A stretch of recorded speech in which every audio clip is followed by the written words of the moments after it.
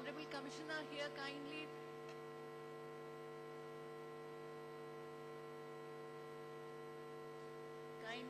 maintain silence so that we can begin, please.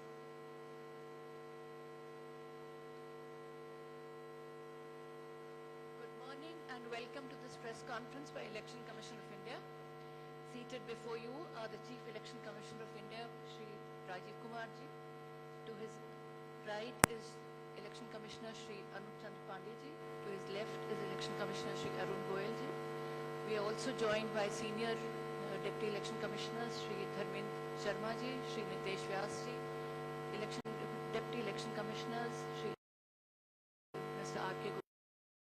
India, Shefali Sharan.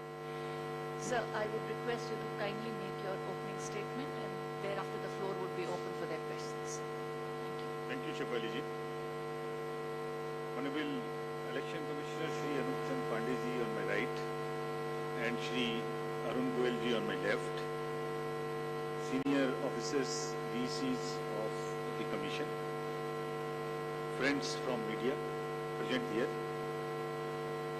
First of all, very good morning. We have gathered here to announce the schedule for the Karnataka election and the by-elections.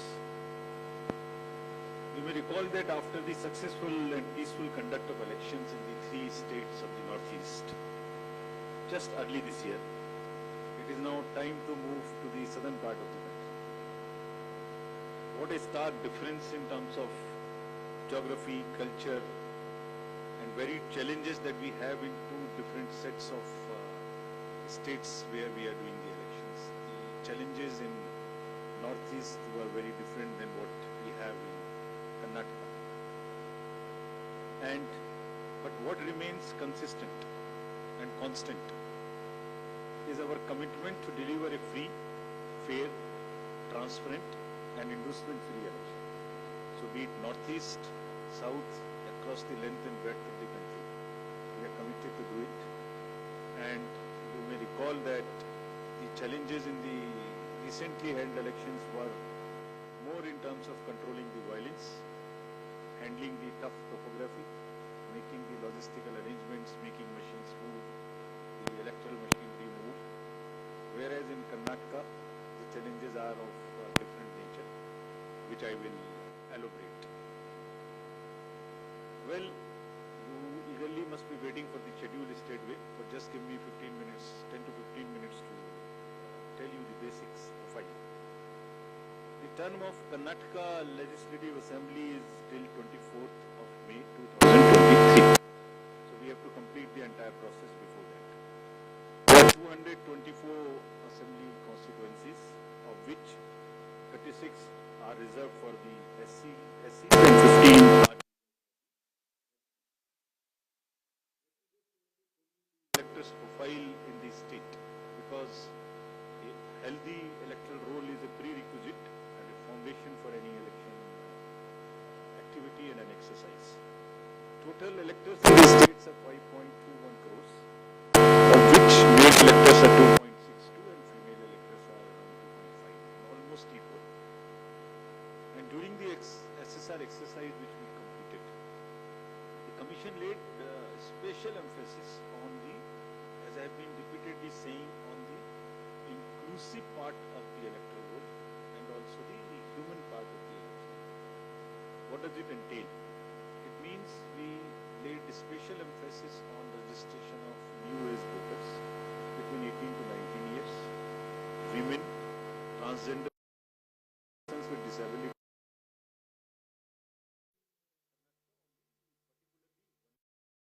who are the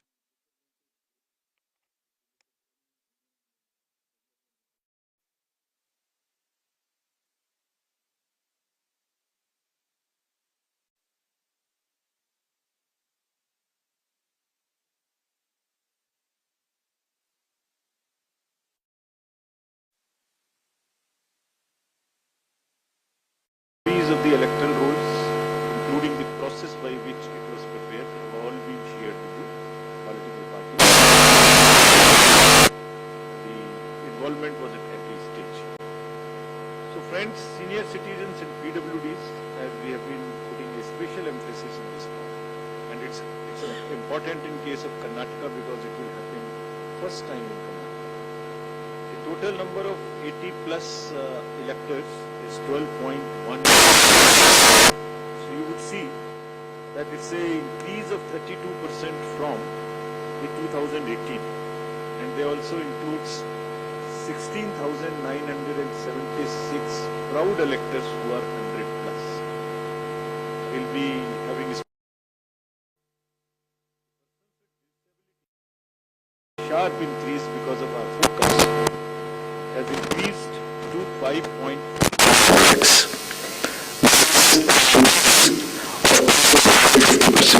2018.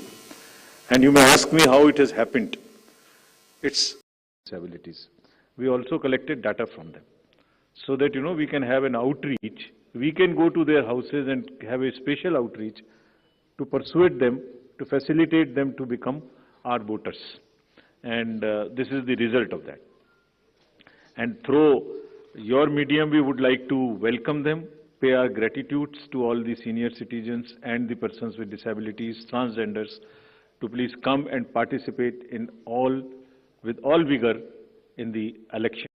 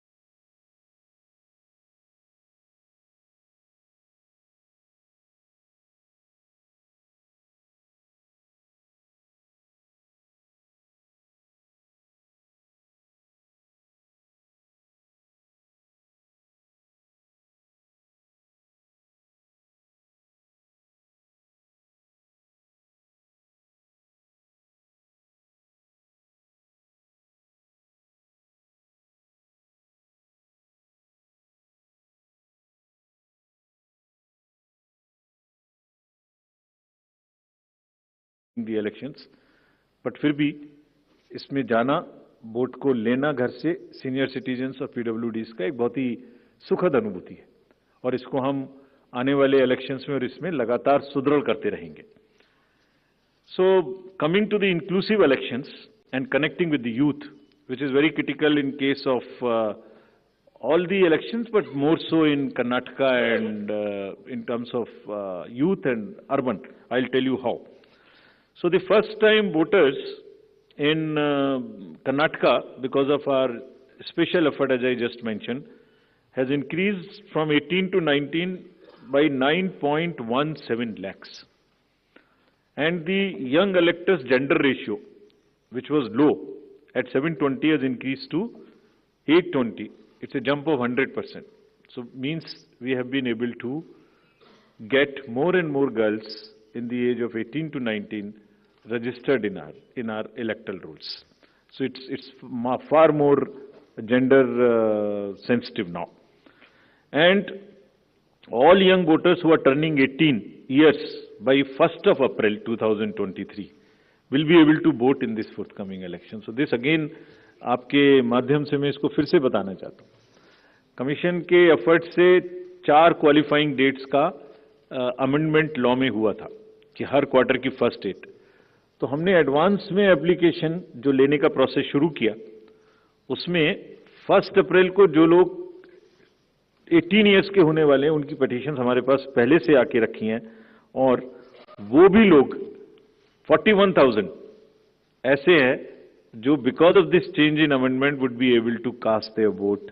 Otherwise they would have to wait, they would have waited for the next year 1st of January to become eligible.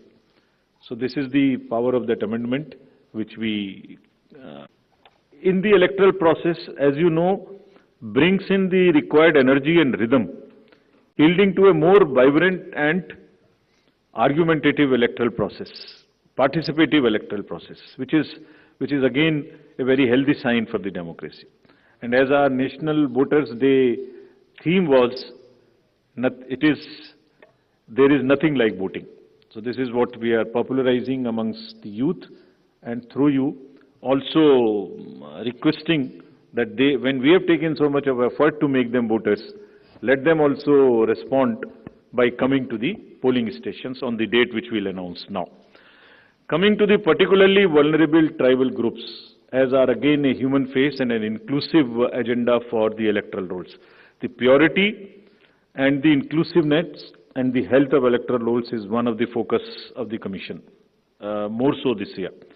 So there are two PVTGs in Karnataka, Jhenukurba and Koraga tribes. And the total population is 46,852 and 18 plus is 30,507. And you would be happy to know that we have been able to enroll 100%.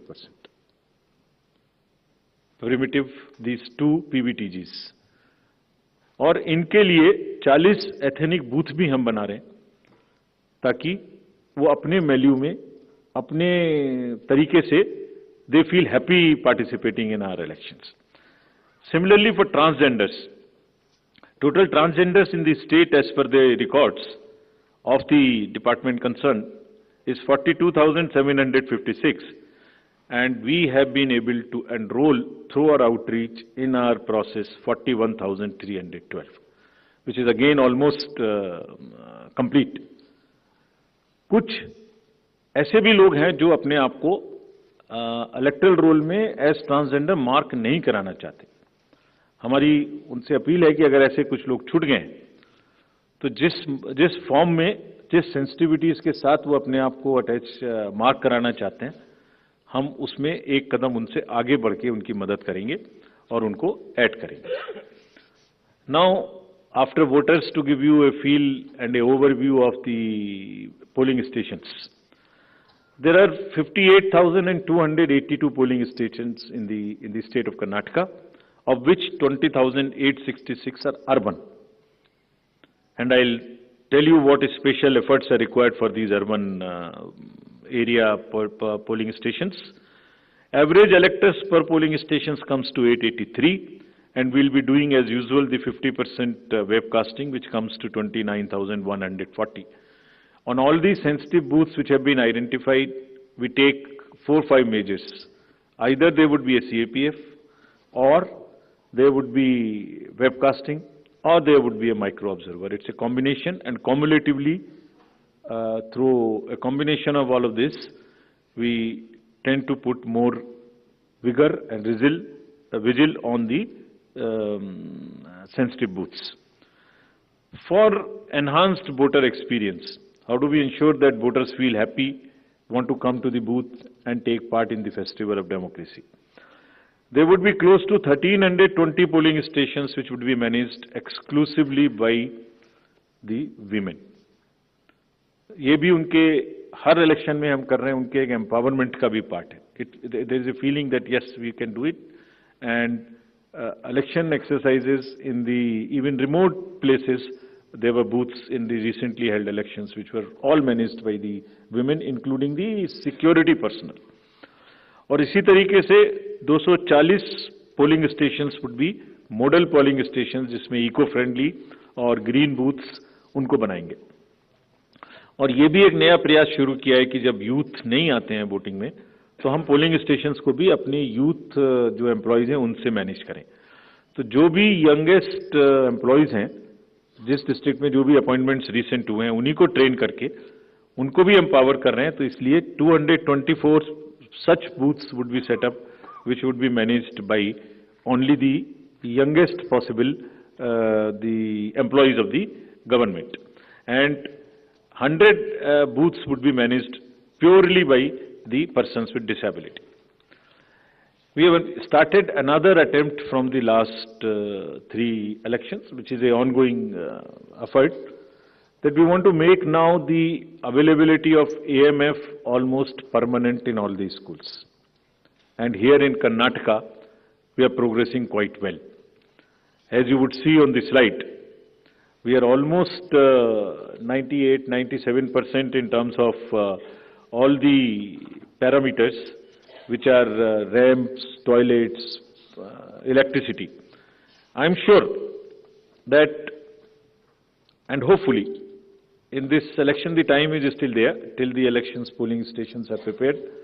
Whatever 1 or 2% in each category is left, we have emphasized to the state government, for which we have got a quite firm assurance that they will try and convert 100% facilities in all these schools on a permanent basis. And if this happens, which I'm sure, which we are all sure would happen, that's a goal to aspire for the elections coming during the current years in the later this year and also the general election. So friends, now coming to the urban apathy. This is one area, as I said, that in Karnataka the areas of concerns would be different. So urban apathy is one, and money power is another, which will come to after this.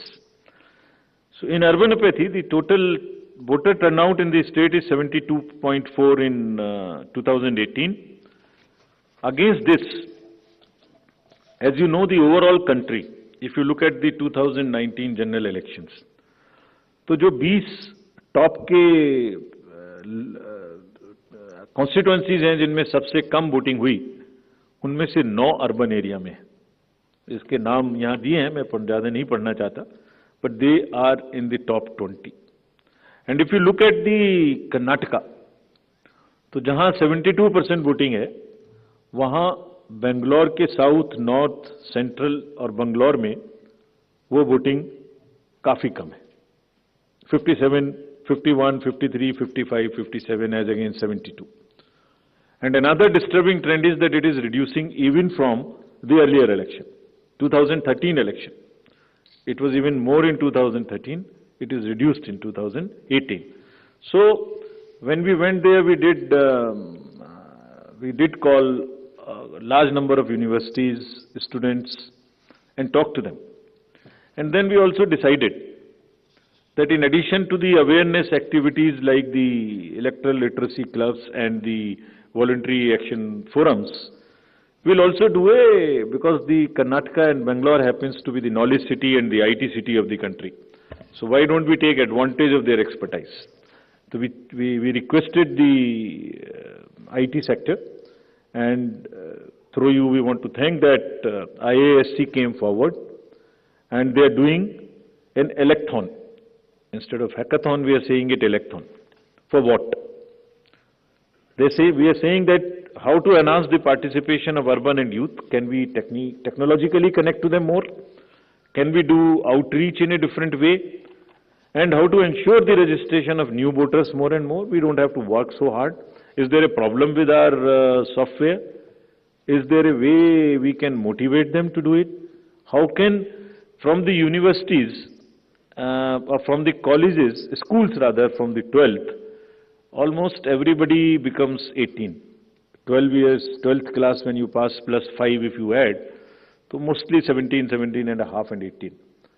तो आप vote तो देना शुरू कर रहे हैं, but आपको एक कमिटमेंट की जरूरत है. तो इस इलेक्थॉन में हमने ये भी रखा है कि device A solution that how can it boost voter turnout on the election day. और उसका भी एक मेथड हमने और अपनाया, वो भी आपको मैं अभी आगे बताऊंगा. ये कितनी इंस्टीट्यूट्स हमारे साथ इसमें जुड़ गई हैं. Indian institute of technology, Indian institute of science, large number of startups, large number of IT professionals. So we are thankful to all of them. And 47% have added on working on how to do the registration free. Some are working easily. Some are working with us on how to make the youth turn out on the day of election.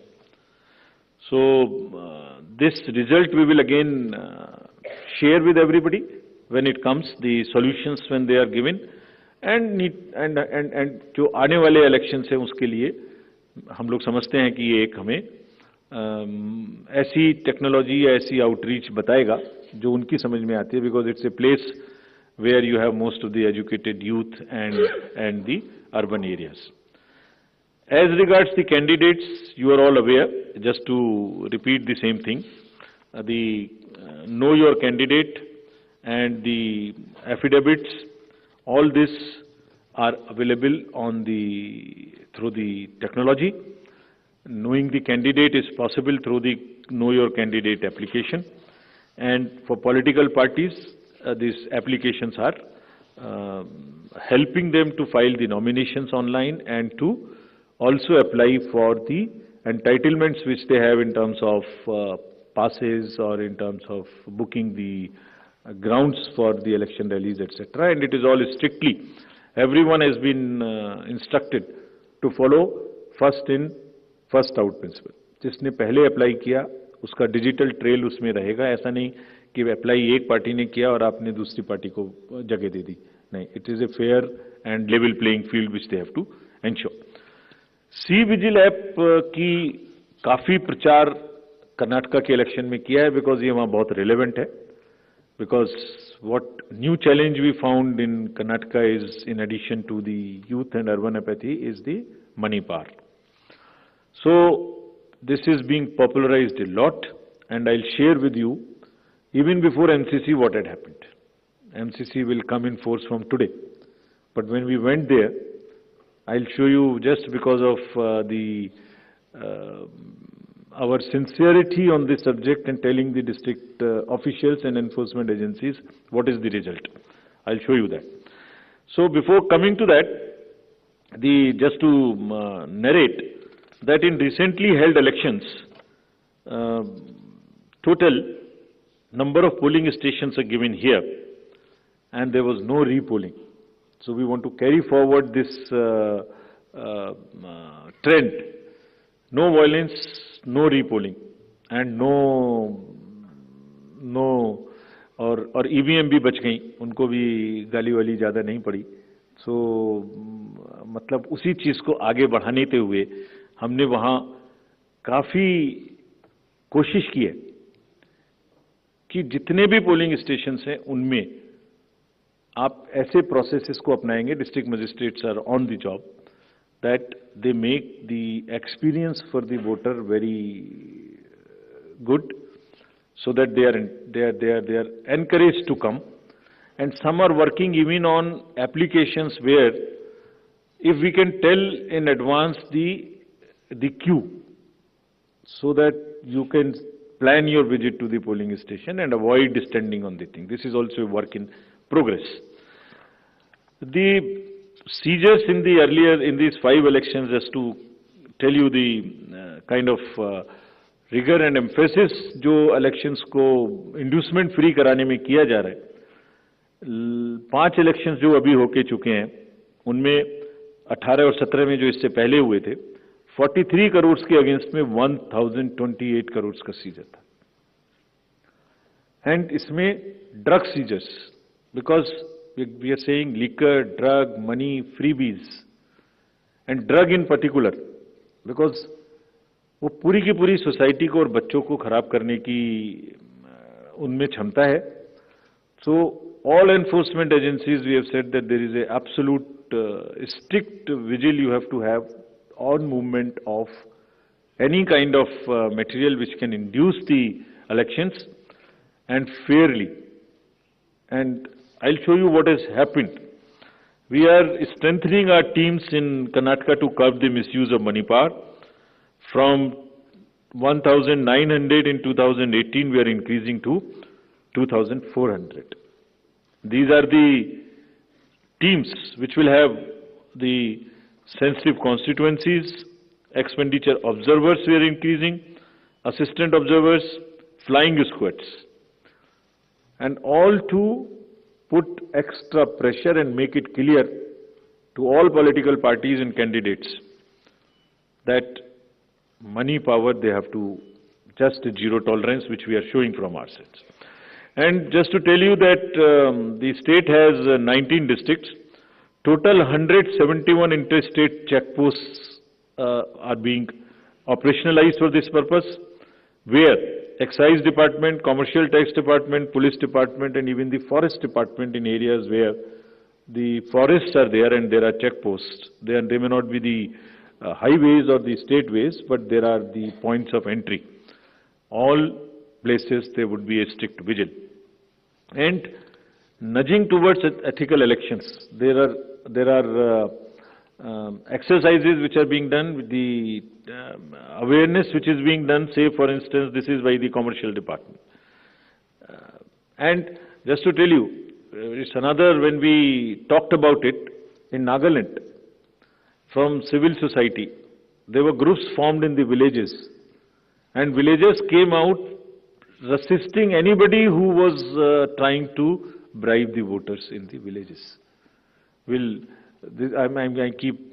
repeating it here just to encourage and thank those citizens who have helped us in curbing the menace of money power.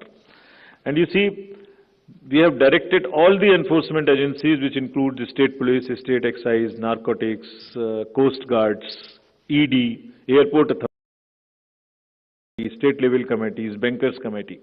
What is their role, just in brief? जितने airports हैं वहाँ और जितने landing air strips हैं, even choppers, they will all landings will be checked, so that there is no way that they can be used for movement of any kind of what you call the money or something. इसी तरह से जो check posts और special highways which have been identified, and godowns which are in under the commercial taxes department, warehouses, liquor, all have been mapped, so that there is no increase or a trend of goods coming there. Similarly for freebies, eBay bills are being checked to see in any particular district if there is an increase of the material getting entry to those particular districts. SLBC, we have also requested all the banks, directed them actually, that no movement of the vans which carry cash to fill the ATMs will happen during the late hours, so that they cannot be used. At times, such vans are used for carrying cash. All that has been stopped. In terms of what happened in Karnataka after our last visit, which was, see just some pictures. Even MCC has not come into force. And this is across the parties. Freebies, cash, liquor, all that have been started already having been seized. And it is already crossed almost what was seized during the elections last time. And I want to thank the district administration and enforcement agencies on this, because having by and large tackled the issue of muscle power in the elections, this is now the focus and the time that we handle the money power also. And before MCC comes into being, because हमने उनको यही कहा कि MCC का मुहूर्त क्यों देखना है, आपके पास तो सेक्शंस हैं आईपीसी की, अगर कोई भी ब्राइब के लिए, वोटर्स को इंड्यूस करने के लिए अगर अभी से सामान लेके आ रहा है, उस पर कैंडिडेट का नाम लिखा हुआ है बैग के ऊपर, कुकर के ऊपर रखे हुए हैं ये गोडाउन, इसमें देखिए आप लिखे हुए हैं, नाम भी लिखे हुए हैं, तो उसको सीज करके उस पर क्रिमिनल केस करने के लिए एमसीसी की जरूरत क्यों है? And thankfully all of them have responded and we are sure that this will peak now. And again through your medium we want to say that citizens also help us by using C-Vigil more and more, and it is our guarantee that in 100 minutes we will not only reach there, we will also report back saying as to what had happened. So friends, now coming to what you have been waiting for. The schedule for the Karnataka Assembly elections for 2023 would be like this. The Gazette notification would be issued on 13th of April. Last date of making nominations would be 20th of April. Date of scrutiny would be 21st April 2023.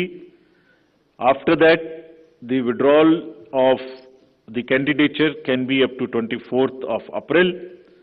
The polling will take place on 10th of 5 in single phase, and day of counting would be 13th of May. So this is the schedule for the Karnataka elections. There are also some by-elections which are due in the country in various legislative assemblies and parliamentary constituents. So we are simultaneously announcing the by-elections also. So the by-elections will take place for the assembly in Odisha, Jharsuguda, in UP, in Suar, UPAC 34, 395 Chanabe in UP, Soyong in Meghalaya in 23, and also in the parliamentary constituency number 4 in Jalandhar. So this will fill up all our vacancies till February 2023. So this is the schedule, and I once again, before ending, through the friends from media, I want to appeal to all the voters of Karnataka, young, urban areas, rural area, PBTGs, women, transgender, PWDs, senior citizens, to please come forward and take part in the Festival of Democracy. Thank you very much. Thank you, sir. We'll now be able to take questions. Right से शुरू करते हैं, Neeraj. Hello sir, Neeraj हूँ news 18 India से. कर्नाटक विधानसभा चुनाव की घोषणा आपने कर दी एक चरण में, और कई बाई इलेक्शन की भी घोषणा की है. वायनाड लोकसभा उपचुनाव, वायनाड सीट भी खाली हो गई है. चुनाव आयोग को जानकारी लोकसभा सचिवालय की तरफ से भेज दी गई है. वहां उपचुनाव की घोषणा आज ಅನ್ನುವಂಥದ್ದನ್ನ ಕೂಡ ಸ್ಪಷ್ಟಪಡಿಸಿದ್ದಾರೆ. ಬಹುತೇಕ ನಿರೀಕ್ಷೆ ಇದ್ದ ಹಾಗೆ ಮೇ ಮೊದಲ ವಾರ ಅಥವಾ ಎರಡನೇ ವಾರದಲ್ಲಿ ಚುನಾವಣೆ ಘೋಷಣೆಯಾಗಬಹುದು ಅನ್ನುವಂತಹ ಸಾಧ್ಯತೆ ಇತ್ತು. ಅದರ ಅನ್ವಯನೇ ಮೇ 10ನೇ ತಾರೀಕು ಚುನಾವಣೆ ಘೋಷಣೆಯಾಗಿರೋದು. ಇಲ್ಲಿಂದ ಮುಂದಕ್ಕೆ ಈಗ ರಾಜ್ಯದ ಚುನಾವಣಾ ಅಖಾಡದ ಚಿತ್ರಣ ಬದಲಾಗ್ತಾ ಹೋಗುತ್ತೆ. ಇಷ್ಟು ದಿನ ನಡೆದಂತಹ ರಾಜಕೀಯ ಚಟುವಟಿಕೆಗಳು ಇನ್ನಷ್ಟು ಬಿರುಸು ಪಡೆದುಕೊಳ್ಳುತ್ತೆ. ಜೊತೆಗೆ ಚುನಾವಣಾ ಆಯೋಗ ಏನೆಲ್ಲ ಸಿದ್ಧತೆಯನ್ನ ಮಾಡಿಕೊಂಡಿದೆ ಅನ್ನುವಂಥದ್ದನ್ನ ಕೂಡ ತಿಳಿಸ್ಕೊಡ್ತಾ ಇದ್ರು ಮುಖ್ಯ ಆಯುಕ್ತರು. ಯಾವಾಗ ಅಂದ್ರೆ ನಾಮಿನೇಷನ್ ಸಲ್ಲಿಕೆ ಮಾಡೋದಕ್ಕೆ ಎಲ್ಲಿವರೆಗೆ ಅವಕಾಶ ಇರುತ್ತೆ, ವಿತ್ಡ್ರಾ ಮಾಡೋದಕ್ಕೆ ಕೊನೆಯ ದಿನ ಯಾವುದು, ಚುನಾವಣೆ ದಿನಾಂಕ ಏನು, ಎಲ್ಲ ಮಾಹಿತಿಯನ್ನ ಸಂಪೂರ್ಣವಾಗಿ ಈ ಸುದ್ದಿಗೋಷ್ಠಿಯಲ್ಲಿ ತಿಳಿಸ್ಕೊಟ್ಟಿದ್ದಾರೆ. ಏಪ್ರಿಲ್ 20ನೇ ತಾರೀಕು ನಾಮಿನೇಷನ್ ಸಲ್ಲಿಕೆ ಮಾಡೋದಕ್ಕೆ ಲಾಸ್ಟ್ ಡೇಟ್ ಆಗಿರುತ್ತೆ. ಏಪ್ರಿಲ್ 24 ಹಿಂಪಡೆಯೋದಕ್ಕೆ ಕೊನೆಯ ದಿನ. ಮೇ 10ನೇ ತಾರೀಕು ಒಂದೇ ಹಂತದಲ್ಲಿ ರಾಜ್ಯದಾದ್ಯಂತ 2023ರ ಸಾರ್ವತ್ರಿಕ ವಿಧಾನಸಭಾ ಚುನಾವಣೆ ನಡೆಯುತ್ತೆ. ಮೇ 13ನೇ ತಾರೀಕು ಫಲಿತಾಂಶ ಮತ ಎಣಿಕೆ ನಡೆಯುತ್ತೆ. ಅಲ್ಲಿಗೆ ರಾಜ್ಯದಲ್ಲಿ ಚುನಾವಣೆಯ ದಿನಾಂಕ ಘೋಷಣೆಯಾಗಿದೆ. ನಿರೀಕ್ಷೆ ಇದ್ದ ಹಾಗೆ 11:30ಕ್ಕೆ ಸುದ್ದಿಗೋಷ್ಠಿ ಆರಂಭ ಆಯಿತು. ಇವತ್ತು ರಾಜ್ಯದಲ್ಲಿ ವಿಧಾನಸಭಾ ಚುನಾವಣೆಯ ದಿನಾಂಕ ಯಾವತ್ತು ನಡೆಯಬಹುದು ಅನ್ನೋದಕ್ಕೆ ಸಂಬಂಧಪಟ್ಟ ಹಾಗೆ ಘೋಷಣೆಯಾಗೋ ನಿರೀಕ್ಷೆ ಇತ್ತು. ನಿರೀಕ್ಷೆಯಂತೆಯೇ ಮೇ 10ನೇ ತಾರೀಕು ಒಂದೇ ಹಂತದಲ್ಲಿ ಮತದಾನ ನಡೀತಾ ಇದೆ. ರಾಜ್ಯದಲ್ಲಿ ಒಂದೇ ಹಂತದಲ್ಲಿ ಎಲ್ಲ 224 ಕ್ಷೇತ್ರಗಳಿಗೆ ಎಂದಿನ ಹಾಗೆ ಈ ಬಾರಿ ಕೂಡ ಮತದಾನ ನಡೆಯುತ್ತೆ. ಮೇ 15ರಂದು ಹೊಸ ಸರ್ಕಾರದ ರಚನೆ ಅನ್ನೋದನ್ನು ಹೇಳಿದ್ದಾರೆ. ಮೇ 13ಕ್ಕೆ ಮತ ಎಣಿಕೆ ಕಾರ್ಯ.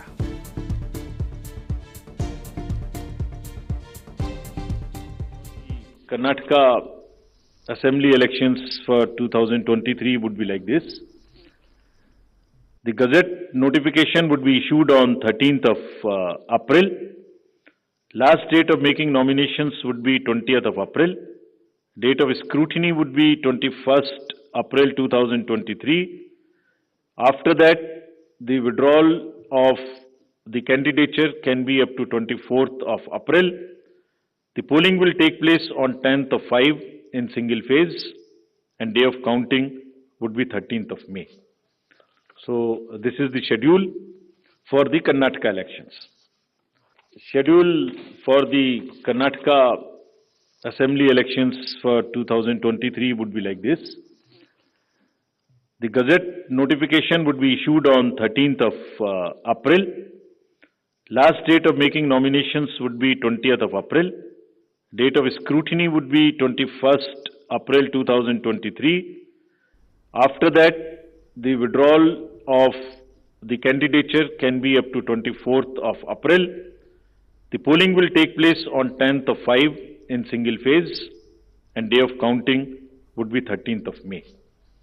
So this is the schedule for the Karnataka elections.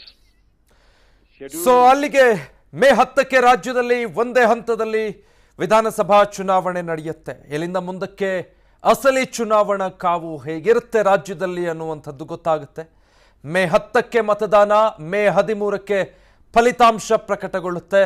ಕೇಂದ್ರ ಚುನಾವಣಾ ಆಯೋಗ ರಾಜ್ಯದ ವಿಧಾನಸಭಾ ಚುನಾವಣೆಗೆ ದಿನಾಂಕವನ್ನ ನಿಗದಿ ಮಾಡಿ ಇದೀಗ ದಿನಾಂಕವನ್ನ ಘೋಷಣೆ ಕೂಡ ಮಾಡಿರುವಂಥದ್ದು.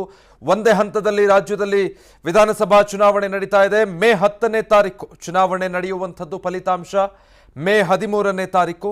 21ನೇ ತಾರೀಕು ಏಪ್ರಿಲ್ ನಾಮಿನೇಷನ್ ಸಲ್ಲಿಕೆ ಮಾಡೋದಕ್ಕೆ ದಿನಾಂಕ, 24ನೇ ತಾರೀಕು ಅದನ್ನು ಹಿಂಪಡೆಯೋದಕ್ಕೆ ಕೊನೆ ದಿನಾಂಕ ಆಗಿರುತ್ತೆ. ಮೇ 10ನೇ ತಾರೀಕು ಅಲ್ಲಿಗೆ ಇನ್ನೊಂದು 40 ದಿನಗಳ ಕಾಲಾವಕಾಶ ಬಹುತೇಕ ಹತ್ತತ್ರ ಇರುವಂಥದ್ದು. ಇಲ್ಲಿಂದ ಮುಂದಕ್ಕೆ ರಾಜ್ಯದಲ್ಲಿ ಚುನಾವಣೆಯ ಕಾವು ಹೆಚ್ಚಾಗ್ತಾ ಹೋಗುತ್ತೆ. ಇನ್ನು ರಾಜಕೀಯ ಪಕ್ಷಗಳಿಗೆ ಈಗ ಚುನಾವಣೆಯ ದಿನಾಂಕ ಯಾವುದು ಅನ್ನುವಂಥದ್ದು ಗೊತ್ತಾಗಿರೋದ್ರಿಂದ ಉಳಿದಂತೆ ಏನೆಲ್ಲ ತಯಾರಿಗಳನ್ನು ಮಾಡ್ಕೊಂಡಿದ್ದೀವಿ ಅನ್ನುವಂಥ ಮಾಹಿತಿಯನ್ನು ಕೂಡ ಸಂಪೂರ್ಣವಾಗಿ ಚುನಾವಣಾ ಆಯೋಗದ ಮುಖ್ಯ ಆಯುಕ್ತರು ನೀಡ್ತಾ ಇದ್ರು. ಕರ್ನಾಟಕದಲ್ಲಿರುವಂಥ ಒಟ್ಟು ಮತದಾರರ ಸಂಖ್ಯೆ ಜೊತೆಗೆ ಯುವ ಮತದಾರರ ಸಂಖ್ಯೆಯಲ್ಲಿ ಭಾರಿ ಪ್ರಮಾಣದಲ್ಲಿ ಏರಿಕೆ ಕಂಡಿರುವಂಥದ್ದು. ಇವರೇ ನಿರ್ಣಾಯಕರಾಗ್ತಾರೆ ಈ ಬಾರಿ ಚುನಾವಣೆಯ ಫಲಿತಾಂಶದಲ್ಲಿ ಅನ್ನುವಂಥದ್ದು. ಜೊತೆಗೆ ಬೆಂಗಳೂರಿನ ವೋಟಿಂಗ್ ಪರ್ಸೆಂಟೇಜ್ ಡಿಕ್ರೀಸ್ ಆಗಿರೋ ವಿಚಾರಗಳಿಗೆ ಸಂಬಂಧಪಟ್ಟ ಹಾಗೆ. ಬಟ್ ಪ್ರಮುಖವಾಗಿ ಗಮನಿಸಬೇಕಾಗಿರುವಂಥ ಅಂಶ ಅಂದರೆ ರಾಜ್ಯದಲ್ಲಿ ಚುನಾವಣೆಯ ದಿನಾಂಕ ನಿಗದಿಯಾಗಿದೆ. ಇದೀಗ ಮೇ 10ನೇ ತಾರೀಕು ಇಡೀ ರಾಜ್ಯದಾದ್ಯಂತ ಸಿಂಗಲ್ ಫೇಸ್ನಲ್ಲಿ ಒಂದೇ ಹಂತದಲ್ಲಿ ಎಲ್ಲ 224 ಕ್ಷೇತ್ರಗಳಲ್ಲಿ ಮತದಾನ ನಡೆಯುತ್ತೆ. ಅದಾದ ನಂತರ 2 ದಿನದಲ್ಲಿ ಮೇ 13ನೇ ತಾರೀಕು ಮತ ಎಣಿಕೆಯ ಕಾರ್ಯ ಆರಂಭ ಆಗಿ ಫಲಿತಾಂಶ ಹೊರಬರುತ್ತೆ. ಮತ್ತೆ ಅಧಿಕಾರ ರಚನೆ ಮಾಡುವಂಥವರು ಯಾರು, ಸರ್ಕಾರ ರಚನೆ ಮಾಡಿ ಅಧಿಕಾರದ ಚುಕ್ಕಾಣಿ ಹಿಡಿಯುವಂಥವರು ಯಾರು ಅನ್ನುವಂಥದ್ದು ಮೇ 13, 2023ರಂದು ಗೊತ್ತಾಗುತ್ತೆ. ಫಲಿತಾಂಶ ಈ ಬಾರಿ ಯಾರ ಪರವಾಗಿದೆ, ಸಂಪೂರ್ಣ ಬಹುಮತ ಯಾರಿಗಾದರೂ ಸಿಗುತ್ತಾ ಅಥವಾ ಮತ್ತೊಮ್ಮೆ ಅತಂತ್ರ ಸ್ಥಿತಿ ಉದ್ಭವ ಆಗುತ್ತಾ, ಎಲ್ಲ ವಿಚಾರಗಳಿಗೆ ಸಂಬಂಧಪಟ್ಟ ಹಾಗೆ ಇದೇ ಮೇ 10ನೇ ತಾರೀಕು ವಿಧಾನಸಭೆಗೆ ಚುನಾವಣೆಯ ದಿನಾಂಕ ರಾಜ್ಯದಲ್ಲಿ ಘೋಷಣೆಯಾಗಿದೆ. 13ನೇ ತಾರೀಕು ಫಲಿತಾಂಶ ಪ್ರಕಟ ಆಗುತ್ತೆ ಅನ್ನುವಂಥದ್ದನ್ನು ಚುನಾವಣಾ ಆಯೋಗ ಇದೀಗ ಸ್ಪಷ್ಟಪಡಿಸಿದೆ. ಅಲ್ಲಿಗೆ ಒಂದು ಹಂತ ಮುಗಿದ ಹಾಗಾಯಿತು. ಇದುವರೆಗೂ ಕೂಡ ಚುನಾವಣೆಯ ದಿನಾಂಕ ಯಾವುದು ಅಂತ ಒಂದು ಅಂದಾಜಿತ್ತು. ಆ ಲೆಕ್ಕಾಚಾರದಲ್ಲಿಯೇ ಎಲ್ಲ ಪಕ್ಷಗಳು ಕೂಡ ತಯಾರಿಯನ್ನು ನಡೆಸ್ಕೊಳ್ತಾ ಇದ್ವು. ಚುನಾವಣೆಗೆ ಅಭ್ಯರ್ಥಿಗಳನ್ನು ಪ್ರಕಟ ಮಾಡೋದಾಗಲಿ ಅಥವಾ ಕ್ಷೇತ್ರದಲ್ಲಿ ಯಾವ ರೀತಿ ತಮ್ಮ ಪಕ್ಷದ ಪರವಾಗಿ ಚುನಾವಣೆಗೆ ಟ್ರೆಂಡ್ ಸೆಟ್ ಮಾಡಿಕೊಳ್ಳುವಂಥದ್ದು, ಅಭ್ಯರ್ಥಿಗಳ ಪಟ್ಟಿಯನ್ನು ಪ್ರಕಟ ಮಾಡೋದು, ಈ ಎಲ್ಲ ವಿಚಾರಗಳಿಗೆ ಸಂಬಂಧಪಟ್ಟ ಹಾಗೆ. ಬಟ್ ಇಲ್ಲಿಂದ ಮುಂದಕ್ಕೆ ಅದೆಲ್ಲವೂ ಕೂಡ ಇನ್ನೂ ಬಿರುಸುಗೊಳ್ತಾ ಹೋಗುತ್ತೆ. ನಾಮಪತ್ರ ಪರಿಶೀಲನೆಗೆ ಒಳಪಡೋದು ಏಪ್ರಿಲ್ 21ನೇ ತಾರೀಕು. ನಾಮಪತ್ರ ವಾಪಸ್ ಪಡೆಯಬೇಕು ಅಂತಿದ್ರೆ ಅವರಿಗೆ ಅವಕಾಶ ಇರೋದು ಏಪ್ರಿಲ್ 24ರವರೆಗೆ. ಅಷ್ಟರೊಳಗೆ ಅದನ್ನು ಹಿಂಪಡೆಯಬೇಕಾಗುತ್ತೆ. ಮೇ 10ಕ್ಕೆ ಚುನಾವಣೆ ನಡೆಯುತ್ತೆ. ಮೇ 13ಕ್ಕೆ ಫಲಿತಾಂಶ ಪ್ರಕಟ ಆಗುತ್ತೆ. ಏಪ್ರಿಲ್ 13ಕ್ಕೆ ನಾಮಪತ್ರವನ್ನು ಸಲ್ಲಿಕೆ ಮಾಡೋದಕ್ಕೆ ಅವಕಾಶ ಇದೆ. ಏಪ್ರಿಲ್ 21ಕ್ಕೆ ಅದನ್ನು ಪರಿಶೀಲನೆಗೆ ಒಳಪಡಿಸ್ತಾರೆ. ಯಾರಾದರೂ ಹಿಂಪಡಿಬೇಕು ಅಂತಿದ್ರೆ ಏಪ್ರಿಲ್ 24ರ ಒಳಗೆ ಹಿಂಪಡೆಯಬೇಕು. ಸೊ ಅಲ್ಲಿಗೆ ನಾಮಪತ್ರ ಸಲ್ಲಿಕೆ ಮಾಡೋದಕ್ಕೆ ಆರಂಭ ಆಗಿ ಏಪ್ರಿಲ್ 13ರಿಂದ ಮೇ 13ರ ಫಲಿತಾಂಶ. 1 ತಿಂಗಳಲ್ಲಿ ನಾಮಪತ್ರ ಸಲ್ಲಿಕೆ ಮಾಡಿದ 1 ತಿಂಗಳು ಮೇ 13ರಷ್ಟೊತ್ತಿಗೆಲ್ಲ ರಾಜ್ಯದಲ್ಲಿ ಮತ್ತೆ ಯಾವ ಪಕ್ಷ ಅಧಿಕಾರಕ್ಕೆ ಬರುತ್ತೆ ಅನ್ನೋದರ ಸ್ಪಷ್ಟ ಚಿತ್ರಣ ಸಿಗುತ್ತೆ. 2 ಹಂತದ ಚುನಾವಣೆ ನಡಿಬಹುದಾ ಅನ್ನುವಂಥ ನಿರೀಕ್ಷೆ ಇತ್ತು. ಇಲ್ಲ, ಒಂದೇ ಹಂತದಲ್ಲಿ ಈ ಬಾರಿಯೂ ಕೂಡ ರಾಜ್ಯದಲ್ಲಿ ಚುನಾವಣೆ ನಡೆಯುತ್ತೆ ಅನ್ನೋದನ್ನು ಚುನಾವಣಾ ಆಯೋಗ ಸ್ಪಷ್ಟಪಡಿಸಿರುವಂಥದ್ದು. ಈಶಾನ್ಯ ಭಾಗದ ರಾಜ್ಯಗಳಲ್ಲಿ ಈಗಾಗಲೇ ಚುನಾವಣೆ ನಡೆಸಿದ್ದಾಗಿದೆ, ಒಂದು 3 ರಾಜ್ಯಗಳಲ್ಲಿ. ಅದಾದ ನಂತರ ಈಗ ಕರ್ನಾಟಕದ ವಿಧಾನಸಭಾ ಚುನಾವಣೆಗೆ ಚುನಾವಣಾ ಆಯೋಗ ಎಲ್ಲ ರೀತಿಯಾದಂತಹ ಸಿದ್ಧತೆಗಳನ್ನು ಮಾಡಿಕೊಂಡಿರೋದಾಗಿ ಹೇಳಿದ್ದು. ಅಂದರೆ ಅಲ್ಲಿ ಬೇರೆ ರೀತಿಯಾದಂತಹ ಚಿತ್ರಣ ಇತ್ತು, ಆದರೆ ಕರ್ನಾಟಕದಲ್ಲಿ ಸಂಪೂರ್ಣ ಬದಲಾಗಿರುವಂತಹ ಬೇರೆದ್ದೇ ರೀತಿಯಾದಂತಹ ಚಿತ್ರಣ ಇದೆ ಅನ್ನುವಂಥದ್ದನ್ನು ಹೇಳ್ತಾ ಇದ್ರು. ಆಯಾ ಪ್ರಾದೇಶಿಕವಾಗಿ ಯಾವ ರೀತಿ ಚುನಾವಣಾ ಆಯೋಗ ಸಿದ್ಧತೆ ಮಾಡಿಕೊಳ್ಳಬೇಕು ಆ ಎಲ್ಲ ಸಿದ್ಧತೆಯನ್ನು ಈಗಾಗಲೇ ಚುನಾವಣಾ ಆಯೋಗ ಮಾಡಿಕೊಂಡಿದ್ದಾಗಿದೆ. ಈ ಹಿಂದಿನ ಚುನಾವಣೆಗಳಲ್ಲಿ ಮತಗಟ್ಟೆಗಳ ರಕ್ಷಣೆ ಇರಬಹುದು ಅಥವಾ ಅಹಿಂಸಾತ್ಮಕವಾಗಿ ಚುನಾವಣೆಯಲ್ಲಿ ಮತದಾನಕ್ಕೆ ಅನುವು ಮಾಡಿಕೊಡುವಂಥದ್ದು ನಮಗೆ ಸವಾಲಿನ ಕೆಲಸ ಆಗಿತ್ತು. ಕರ್ನಾಟಕದಲ್ಲಿ ಅಂಥ ಪರಿಸ್ಥಿತಿಗಳಿಲ್ಲ, ಆದರೆ ವಿಭಿನ್ನವಾದಂತಹ ಸವಾಲುಗಳು ಇರೋದು ಹೌದು. ಅದನ್ನೆಲ್ಲ ಕೂಡ ಯಶಸ್ವಿಯಾಗಿ ಚುನಾವಣಾ ಆಯೋಗ ನಿಭಾಯಿಸೋದರ ಮೂಲಕ ನ್ಯಾಯಸಮ್ಮತವಾದಂತಹ ಚುನಾವಣೆ ನಡೆಸೋದಕ್ಕೆ ಎಲ್ಲ ರೀತಿಯಾದಂಥ ಸಿದ್ಧತೆಗಳನ್ನು ಮಾಡಿಕೊಳ್ಳಲಾಗಿದೆ ಅನ್ನುವಂಥ ಮಾಹಿತಿಯನ್ನು ಕೇಂದ್ರ ಚುನಾವಣಾ ಆಯೋಗದ ಮುಖ್ಯ ಆಯುಕ್ತರಾಗಿರುವಂತಹ ರಾಜೀವ್ ಕುಮಾರ್ ಈಗಷ್ಟೇ ಅಂತ್ಯಗೊಂಡಂತಹ ಸುದ್ದಿಗೋಷ್ಠಿಯಲ್ಲಿ ತಿಳಿಸ್ತಾ ಇದ್ರು. ಇವತ್ತು ಬೆಳಗ್ಗೆ ಮಾಹಿತಿ ಹೊರಬರುತ್ತೆ. 11:30ಕ್ಕೆ ಚುನಾವಣಾ ಆಯೋಗದ ಸುದ್ದಿಗೋಷ್ಠಿ ಇದೆ ಅನ್ನುವಂಥದ್ದು ಅದಾಗಲೇ ಖಾತ್ರಿಯಾಗಿತ್ತು. ಇವತ್ತು ಕರ್ನಾಟಕ ವಿಧಾನಸಭಾ ಚುನಾವಣೆಗೆ, ಕರ್ನಾಟಕದ ಅಸೆಂಬ್ಲಿ ಫೈಟ್ಗೆ ದಿನಾಂಕ ಪ್ರಕಟ ಆಗತ್ತೆ ಅನ್ನುವಂಥ ನಿರೀಕ್ಷೆ ಇತ್ತು. ಅದರ ಅನ್ವಯನೇ ದಿನಾಂಕ ಪ್ರಕಟ ಆಗಿದೆ. ರಾಜ್ಯ ವಿಧಾನಸಭೆ ಚುನಾವಣೆಗೆ ದಿನಾಂಕ ಪ್ರಕಟ ಆಗಿರೋದು. ರಾಜ್ಯದಲ್ಲಿ ಒಂದೇ ಹಂತದಲ್ಲಿ ಚುನಾವಣೆ ನಡೀತಾ ಇದೆ. ಮೇ 10ರಂದು ವಿಧಾನಸಭಾ ಚುನಾವಣೆಗೆ ರಾಜ್ಯದಲ್ಲಿ ಎಲ್ಲ 224 ಕ್ಷೇತ್ರಗಳಲ್ಲಿ ಮತದಾನ ನಡೆಯುತ್ತೆ. ಒಂದೇ ಹಂತದಲ್ಲಿ ಇಡೀ ರಾಜ್ಯದಲ್ಲಿ ಚುನಾವಣೆ ನಡೀತಾ ಇದೆ. ಇಷ್ಟು ಬಾರಿ ಹೇಗಾಗ್ತಾ ಇತ್ತು ಹಾಗೆ. ಮೇ 13ರಂದು ರಾಜ್ಯ ವಿಧಾನಸಭಾ ಚುನಾವಣೆಯ ಫಲಿತಾಂಶ ಪ್ರಕಟ ಆಗುತ್ತೆ. ಏಪ್ರಿಲ್ 13ಕ್ಕೆ ವಿಧಾನಸಭಾ ಚುನಾವಣೆಗೆ ಅಧಿಸೂಚನೆಯನ್ನ ಪ್ರಕಟಿಸಲಾಗುತ್ತೆ. 13ರಿಂದ ನಾಮಪತ್ರ ಸಲ್ಲಿಕೆಗೆ ಅವಕಾಶಗಳು ತೆರೆದುಕೊಳ್ಳುತ್ತೆ. ಏಪ್ರಿಲ್ 13ರಿಂದ 21ರವರೆಗೂ ಕೂಡ ನಾಮಿನೇಷನ್ ಫೈಲ್ ಮಾಡಬಹುದು. ನಂತರ 24ಕ್ಕೆ ಹಿಂಪಡೆಯುವಂಥವರು ಅಷ್ಟರೊಳಗೆ ಹಿಂಪಡ್ಕೊಳ್ಬೇಕು. ಮೇ 10ಕ್ಕೆ ಚುನಾವಣೆ, ಮೇ 13ಕ್ಕೆ ಫಲಿತಾಂಶ ಪ್ರಕಟ ಆಗುತ್ತೆ. ಒಟ್ಟಾರೆ ಕರ್ನಾಟಕ ಅಸೆಂಬ್ಲಿ ಫೈಟ್ನ ಕಂಪ್ಲೀಟ್ ಶೆಡ್ಯೂಲ್ ಈ ರೀತಿಯಾಗಿ ಇರುವಂಥದ್ದು. ಅಲ್ಲಿಗೆ ಇಲ್ಲಿಂದ ಮುಂದಕ್ಕೆ 3 ಪಕ್ಷಗಳ ಚಟುವಟಿಕೆಗಳು ಯಾವ ರೀತಿ ಗರಿಗೆದರುತ್ತೆ, ರಾಜಕೀಯ ಚಟುವಟಿಕೆಗಳು ಹೇಗೆ ರೂಪ ಪಡೆದುಕೊಳ್ಳುತ್ತೆ ಗಮನಿಸ್ತಾ ಹೋಗ್ತೀರಾ. ರಾಜ್ಯದಲ್ಲಿ ಇಂದಿನಿಂದಲೇ ನೀತಿ ಸಂಹಿತೆ ಜಾರಿಯಾಗ್ತಾ ಇದೆ.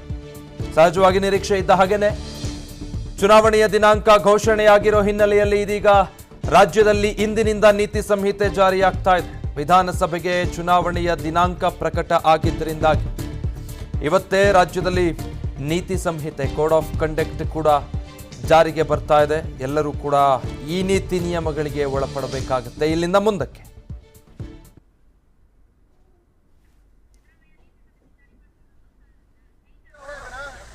ಓಕೆ, ನೋಡ್ತಾ ಗಮನಿಸ್ತಾ ಇದ್ದೀರಾ ದೃಶ್ಯದಲ್ಲಿ. ಈಗ ನೀತಿ ಸಂಹಿತೆ ಜಾರಿಯಾಗಿದ್ದರಿಂದ ಈಗ ಸರ್ಕಾರಿ ವಾಹನಗಳನ್ನ ಬಳಸೋ ಹಾಗಿಲ್ಲ. ಸೊ ವಿಪಕ್ಷ ನಾಯಕ ಸಿದ್ದರಾಮಯ್ಯನವರು ಅವರ ಸರ್ಕಾರಿ ವಾಹನವನ್ನ ಬಿಟ್ಟು ಖಾಸಗಿ ವಾಹನವನ್ನ ಬಳಸೋದಕ್ಕೆ ಮುಂದಾಗ್ತಾ ಇದ್ದಾರೆ. ಸಾಕಷ್ಟು ಸಂದರ್ಭಗಳಲ್ಲಿ ನೀತಿ ಸಂಹಿತೆ ಜಾರಿಯಾದಾಗ ಈ ರೀತಿಯಾದಂತಹ ನಿದರ್ಶನಗಳನ್ನು ನೋಡಿರ್ತೀವಿ. ಒಂದು ಸಾರಿ ನೀತಿ ಸಂಹಿತೆ ಜಾರಿ ಆಯಿತು ಅಂತ ಹೇಳಿದ್ರೆ ಆ ಕ್ಷಣದಿಂದ ಆ ಎಲ್ಲ ನಿಯಮಗಳು ಯಥಾವತ್ತು ಜಾರಿಗೆ ಬರುತ್ತೆ. ಬಹಳ ಕಠಿಣವಾಗಿರುವಂಥ ಸ್ಟ್ರಿಕ್ಟ್ ಆಗಿರುವಂತಹ ರೂಲ್ಸ್ಗಳಿರುತ್ತೆ ನೀತಿ ಸಂಹಿತೆ ಒಮ್ಮೆ ಜಾರಿಯಾದರೆ. ಹೀಗಾಗಿ ಮಾಜಿ CM ಸಿದ್ದರಾಮಯ್ಯನವರು ಸರ್ಕಾರಿ ವಾಹನವನ್ನು ಬಿಟ್ಟು ಅವರ ಖಾಸಗಿ ವಾಹನದಲ್ಲಿ ತೆರಳೋದಕ್ಕೆ ಮುಂದಾಗಿದ್ದಾರೆ.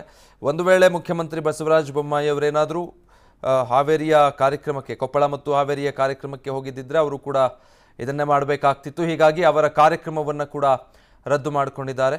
ಸಿದ್ದರಾಮಯ್ಯನವರಿಗೆ ಈಗ ನೀತಿ ಸಂಹಿತೆಯ ಬಿಸಿ ತಟ್ಟಿದೆ. ಸರ್ಕಾರಿ ಕಾರನ್ನು ಬಿಟ್ಟು ಖಾಸಗಿ ವಾಹನದಲ್ಲಿ ತೆರಳಿದ್ದಾರೆ ಮಾಜಿ CM ಸಿದ್ದರಾಮಯ್ಯ. ಈ ವಿಚಾರಗಳಿಗೆ ಸಂಬಂಧಪಟ್ಟ ಹಾಗೆ ಬಹಳ ಜಾಗರೂಕರಾಗಿರಬೇಕು. ಮತ್ತು ಒಮ್ಮೆ ನೀತಿ ಸಂಹಿತೆ ಜಾರಿಗೊಂಡ ನಂತರ ಅದರ ಎಲ್ಲ ನಿಯಮಗಳನ್ನು ಕೂಡ ಎಲ್ಲ ಪಕ್ಷದ ನಾಯಕರು, ಜನಪ್ರತಿನಿಧಿಗಳು ಪಾಲಿಸಬೇಕಾಗತ್ತೆ. ನೀತಿ ಸಂಹಿತೆ ಇದೀಗ ಜಾರಿಗೆ ಬಂದಿದೆ. ಇಷ್ಟು ದಿನ ಏನು ಭರಪೂರ ಯೋಜನೆಗಳನ್ನು ಘೋಷಣೆ ಮಾಡೋದಾಗಲಿ ಅಥವಾ ಏನೆಲ್ಲ ಕಾರ್ಯಚಟುವಟಿಕೆಗಳಿಗೆ ಮುಂದಾಗಿದ್ರು, ಇಲ್ಲಿಂದ ಮುಂದಕ್ಕೆ ಅದು ಯಾವುದಕ್ಕೂ ಕೂಡ ಅವಕಾಶ ಇರೋದಿಲ್ಲ. ಒಮ್ಮೆ ಚುನಾವಣೆಯ ನೀತಿ ಸಂಹಿತೆ ಜಾರಿಯಾಯಿತು ಅಂತ ಹೇಳಿದ್ರೆ ಅದಾದ ನಂತರ ಚಿತ್ರಣ ಬದಲಾಗುತ್ತೆ.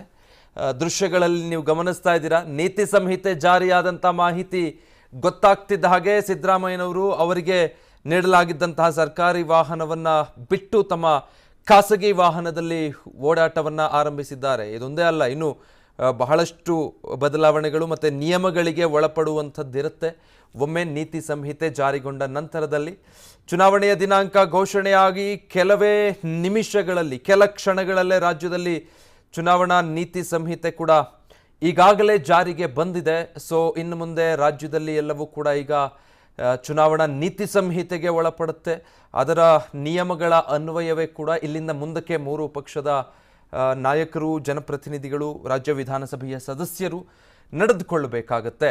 ಅಲ್ಲಿಗೆ ಚುನಾವಣೆಯ ಕಾವು ಇದೀಗ ಅಸಲಿ ಸ್ವರೂಪವನ್ನು ಪಡೆದುಕೊಳ್ತಾ ಇದೆ ರಾಜ್ಯದಲ್ಲಿ. ಇದುವರೆಗೂ ಕೂಡ ಒಂದು ಅಂದಾಜಿಟ್ಕೊಂಡು ಈ ದಿನಾಂಕದಲ್ಲಿ ಚುನಾವಣೆ ಪ್ರಕಟ ಆಗಬಹುದು ಅನ್ನೋ ಲೆಕ್ಕಾಚಾರದಲ್ಲಿ ಬಹುತೇಕ 3 ಪಕ್ಷಗಳ ನಾಯಕರು ತಮ್ಮ ತಮ್ಮ ಕಾರ್ಯಕ್ರಮಗಳನ್ನು ನಿಗದಿ ಮಾಡ್ಕೊಳ್ತಾ ಇದ್ರು. ಅಭ್ಯರ್ಥಿಗಳನ್ನ ಇನ್ನೂ ಕೂಡ ಫೈನಲ್ ಮಾಡಿಲ್ಲ. ಬೇರೆ ಪಕ್ಷದ ಅಭ್ಯರ್ಥಿಗಳ ಪಟ್ಟಿ ಬಿಡುಗಡೆ ಆದ ನಂತರದಲ್ಲಿ ತಮ್ಮ ಪಟ್ಟಿಗಳನ್ನು ಫೈನಲ್ ಮಾಡಿಕೊಳ್ಳೋ ನಿಟ್ಟಿನಲ್ಲಿ ಇನ್ನು ಹಾಗೆ ಕಾದು ನೋಡುವಂಥ ತಂತ್ರಕ್ಕೆ ಮೊರೆ ಹೋಗಿದ್ದಾರೆ. ಬಟ್ ಇಲ್ಲಿಂದ ಮುಂದಕ್ಕೆ ಆ ಎಲ್ಲ ಪ್ರಕ್ರಿಯೆಗಳು ಕೂಡ ಬಹಳಷ್ಟು ವೇಗ ಪಡೆದುಕೊಳ್ತಾ ಹೋಗುತ್ತೆ. ಯಾಕಂದರೆ ಮೇ 10ಕ್ಕೆ ಚುನಾವಣೆ ಇರೋದ್ರಿಂದ ಅದಕ್ಕೆ ಕೆಲ ಗಂಟೆಗಳ ಮುನ್ನ ಬಹಿರಂಗ ಪ್ರಚಾರಕ್ಕೆ ತೆರೆ ಬೀಳುತ್ತೆ. ಅಷ್ಟೇ ಸಮಯ ಇರುವಂಥದ್ದು. ಇನ್ನೊಂದು 40 ದಿನ ಸಮಯಾವಕಾಶ ಇದೆ ಅಭ್ಯರ್ಥಿಗಳಿಗೆ. ಹೀಗಾಗಿ ಅವರವರ ಕ್ಷೇತ್ರದಲ್ಲಿ ಇನ್ನು ಬಿರುಸಿನಿಂದ ಪ್ರಚಾರದಲ್ಲಿ ಪಾಲ್ಗೊಳ್ಳಬೇಕಾಗತ್ತೆ. ಸಂಪೂರ್ಣ ಕ್ಷೇತ್ರವಾರು ಸಂಚಾರ ಮಾಡಬೇಕು. ನಾಯಕರುಗಳು ಪ್ರಮುಖವಾಗಿ ಪಕ್ಷದಲ್ಲಿನ ನಾಯಕರು ತಮ್ಮ ಕ್ಷೇತ್ರಕ್ಕೆ ಸೀಮಿತವಾಗದೆ ರಾಜ್ಯವಾರು ಸಂಚಾರ ಮಾಡೋದರ ಮೂಲಕ ತಮ್ಮ ಪಕ್ಷದ ಅತಿ ಹೆಚ್ಚು ಅಭ್ಯರ್ಥಿಗಳನ್ನು ಗೆಲ್ಲಿಸಿಕೊಂಡು ಬಂದ್ರೇನೆ ಮತ್ತೆ ಅಧಿಕಾರ ಸ್ಥಾಪನೆ ಮಾಡೋದಕ್ಕೆ ಸಾಧ್ಯ ಆಗುತ್ತೆ. ಹೀಗಾಗಿ ಇಲ್ಲಿಂದ ಮುಂದಕ್ಕೆ ಇಷ್ಟೂ ದಿನ ರಾಜ್ಯದಲ್ಲಿ ನೀವೇನು ನೋಡ್ತಾ ಇದ್ರಿ, ಚುನಾವಣೆಯ ಟ್ರೆಂಡ್ ಹೇಗಿತ್ತು ಮತ್ತು ಚುನಾವಣೆಯ ಹವಾ ಹೇಗಿತ್ತು ಅನ್ನುವಂಥದ್ದು, ಇಲ್ಲಿಂದ ಮುಂದಕ್ಕೆ ಅದರಲ್ಲಿ ಇನ್ನೂ ಬದಲಾವಣೆಗಳು ಕಾಣ್ತಾ ಹೋಗುತ್ತೆ. ಇನ್ನೂ ಅತಿ ಹೆಚ್ಚು ರಾಜಕೀಯ ಚಟುವಟಿಕೆಗಳು ಇಲ್ಲಿಂದ ಮುಂದಕ್ಕೆ ಬಿರುಸು ಪಡೆದುಕೊಳ್ತಾ ಹೋಗುತ್ತೆ. ಮೇ 10ಕ್ಕೆ ರಾಜ್ಯದಲ್ಲಿ ವಿಧಾನಸಭೆಯ ಚುನಾವಣೆಗೆ ದಿನಾಂಕ ನಿಗದಿಯಾಗಿರುವಂಥದ್ದು ಕೇಂದ್ರ ಚುನಾವಣಾ ಆಯೋಗ ನಿರ್ಧರಿಸಿರುವ ಹಾಗೇನೆ ಮೇ 10ನೇ ತಾರೀಕು ರಾಜ್ಯದಲ್ಲಿ ಒಂದೇ ಹಂತದಲ್ಲಿ ಸಂಪೂರ್ಣ 224 ಕ್ಷೇತ್ರಗಳಿಗೆ ವಿಧಾನಸಭಾ ಚುನಾವಣೆಯನ್ನು ನಡೆಸಲಾಗುತ್ತೆ. ಮತಗಟ್ಟೆಗಳಲ್ಲಿ ಏನೆಲ್ಲ ವ್ಯವಸ್ಥೆಗಳನ್ನು ಮಾಡಿಕೊಳ್ಳಬೇಕು, ಯಾವ ರೀತಿ ಮತದಾರರಿಗೆ ಏನೆಲ್ಲ ವ್ಯವಸ್ಥೆಗಳಿರಬೇಕು, ಏನೆಲ್ಲ ಹೊಸತನದೊಂದಿಗೆ ಬದಲಾವಣೆಗಳೊಂದಿಗೆ ಚುನಾವಣಾ ಆಯೋಗ ಈ ಬಾರಿಯ ಚುನಾವಣೆಯನ್ನು ನಡೆಸಿಕೊಡಬೇಕು, ಯಾವುದೇ ತೊಂದರೆಗಳು ಆಗದ ಹಾಗೆ ಶಾಂತಿಯುತವಾಗಿ ನ್ಯಾಯಯುತವಾಗಿ ಚುನಾವಣೆಗೆ ಎಲ್ಲ ರೀತಿಯಾದಂಥ ಸಿದ್ಧತೆಯನ್ನು ಮಾಡಿಕೊಂಡಿರೋದಾಗಿ ಕೂಡ ಚುನಾವಣಾ ಆಯೋಗ ಮಾಹಿತಿಯನ್ನು ಕೊಟ್ಟಿದ್ದು ಈಗಷ್ಟೇ ಅಂತ್ಯಗೊಂಡಂತಹ ಸುದ್ದಿಗೋಷ್ಠಿಯಲ್ಲಿ. ಡೀಟೇಲ್ಸ್ ಕೊಡ್ತಾರೆ ನಮ್ಮ political bureau head Maruti Pavagada ಲೈವ್ನಲ್ಲಿ ಜಾಯ್ನ್ ಆಗ್ತಾ ಇದ್ದಾರೆ. ಮಾರುತಿ, ಈಗಾಗಲೇ ನೀವು ಹೇಳ್ತಾ ಇದ್ರಿ ಇಲ್ಲಿವರೆಗೂ ಕೂಡ ಒಂದು ಹವಾ, ಇನ್ನು ಮುಂದಕ್ಕೆ ಬದಲಾದ ಚಿತ್ರಣ ನೋಡ್ತೀವಿ ಒಮ್ಮೆ ದಿನಾಂಕ ಪ್ರಕಟ ಆದಮೇಲೆ ಅಂತ. ಇದೀಗ ಮೇ 10ಕ್ಕೆ ಚುನಾವಣೆ, 13ಕ್ಕೆ ಫಲಿತಾಂಶ ಅನ್ನೋದು ಘೋಷಣೆಯಾಗಿದೆ. ಮುಂದಕ್ಕೆ ರಾಜ್ಯದ ಚುನಾವಣಾ ಅಖಾಡದ ಚಿತ್ರಣ ಹೇಗೆ? ವಿಜಯ್, ಖಂಡಿತ ನಿನ್ನೆವರೆಗೂ ಕೂಡ ರಾಜ್ಯದ 224 ವಿಧಾನಸಭಾ ಕ್ಷೇತ್ರಗಳಲ್ಲಿ ಇದ್ದಿದ್ದು ಒಂದು ರೀತಿಯಾದಂತಹ ಒಂದು ಲೆಕ್ಕಾಚಾರ. ಇವತ್ತು ಅಧಿಕೃತವಾಗಿ ಚುನಾವಣಾ ದಿನಾಂಕವೇ ನಿಗದಿ ಆಗಿದ್ರಿಂದ ಇನ್ನಷ್ಟು ಮೂರು ಪಕ್ಷಗಳಲ್ಲೂ ಕೂಡ ರಾಜಕೀಯ ನಾಯಕರುಗಳಾಗಿರ್ಬೋದು, ಮುಖಂಡರುಗಳಾಗಿರ್ಬೋದು ಹಾಗೂ ಕ್ಷೇತ್ರದಲ್ಲಿರುವಂತಹ ಅಭ್ಯರ್ಥಿಗಳಾಗಿರ್ಬೋದು ಇನ್ನಷ್ಟು ಆಕ್ಟಿವ್ ಆಗಿ ಕೆಲಸ ಮಾಡೋದ್ರಲ್ಲಿ ಯಾವುದೇ ಅನುಮಾನ ಇಲ್ಲ. ಏಪ್ರಿಲ್ 1 ಹಂತದಲ್ಲಾಗುತ್ತಾ 2 ಹಂತದಲ್ಲಾಗುತ್ತಾ ಅನ್ನುವಂಥ ಒಂದು ಚರ್ಚೆ ಮೊದಲಿಂದಲೂ ಕೂಡ ಇತ್ತು. ಆದರೆ ಕರ್ನಾಟಕದಲ್ಲಿ ಯಾವತ್ತೂ ಕೂಡ ಎರಡೆರಡು ಹಂತದಲ್ಲಿ ಚುನಾವಣೆ ಮಾಡಿರುವಂತಹ ಒಂದು ನಿದರ್ಶನಗಳಿರಲಿಲ್ಲ. ಜೊತೆಗೆ ಚುನಾವಣೆ ನಡೆಸೋದಕ್ಕೆ ಇಲ್ಲಿ ಪೂರಕವಾದಂತಹ ಒಂದು ವಾತಾವರಣ ಇರುವಂತಹ ಒಂದು ಹಿನ್ನೆಲೆಯಲ್ಲೇ ಈ ಬಾರಿನೂ ಕೂಡ ಒಂದೇ ಹಂತದಲ್ಲಿ ಚುನಾವಣೆ ಮಾಡೋದಕ್ಕೆ ನಿರ್ಧಾರ ಮಾಡಿರುವಂತದ್ದು. ಮೇ 10ನೇ ತಾರೀಕು ಚುನಾವಣಾ ದಿನಾಂಕ ನಿಗದಿ ಮಾಡಲಾಗಿದೆ. ಮೇ 13ನೇ ತಾರೀಕು ಚುನಾವಣಾ ಫಲಿತಾಂಶವೂ ಕೂಡ ಬರುತ್ತೆ. ಅದಾದ ಬಳಿಕ 10 ದಿನಗಳ ಕಾಲ ಈ ಸರ್ಕಾರದ ಅವಧಿಗೆ ಇನ್ನೂ ಕೂಡ ಅವಧಿ ಇರುತ್ತೆ. ಅಂದ್ರೆ ಮೇ 23ನೇ ತಾರೀಕುವರೆಗೂ ಕೂಡ ಬಸವರಾಜ ಬೊಮ್ಮಾಯಿ ಅವರ ಸರ್ಕಾರಕ್ಕೆ ಅವಧಿ ಇದೆ. 24ರ ಒಳಗಾಗಿ ಹೊಸ ಸರ್ಕಾರ ರಚನೆ ಆಗಬೇಕು. ಒಂದು ವೇಳೆ ಬಿಜೆಪಿಗೆ ಸ್ಪಷ್ಟ ಬಹುಮತ ಬಂದ್ರೆ ಮತ್ತೆ ಅವರೇ ಸರ್ಕಾರ ರಚನೆ ಆಗ್ಬೋದು. ಕಾಂಗ್ರೆಸ್ಗೆ ಸ್ಪಷ್ಟ ಬಹುಮತ ಬಂದ್ರೆ 24ನೇ ತಾರೀಕು ಒಳಗಡೆ ಹೊಸ ಸರ್ಕಾರ ರಚನೆ ಆಗಬೇಕು. ಇಲ್ಲ ಎರಡೂ ಪಕ್ಷಗಳು ಯಾವುದೇ ಪಕ್ಷಕ್ಕೂ ಸ್ಪಷ್ಟ ಬಹುಮತ ಬರದೇ ಇದ್ರೆ ಸಮ್ಮಿಶ್ರ ಸರ್ಕಾರ ರಚನೆ ಮಾಡಬೇಕಾಗಿರುವಂತ ಒಂದು ಅನಿವಾರ್ಯತೆ ಬಂದ್ರೆ ಎಲ್ಲ ಆ ಸಂದರ್ಭದಲ್ಲಿ 23ನೇ ತಾರೀಕು ಕೊನೆಯ ಅವಧಿ ಆಗಿರೋದ್ರಿಂದ 24ನೇ ತಾರೀಕು ಒಳಗಾಗಿ ಹೊಸ ಮುಖ್ಯಮಂತ್ರಿಗಳು ಪ್ರಮಾಣ ವಚನವನ್ನ ಸ್ವೀಕಾರ ಮಾಡಬೇಕಾಗಿರುತ್ತೆ. ಅದರ ಒಳಗಡೆ ಯಾವತ್ತು ಬೇಕಿದ್ರು ಕೂಡ ಫಲಿತಾಂಶ ಬಂದ ಬಳಿಕ ಅಂದ್ರೆ 13ನೇ ತಾರೀಕು ಫಲಿತಾಂಶ ಬರೋದ್ರಿಂದ ಅದಾದ ಬಳಿಕ ಸರ್ಕಾರ ರಚನೆಗೆ ಯಾವಾಗ ಬೇಕಿದ್ರು ರಾಜ್ಯಪಾಲರನ್ನ ಸ್ಪಷ್ಟ ಬಹುಮತ ಪಡೆದಂತಹ ಒಂದು ಪಕ್ಷ, ಅಧಿಕ ಸಂಖ್ಯೆಯಲ್ಲಿ ಗೆದ್ದಂತಹ ಒಂದು ಪಕ್ಷ ರಾಜ್ಯಪಾಲರ ರಾಜಭವನದ ಕದ ತಟ್ಟಬಹುದು, ಸರ್ಕಾರ ರಚನೆಗೆ ಅವಕಾಶವನ್ನ ಕೇಳಬಹುದು. ಇದು ಒಂದು ರೀತಿಯಾದಂತಹ ಒಂದು ಲೆಕ್ಕಾಚಾರ.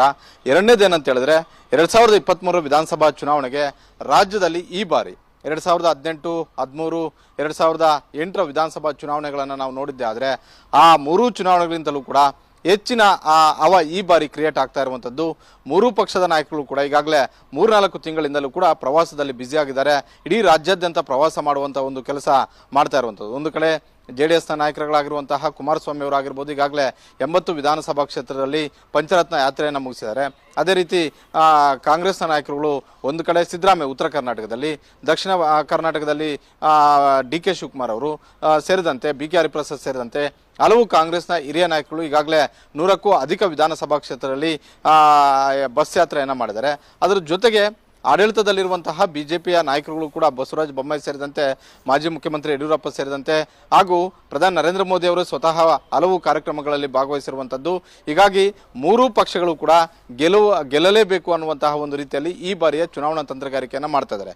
ಇವತ್ತಿನವರೆಗೂ ಒಂದು ರೀತಿಯಾದಂತಹ ಒಂದು ಸ್ಟ್ರಾಟಜಿ ಮೂರು ಪಕ್ಷದಲ್ಲೂ ಕೂಡ ಇತ್ತು. ಇನ್ನು ಮೇಲೆ ಗೆಲ್ಲುವ ಕುದುರೆ ಆಗಿ ಮಾರ್ಪಾಡಾಗಬೇಕು ಅನ್ನುವಂತಹ ಒಂದು ಲೆಕ್ಕಾಚಾರವನ್ನು ಇಟ್ಕೊಂಡು ಒಂದು ಕಡೆ ಕಾಂಗ್ರೆಸ್ ಆಗಿರ್ಬೋದು, JDS ಆಗಿರ್ಬೋದು, ಬಿಜೆಪಿ ಆಗಿರ್ಬೋದು ಇನ್ನಷ್ಟು ಚುರುಕಾಗಿ ಕೆಲಸ ಮಾಡೋದಕ್ಕೆ ಮುಂದಾಗ್ತಾರೆ. ಜೊತೆಗೆ ಚುನಾವಣಾ ಸ್ಟ್ರಾಟಜಿನೂ ಕೂಡ ದಿನದ ದಿನಕ್ಕೆ ಬದಲಾವಣೆ ಆಗ್ತಾ ಹೋಗುತ್ತೆ. ಅಂದರೆ ನಾವು ಎಲ್ಲಿ ಎಡುತ್ತಾ ಇದ್ವಿ, ನಮ್ಮ ಪ್ರತಿಸ್ಪರ್ಧಿ ಎಲ್ಲಿ ಮುಂದೆ ಇದ್ದಾರೆ, ಅವರನ್ನ ಹಿಂದೆ ಹಾಕೋದು ಯಾವ ರೀತಿಯಾಗಿ, ಈ ರೀತಿಯಾದಂಥ ಒಂದು ಲೆಕ್ಕಾಚಾರಗಳನ್ನು ಇಟ್ಕೊಂಡು ಇಷ್ಟು ದಿನಗಳ ಕಾಲ ಏನು ರಾಜಕೀಯ ತಂತ್ರಗಾರಿಕೆ ಇತ್ತು, ಆ ತಂತ್ರಗಾರಿಕೆ ದಿನದಿಂದ ದಿನಕ್ಕೆ ಕ್ಷಣದಿಂದ ಕ್ಷಣಕ್ಕೆ ಬದಲಾವಣೆ ಆಗುವಂತಹ ಒಂದು ಸಾಧ್ಯತೆ ಇದೆ. ಇದ್ರ ಜೊತೆಗೆ ಮೂರು ಪಕ್ಷಗಳಿಂದಲೂ ಸಿಕ್ಕಿರುವಂತಹ ಒಂದು ರಿಪೋರ್ಟ್ ಪ್ರಕಾರ ಮೂರು ಪಕ್ಷಗಳಿಗೂ ಕೂಡ ಯಾವ ಪಕ್ಷಕ್ಕೂ ಕೂಡ ಸ್ಪಷ್ಟವಾದಂಥ ಒಂದು ಬಹುಮತ ಸಿಗುತ್ತೆ ಅನ್ನುವಂತಹ ಒಂದು ಕಾನ್ಫಿಡೆನ್ಸ್ ಇಲ್ಲ. ಆದರೆ ಕಾಂಗ್ರೆಸ್ ಒಂದಷ್ಟು ಮುಂದೆ ಇದೆ, ಬಿಜೆಪಿ ಒಂದಷ್ಟು ಹಿಂದೆ ಇದೆ. JDSನ ನಾಯಕರುಗಳು 113ರ ಗಡಿ ದಾಟೋದು ಕಷ್ಟ. ಆದರೆ ಎರಡೂ ರಾಷ್ಟ್ರೀಯ ಪಕ್ಷಗಳಿಗೂ ಕೂಡ ಉಸಿರುಗಟ್ಟಿಸುವಂಥ ಒಂದು ವಾತಾವರಣ ಸೃಷ್ಟಿ ಮಾಡಬೇಕು ಅನ್ನುವಂಥ ಒಂದು ಲೆಕ್ಕಾಚಾರ, ಆ ರೀತಿಯಾದಂಥ ಒಂದು ರಾಜಕೀಯ ರಣತಂತ್ರವನ್ನು ಮಾಜಿ ಮುಖ್ಯಮಂತ್ರಿ ಕುಮಾರಸ್ವಾಮಿ ಮತ್ತು ಮಾಜಿ ಪ್ರಧಾನಿ ದೇವೇಗೌಡರು ಆಗ್ತಾ ಇರುವಂಥದ್ದು. ಹೀಗಾಗಿ ಯಾವುದೇ ಪಕ್ಷ 100ರ ಗಡಿ ದಾಟದೇ ಇದ್ರೆ ಆಗ JDS ಅನಿವಾರ್ಯ ಆಗುತ್ತೆ. ಆ ಮುಖೇನ ನಾವು ರಾಜ್ಯದ ಅಧಿಕಾರವನ್ನು ಪಡಿಬಹುದು ಅನ್ನುವಂತಹ ಒಂದು ಲೆಕ್ಕಾಚಾರ ಮಾಜಿ ಮುಖ್ಯಮಂತ್ರಿ ಕುಮಾರಸ್ವಾಮಿ ಮತ್ತು ದೇವೇಗೌಡರು ಆಗ್ತಾ ಇರುವಂಥದ್ದು. ಹೀಗಾಗಿ ಈ ಬಾರಿಯ ಚುನಾವಣೆ ಬಹುತೇಕ ಕ್ಷೇತ್ರಗಳಲ್ಲಿ ಟ್ರಯಾಂಗಲ್ ಫೈಟು ಕೂಡ ಆಗುವಂತಹ ಒಂದು ಸಾಧ್ಯತೆ ಇದೆ. ಒಂದು ಕಾಲದಲ್ಲಿ ಏನು ಕೇವಲ 2018, 13 ಮತ್ತು 2008 ವಿಧಾನಸಭಾ ಚುನಾವಣೆಯಲ್ಲಿ ಹಳೆ ಮೈಸೂರು ಭಾಗಕ್ಕೆ ಸೀಮಿತವಾಗಿದ್ದಂತಹ JDS ಪಕ್ಷವನ್ನ ಈ ಬಾರಿಯ ಚುನಾವಣೆಯನ್ನ ಪ್ರತಿಷ್ಠೆಯಾಗಿ ತೆಗೆದುಕೊಂಡಂತಹ, ಗಂಭೀರವಾಗಿ ತೆಗೆದುಕೊಂಡಂತಹ ಮಾಜಿ ಮುಖ್ಯಮಂತ್ರಿ ಕುಮಾರಸ್ವಾಮಿ ಅವರು ಉತ್ತರ ಕರ್ನಾಟಕ ಭಾಗದಲ್ಲೂ ಕೂಡ ಹಲವು ವಿಧಾನಸಭಾ ಕ್ಷೇತ್ರದಲ್ಲಿ ಪಂಚರತ್ನ ರಥಯಾತ್ರೆ ಮಾಡಿದ್ರು. ಕರಾವಳಿ ಭಾಗದಲ್ಲೂ ಕೂಡ ಪಂಚರತ್ನ ರಥಯಾತ್ರೆ ಮಾಡಿದ್ರು. ಮಲೆನಾಡು ಜಿಲ್ಲೆಗಳಲ್ಲೂ ಕೂಡ ಪಂಚರತ್ನ ರಥಯಾತ್ರೆ ಮಾಡಿದ್ರು. ಅಂದ್ರೆ ನಮ್ಮ ವ್ಯಾಪ್ತಿ ಬರೀ ಹಳೆ ಮೈಸೂರು ಭಾಗಕ್ಕಷ್ಟೇ ಸೀಮಿತ ಆಗಿಲ್ಲ, ನಾವು ರಾಜ್ಯ ವ್ಯಾಪ್ತಿ ವಿಸ್ತರಿಸಿಕೊಂಡಿದ್ವಿ ಅನ್ನುವಂಥ ಒಂದು ಸಂದೇಶವನ್ನ ರವಾನೆ ಮಾಡುವಂಥದ್ದು. ಜೊತೆಗೆ ಹಳೆ ಮೈಸೂರು ಭಾಗದಲ್ಲಿ ಏನು 30ರ ಗಡಿ ದಾಡ್ತಾ ಇದ್ರು, ಅದನ್ನ ಒಂದಷ್ಟು ಅಲ್ಲೊಂದು ಆ ಜಿಲ್ಲೆ ಈ ಜಿಲ್ಲೆಯಲ್ಲಿ ಅಲ್ಲೊಂದು ಇಲ್ಲೊಂದು ಅಂತ ಗೆದ್ರು ಕೂಡ ನಾವು 50ರ ಗಡಿ ದಾಟಬಹುದು ಅನ್ನುವಂಥ ಒಂದು ಲೆಕ್ಕಾಚಾರ ಕುಮಾರಸ್ವಾಮಿ ಅವರು ಹಾಕೊಂಡಿರುವಂಥದ್ದು. ಇದು ಯಾರು ಸಂಖ್ಯೆ ಎಷ್ಟು ಪಡೆಯುತ್ತಾರೆ ಅನ್ನುವಂಥದ್ದು ಮತದಾನದ ದಿನ ನಿರ್ಧಾರ ಆಗುತ್ತೆ. ಮತದಾರ ಅಲ್ಲಿ ಮತಗಟ್ಟೆಗೆ ಹೋದಾಗ ಅವನು ತೆಗೆದುಕೊಂಡಂತಹ ಒಂದು ನಿರ್ಧಾರವೇ ಅಂತಿಮ ಆಗುತ್ತೆ. ಆದರೆ ಮೂರೂ ಪಕ್ಷಗಳ ಒಂದು ಅದ್ದಿನ ಕಣ್ಣು ಇರುವಂಥದ್ದು ಯಾವುದೇ ಪಕ್ಷದ ಮತದಾರನಲ್ಲದೆ, ಅಂದರೆ ಯಾವುದೇ ಪಕ್ಷದ ಕಾರ್ಯಕರ್ತನಲ್ಲದೆ, ಏನು ಸೆಂಟ್ರಲೈಸ್ಡ್ ಯಾವುದೇ ಪಕ್ಷವನ್ನು ಬೆಂಬಲಿಸದೇ ಇರುವಂತಹ ಸೈಲೆಂಟ್ ಮತದಾರ ಇದ್ದಾನೆ, ಆ ಮತದಾರವನ್ನ ಸೆಳೆಯುವಂತಹ ಒಂದು ಲೆಕ್ಕಾಚಾರವನ್ನ ಮೂರು ಪಕ್ಷಗಳ ನಾಯಕರುಗಳು ಕೂಡ ಹಾಕೊಂಡಿರುವಂಥದ್ದು. ಆತನನ್ನ ಯಾರು ಬುಟ್ಟಿಗೆ ಹಾಕೊಳ್ತಾರೆ ಅಂತಹ ಒಂದು ಪಕ್ಷ 113ರ ಒಂದು ಗಡಿ ದಾಟಬಹುದು. ಆ ಲೆಕ್ಕಾಚಾರದಲ್ಲಿ ಮೂರು ಪಕ್ಷದ ನಾಯಕರು ಕೂಡ ಈ ಬಾರಿಯ ಚುನಾವಣಾ ತಂತ್ರಗಾರಿಕೆಯನ್ನು ಮಾಡ್ತಾ ಇರುವಂಥದ್ದು. ಹಾಗಾಗಿ ಕಳೆದ 4 ತಿಂಗಳಿಂದಲೂ ಕೂಡ ರಾಜ್ಯದಲ್ಲಿ ಈಗಾಗಲೇ ಎಲೆಕ್ಷನ್ ಟ್ರೆಂಡ್ ಅಲೆ ಸೃಷ್ಟಿ ಮಾಡುವಂತಹ ಒಂದು ಕೆಲಸವನ್ನು ಮಾಡಿದ್ದಾರೆ. ಅದರಲ್ಲಿ ಸೈಲೆಂಟ್ ಮತದಾರ ಯಾರಿದ್ದಾರೆ ಅವನನ್ನ ರೀಚ್ ಮಾಡಬೇಕು ಅನ್ನುವಂಥದ್ದು ಮೂರು ಪಕ್ಷಗಳ ಒಂದು ಲೆಕ್ಕಾಚಾರ. ಹೀಗಾಗಿ ಇವತ್ತಿನಿಂದ ಇನ್ನ ಟ್ರೆಂಡ್ ಹಾಗೂ ತಂತ್ರಗಾರಿಕೆ ಮತ್ತೊಂದು ರೀತಿಯಲ್ಲಿ ಉರುಪು ಮತ್ತು ಉತ್ಸಾಹ ಕಾರ್ಯಕರ್ತರಿಗೂ ಹೆಚ್ಚಾಗುತ್ತೆ, ಕಣದಲ್ಲಿರುವಂತಹ ಅಭ್ಯರ್ಥಿಗೂ ಕೂಡ ಹೆಚ್ಚಾಗುತ್ತೆ, ಅದೇ ರೀತಿ ಮೂರು ಪಕ್ಷಗಳ ನಾಯಕರುಗಳು ಕೂಡ ಹೆಚ್ಚಾಗುತ್ತೆ. ಹೀಗಾಗಿ ಚುನಾವಣಾ ದಿನಾಂಕ ಘೋಷಣೆ ಮಾಡಿದ್ರಿಂದ ನಮ್ಮ ಪರೀಕ್ಷೆ ದಿನಾಂಕ ಮೇ 10ನೇ ತಾರೀಕು. ಮೇ 10ನೇ ತಾರೀಕು ಅಂದರೆ 8ನೇ ತಾರೀಕುವರೆಗೂ ಕೂಡ ನಾವು ಏನೆಲ್ಲ ಸರ್ಕಸ್ ಮಾಡಬೇಕು ಅದನ್ನು ಮಾಡಬೇಕು. ಪ್ರತಿ ಕ್ಷಣವೂ ಕೂಡ ನಾವು ರಾಜಕೀಯವಾಗಿ ಜೀವಿಸಿದ್ರೆ ಮಾತ್ರ ನಾವು ಈ ಚುನಾವಣೆಯಲ್ಲಿ ಸಕ್ಸಸ್ ಕಾಣಬಹುದು ಅನ್ನುವಂತಹ ಒಂದು ಲೆಕ್ಕಾಚಾರವನ್ನು ಇಟ್ಕೊಂಡು ಕೆಲಸ ಮಾಡ್ತಾರೆ. ಹೀಗಾಗಿ ಯಾವುದೇ ಅದು ಕರ್ನಾಟಕ ರಾಜ್ಯದ ಚುನಾವಣೆ ಅಂತಲ್ಲ, ಯಾವುದೇ ರಾಜ್ಯದ ಚುನಾವಣಾ ದಿನಾಂಕ ಘೋಷಣೆ ಆದಾಗ ಸಹಜವಾಗಿ ಉರುಪು ಮತ್ತು ಉತ್ಸಾಹ ದುಪ್ಪಟ್ಟಾಗೋದು ಸಹಜ. ಅದು ಇವತ್ತು ಕರ್ನಾಟಕದ ಚುನಾವಣಾ ದಿನಾಂಕ ಘೋಷಣೆ ಆಗಿರೋದ್ರಿಂದ, ಕರ್ನಾಟಕದ ಪ್ರಜಾಪ್ರಭುತ್ವ ಹಬ್ಬದ ದಿನ ಘೋಷಣೆ ಆಗಿರೋದ್ರಿಂದ ಇದನ್ನ ಬಹಳಷ್ಟು ಪ್ರತಿಷ್ಠೆಯಾಗಿ ತೆಗೆದುಕೊಂಡು ಇವತ್ತಿನಿಂದ ಟ್ರೆಂಡ್ ಬದಲಾಗುತ್ತೆ, ತಂತ್ರಗಾರಿಕೆ ಬದಲಾಗುತ್ತೆ, ಅಲ್ಲಿನ ಸೋಲು ಗೆಲುವಿನ ಲೆಕ್ಕಾಚಾರವೂ ಕೂಡ ಬದಲಾಗುತ್ತೆ. ಮಾರುತಿ, ಧನ್ಯವಾದ ಮಾಹಿತಿಗಾಗಿ. ಒಟ್ಟಿನಲ್ಲಿ ರಾಜ್ಯದಲ್ಲಿ ಈಗ ಅಸೆಂಬ್ಲಿ ಫೈಟ್ಗೆ ದಿನಾಂಕ ಪ್ರಕಟ ಆಗಿದೆ. ಮೇ 10 ಅಭ್ಯರ್ಥಿಗಳ ರಣೋತ್ಸಾಹ, ರಾಜಕೀಯ ಲೆಕ್ಕಾಚಾರ ಎಲ್ಲವೂ ಈಗ ಹೆಚ್ಚಾಗ್ತಾ ಇದೆ. ಎಲ್ಲ ಮಾಹಿತಿಗಳನ್ನು ಕೊಡ್ತಾ ಹೋಗ್ತೀವಿ. ಚಿಕ್ಕ ಬ್ರೇಕ್ ಆದ್ಮೇಲೆ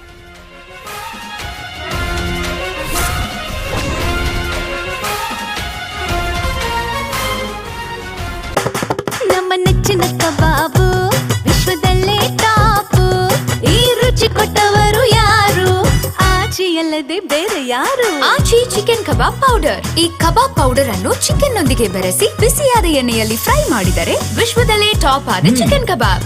ಆಚಿ chicken kebab powder. Stand up India scheme ಅಡಿಯಲ್ಲಿ 1 ಕೋಟಿ ಸಾಲ ಪಡ್ಕೊಂಡು ನಿಮ್ಮ ಸ್ವಂತ ಬಿಸ್ನೆಸ್ ಶುರು ಮಾಡಬೇಕು ಅಂತಿದ್ದೀರಾ? Karnataka Legislative Assembly is till 24th of May 2023. So we have to complete the entire process before that. There are 224 assembly constituencies. 36 are reserved for the SCs and 15 are reserved for the STs. Let me just also tell you the electors' profile in the state, because a healthy electoral roll is a prerequisite and a foundation for any election activity and an exercise. Total electors in these states are 5.21 crores, of which male electors are 2.62 and female electors are around 2.59, almost equal.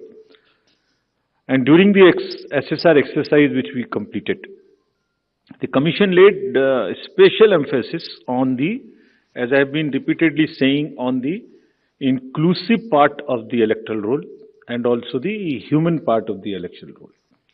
What does it entail? It means we laid special emphasis on registration of new age voters between 18 to 19 years, women, transgenders, persons with disabilities, and also in Karnataka on the particularly vulnerable tribal groups, who are the disadvantaged groups. If you look at any human development indices, the particularly vulnerable tribal groups are the one who are at the lowest of the ladder. So we said we'll have a special outreach. I'll touch on that in one of the slides. The roll gender ratio in the state stands at 988, which is very healthy. And the copies of the electoral rolls, including the process by which it was prepared, have all been shared with the political parties. And the involvement was at every stage. So friends, senior citizens and PWDs, as we have been putting a special emphasis on this part, and it's important in case of Karnataka because it will happen first time in Karnataka. The total number of 80 plus electors is 12.15 lakhs. So you would see that it's an increase of 32% from the 2018, and they also includes 16,976 proud electors who are 100 plus. We'll be having a special outreach for all of them. The persons with disabilities, as you would see, a sharp increase because of our focus, has increased to 5.55 lakhs. This is an increase of close to 150% over 2018. And you may ask me how it has happened. It's the social justice departments of the states give scholarships to various persons with disabilities. We also collected data from them so that, we can have an outreach. We can go to their houses and have a special outreach to persuade them, to facilitate them to become our voters. And this is the result of that. And through your medium, we would like to welcome them, pay our gratitudes to all the senior citizens and the persons with disabilities, transgenders, to please come and participate with all vigor in the election. And we are having a special attempt for that, which includes that for the first time, this facility for voting from home would be available in Karnataka to the 80 plus voters and also to the persons with disabilities. It has been a very successful and very reassuring and very happy experience for all of us in the Commission. To just report through you, in recently 5 state elections which we have had recently, Himachal, Gujarat, Tripura, Meghalaya and Nagaland, over 73,200 persons with disabilities and ಮಗ ಹೊತ್ಕೊಂಡು ಬರೋದನ್ನ ನಾವು ಕಂಡಿದ್ವಿ. ಇವತ್ತು ನಮ್ಮ ದೇಶದಲ್ಲಿ ತಂತ್ರಜ್ಞಾನ ಇಷ್ಟೊಂದು ವೇಗವಾಗಿ ಬೆಳೆದಿರುವಂತ ಕಾರಣಕ್ಕಾಗಿ, ಅದಕ್ಕಾಗಿ ನಮ್ಮ ಸರ್ಕಾರ ಒತ್ತು ಕೊಟ್ಟಿರುವಂತ ಕಾರಣಕ್ಕಾಗಿ ಮನೆಯಲ್ಲೇ ಕೂತು ಚುನಾವಣೆಯ ವೋಟನ್ನು ಹಾಕುವಂತ ಒಂದು ಕೆಲಸವನ್ನು ಕೂಡ ನಮ್ಮ ಹಿರಿಯ ನಾಗರಿಕರು ಮಾಡಬಹುದು ಮತ್ತು ದಿವ್ಯಾಂಗರು ಮಾಡಬಹುದು ಅನ್ನೋದಕ್ಕೆ ಇದೊಂದು ಉದಾಹರಣೆ ಇದೆ. ಬಹಳ ಖುಷಿ ಕೊಡುವಂತದ್ದು ನಮಗೆ. ಸೊ ಅದೇ ಚುನಾವಣಾ ಆಯೋಗದ ಒಂದಷ್ಟು ನೀತಿ ಕೈಗೊಂಡಿರುವಂತಹ ಕ್ರಮಗಳಿಗೆ ಸಂಬಂಧಪಟ್ಟ ಹಾಗೆ ಶೋಭಾ ಕರಂದ್ಲಾಜೆ ಅವರು ಮಾತಾಡ್ತಾ ಇದ್ರು. ಡೀಟೇಲ್ಸ್ ಕೊಡ್ತಾರೆ ನಮ್ಮ ದೆಹಲಿಯ ಪ್ರತಿನಿಧಿ ವಿಕ್ರಮ್ ಲೈವ್ನಲ್ಲಿ ಜಾಯ್ನ್ ಆಗ್ತಾ ಇದ್ದಾರೆ. ವಿಕ್ರಮ್, ಈಗ ಚುನಾವಣಾ ಆಯೋಗ ನಡೆಸಿದಂತಹ ಸುದ್ದಿಗೋಷ್ಠಿ ಅಂತ್ಯಗೊಂಡಿದೆ. ದಿನಾಂಕ ಮತ್ತು ಫಲಿತಾಂಶ ಯಾವಾಗ ಅನ್ನುವಂಥದ್ದು ಕೂಡ ಈಗಾಗಲೇ ಪ್ರಕಟ ಆಗಿದೆ. ರಾಜ್ಯದಲ್ಲಿ ನೀತಿ ಸಂಹಿತೆಯು ಜಾರಿಗೆ ಬಂದಾಯಿತು. ಒಟ್ಟಾರೆಯಾಗಿ ಕರ್ನಾಟಕದ 2023ರ ಸಾರ್ವತ್ರಿಕ ವಿಧಾನಸಭಾ ಚುನಾವಣೆಗೆ ಸಂಬಂಧಪಟ್ಟ ಹಾಗೆ ಸುದ್ದಿಗೋಷ್ಠಿಯಲ್ಲಿ ಚುನಾವಣಾ ಆಯೋಗ ತಿಳಿಸಿಕೊಟ್ಟಂತಹ ವಿಷಯಗಳಿಗೆ ಸಂಬಂಧಪಟ್ಟ ಹಾಗೆ ವಿಜಯ್, ಬಹಳ ಕಾತುರದಿಂದ ಕಾಯ್ತಾ ಇರತಕ್ಕಂತಹ ಅಂಶ ಇದೀಗ ಎಲ್ಲರಿಗೂ ಗೊತ್ತಾಗಿರ್ತಕ್ಕಂಥದ್ದು. ಅಂದ್ರೆ ಕರ್ನಾಟಕ ರಾಜ್ಯ ಸಾರ್ವತ್ರಿಕ ಚುನಾವಣೆಗೆ ಯಾವತ್ತು ದಿನಾಂಕ ನಿಗದಿ ಆಗತ್ತೆ ಅನ್ನೋ ಒಂದು ಸಾಕಷ್ಟು ಕುತೂಹಲ ಎಲ್ಲರಲ್ಲೂ ಕೂಡ ಮನೆ ಮಾಡಿತ್ತು. ಸೊ ಅದಕ್ಕೆ ಈಗ ಸದ್ಯದ ಕೆಲವು ನಿಮಿಷಗಳ ಹಿಂದೆ ತೆರೆ ಬಿದ್ದಿರ್ತಕ್ಕಂಥದ್ದು. ಯಾಕೆಂದ್ರೆ ಮೇ 10ನೇ ತಾರೀಕು ಈ ಒಂದು ಚುನಾವಣಾ ದಿನಾಂಕ ನಿಗದಿಯಾಗಿರ್ತಕ್ಕಂಥದ್ದು. ಹಾಗೆ ಕೇವಲ 3 ದಿನ ಅಂತರದಲ್ಲಿ ಯಾವ ಪಕ್ಷ ಅಧಿಕಾರಕ್ಕೆ ಬರಲಿದೆ, ಯಾರ ಅಭ್ಯರ್ಥಿಗಳ ಹಣೆಬರ ಏನು ಅನ್ನೋದು ಕೇವಲ 3 ದಿನದಲ್ಲಿ ಗೊತ್ತಾಗುತ್ತೆ. ಅಂದ್ರೆ ಮೇ 13ಕ್ಕೆ ಈ ಒಂದು ಎಲೆಕ್ಷನ್ ನ ರಿಸಲ್ಟ್ ಕೂಡ ಅನೌನ್ಸ್ ಆಗುತ್ತೆ. ಅಂದ್ರೆ ಇನ್ನು ಉಳಿದಂತೆ ಅದಕ್ಕೆ ಬೇಕಾದಂತಹ ಒಂದಿಷ್ಟು ತಯಾರಿಗಳಂದ್ರೆ ಸಿದ್ಧತೆಗಳೀಗ ಗೆಜೆಟ್ ನೋಟಿಫಿಕೇಶನ್ ಆಗಿರ್ಬೋದು, ಅದು ಉಳಿದಂತೆ ನಾಮಿನೇಷನ್ ಫೈಲ್ ಮಾಡುವಂಥದ್ದು, ನಾಮಪತ್ರ ಸಲ್ಲಿಕೆ, ಇದೆಲ್ಲವೂ ಕೂಡ ದಿನಾಂಕವನ್ನ ನಿಗದಿ ಮಾಡಿರ್ತಕ್ಕಂಥದ್ದು ಕೇಂದ್ರ ಚುನಾವಣಾ ಆಯೋಗ. ಅದರ ಡೀಟೇಲ್ಸ್ ಕೂಡ ನಾನು ಹೇಳ್ತಾ ಹೋಗ್ತೀನಿ. ಈ ಒಂದು ಅಧಿಸೂಚನೆಯನ್ನು ಹೊರಡಿಸುವಂತಹ ದಿನಾಂಕ 13ನೇ ತಾರೀಕು ಆಗಿರ್ತಕ್ಕಂಥದ್ದು. ಅಂದ್ರೆ ಮುಂಬರುವ ಏಪ್ರಿಲ್ ತಿಂಗಳಲ್ಲಿ 13ನೇ ತಾರೀಕು ಈ ಒಂದು ಅಧಿಸೂಚನೆಯನ್ನು ಹೊರಡಿಸಲಾಗುತ್ತೆ. ಆಮೇಲೆ ನಾಮಿನೇಷನ್ ಅಂದ್ರೆ ನಾಮಪತ್ರ ಸಲ್ಲಿಕೆ ಮಾಡುವಂತ ದಿನಾಂಕ 24/2023 ಅಂದ್ರೆ ಏಪ್ರಿಲ್ 20ನೇ ತಾರೀಕು. ಇನ್ನುಳಿದಂತೆ ಅದರ ಒಂದು ನಾಮಪತ್ರ ಪರಿಶೀಲನೆ ಕೂಡ ಮರುದಿವಸನೇ ಅಂದ್ರೆ 21ನೇ ತಾರೀಕು ಏಪ್ರಿಲ್ 21ಕ್ಕೆ ನಡೆಯುತ್ತೆ. ಅದಾದ ಬಳಿಕ ನಾಮಿನೇಷನ್ ನಾಮಪತ್ರವನ್ನ ಹಿಂಪಡೆಯುವಂತಹ ಸಂದರ್ಭ ಅಂದ್ರೆ ಅವತ್ತಿನ ದಿನಾಂಕ 24/4/2023 ಏಪ್ರಿಲ್ 24ನೇ ತಾರೀಕಿಗೆ ನಾಮಪತ್ರವನ್ನ ಹಿಂಪಡೆಯಲು ಬಯಸೋರು ಅವನ ನಾಮಪತ್ರವನ್ನು ಕೂಡ ಹಿಂಪಡಿಬಹುದು. ಇನ್ನುಳಿದಂತೆ ಈಗಾಗಲೇ ಹೇಳಿದಾಗೆ 10ನೇ ತಾರೀಕು ಮೇ ಎಂದು ಮತದಾನ ನಡೆಯುತ್ತೆ. ಒಂದು ಚುನಾವಣೆ ನಡೀತಾ ಇರ್ತಕ್ಕಂಥದ್ದು. 13ನೇ ತಾರೀಕು ಕೌಂಟಿಂಗ್ ಆಗುತ್ತೆ. ಅದಾದ ಬಳಿಕ ಇವೆಲ್ಲ ಪ್ರೊಸೀಜರ್ ಅಂದ್ರೆ ಎಲೆಕ್ಷನ್ ಅಂತ್ಯ ಆಗುವಂಥದ್ದು, ಚುನಾವಣೆ ಅಂತ್ಯ ಆಗುವಂಥದ್ದು 15ನೇ ತಾರೀಕು ಮೇ ತಿಂಗಳಿನಲ್ಲಿ. ಇವತ್ತಿನಿಂದ ಏನು ಎಲೆಕ್ಷನ್ ಅನೌನ್ಸ್ ಆಯಿತು, ಕೇಂದ್ರ ಚುನಾವಣಾ ಆಯೋಗದ ಆಯುಕ್ತರು ಈ ಒಂದು ಎಲೆಕ್ಷನ್ ಅನೌನ್ಸ್ ಮಾಡಿದ್ರು. ಈ ಕ್ಷಣದಿಂದನೇ ನೀತಿ ಸಂಹಿತೆ ಕೂಡ ಜಾರಿಯಾಗಿರ್ತಕ್ಕಂಥದ್ದು. ಇವತ್ತಿನಿಂದ ಮೇ 15ರವರೆಗೂ ಕೂಡ ಈ ಒಂದು ಚುನಾವಣಾ ಒಂದು ನೀತಿ ಸಮಿತಿ ಇವೆಲ್ಲವೂ ಕೂಡ ಚಾಲ್ತಿಯಲ್ಲಿ ಇರತಕ್ಕಂಥದ್ದು. ಸೊ ಇದ್ರ ಬಗ್ಗೆ ಸ್ಪಷ್ಟವಾದಂತಹ ಒಂದಿಷ್ಟು ಚಿತ್ರಣವನ್ನು ಅಂದ್ರೆ ರಾಜ್ಯದಲ್ಲಿ ಚುನಾವಣಾ ತಯಾರಿ ಹೇಗಿದೆ, ಈಗಾಗಲೇ ಯಾವ ರೀತಿಯಲ್ಲಿ ಅಂದ್ರೆ ರಾಜ್ಯದಲ್ಲಿ ಹಣ ವರ್ಗಾವಣೆ ಆಗ್ತಾ ಇರತಕ್ಕಂಥದ್ದು ಅಥವಾ ಈ ಒಂದು ಮತದಾರರಿಗೆ ಆಮಿಷವನ್ನು ಒಡ್ತಾ ಇರತಕ್ಕಂಥ ಬಗ್ಗೆಯೂ ಕೂಡ ಎಲ್ಲ ಒಂದಿಷ್ಟು ಸ್ಪಷ್ಟ ಚಿತ್ರಣವು ಸಿಗ್ತಾ ಇದೆ. ಸೊ ಇವತ್ತಿಂದ ನೀತಿ ಸಂಹಿತೆ ಜಾರಿಯಾಗಿರ್ತಕ್ಕಂಥದ್ದು, ಚೆಕ್ ಪೋಸ್ಟ್ಗಳನ್ನ ಯಾವ ರೀತಿಯಲ್ಲಿ ನಿರ್ಮಾಣ ಮಾಡಲಾಗುತ್ತೆ, ಯಾವೆಲ್ಲ ಸೆಕ್ಯೂರಿಟಿ ತಪಾಸಣೆಗಳನ್ನ ಮಾಡಲಾಗುತ್ತೆ, ಎಲ್ಲವನ್ನೂ ಕೂಡ ಡೀಟೇಲ್ ಆಗಿ ಕೇಂದ್ರ ಚುನಾವಣಾ ಆಯೋಗದ ಆಯುಕ್ತರು ಕೂಡ ಹೇಳಿರ್ತಾರೆ. ಮತ್ತೆ ಪ್ರಮುಖವಾಗಿ ಈ ಒಂದು ಎಲೆಕ್ಷನ್ 2 ಫೇಸ್ ನಲ್ಲಿ ಆಗುತ್ತಾ ಅಂತ ಒಂದು ಅನುಮಾನ ಕೂಡ ಇತ್ತು. ಸಾಕಷ್ಟು ಜನರಿಗೆ ಈ ಬಗ್ಗೆ 2 ಹಂತದಲ್ಲಿ ಆಗುವಂತ ಸಾಧ್ಯತೆಗಳು ಇದೆ ಕೂಡ ಅಂತ ಹೇಳಿ ಅನ್ನಲಾಗ್ತಿತ್ತು. ಆದ್ರೆ ಇವೆಲ್ಲಕ್ಕೂ ಕೂಡ ತೆರೆ ಬಿದ್ದಿರ್ತಕ್ಕಂಥದ್ದು ಕೇವಲ ಒಂದೇ ಹಂತದ ಮತದಾನ ಈ ಬಾರಿ. ಅಂದ್ರೆ ಕಳೆದ ಬಾರಿ ಏನ್ ನಡೆದಿತ್ತಲ್ಲ, ಯಾವ ರೀತಿಯಲ್ಲಿ ಚುನಾವಣೆ ನಡೆದಿತ್ತು ಅದೇ ರೀತಿಯಲ್ಲಿ ಈ ಬಾರಿ ಕೂಡ ಒಂದೇ ಫೇಸ್ ನಲ್ಲಿ ರಾಜ್ಯ ಚುನಾವಣೆ ನಡೆಯಲಿದೆ. ವಿಜಯ್, ಸೊ ವಿಕ್ರಮ್, ಈಗ ಕಳೆದ ಬಾರಿಯ ಚುನಾವಣೆಗಿಂತ ಈ ಬಾರಿಯ ಚುನಾವಣೆಯಲ್ಲಿ ಏನೆಲ್ಲ ಹೆಚ್ಚುವರಿ ವ್ಯವಸ್ಥೆಯನ್ನ ಚುನಾವಣಾ ಆಯೋಗ ಮಾಡಿಕೊಂಡಿರುವಂಥದ್ದು ಮತ್ತೆ ಯಾವೆಲ್ಲ ಮತದಾರರಿಗೆ ಅನುಕೂಲ ಕಲ್ಪಿಸುವ ನಿಟ್ಟಿನಲ್ಲಿ ಏನೆಲ್ಲ ಬದಲಾವಣೆಗಳು ಆಗಿದೆ, ಆ ನಿಟ್ಟಿನಲ್ಲಿ ಏನೆಲ್ಲ ಮಾಹಿತಿ ಲಭ್ಯ ಆಗಿತ್ತು?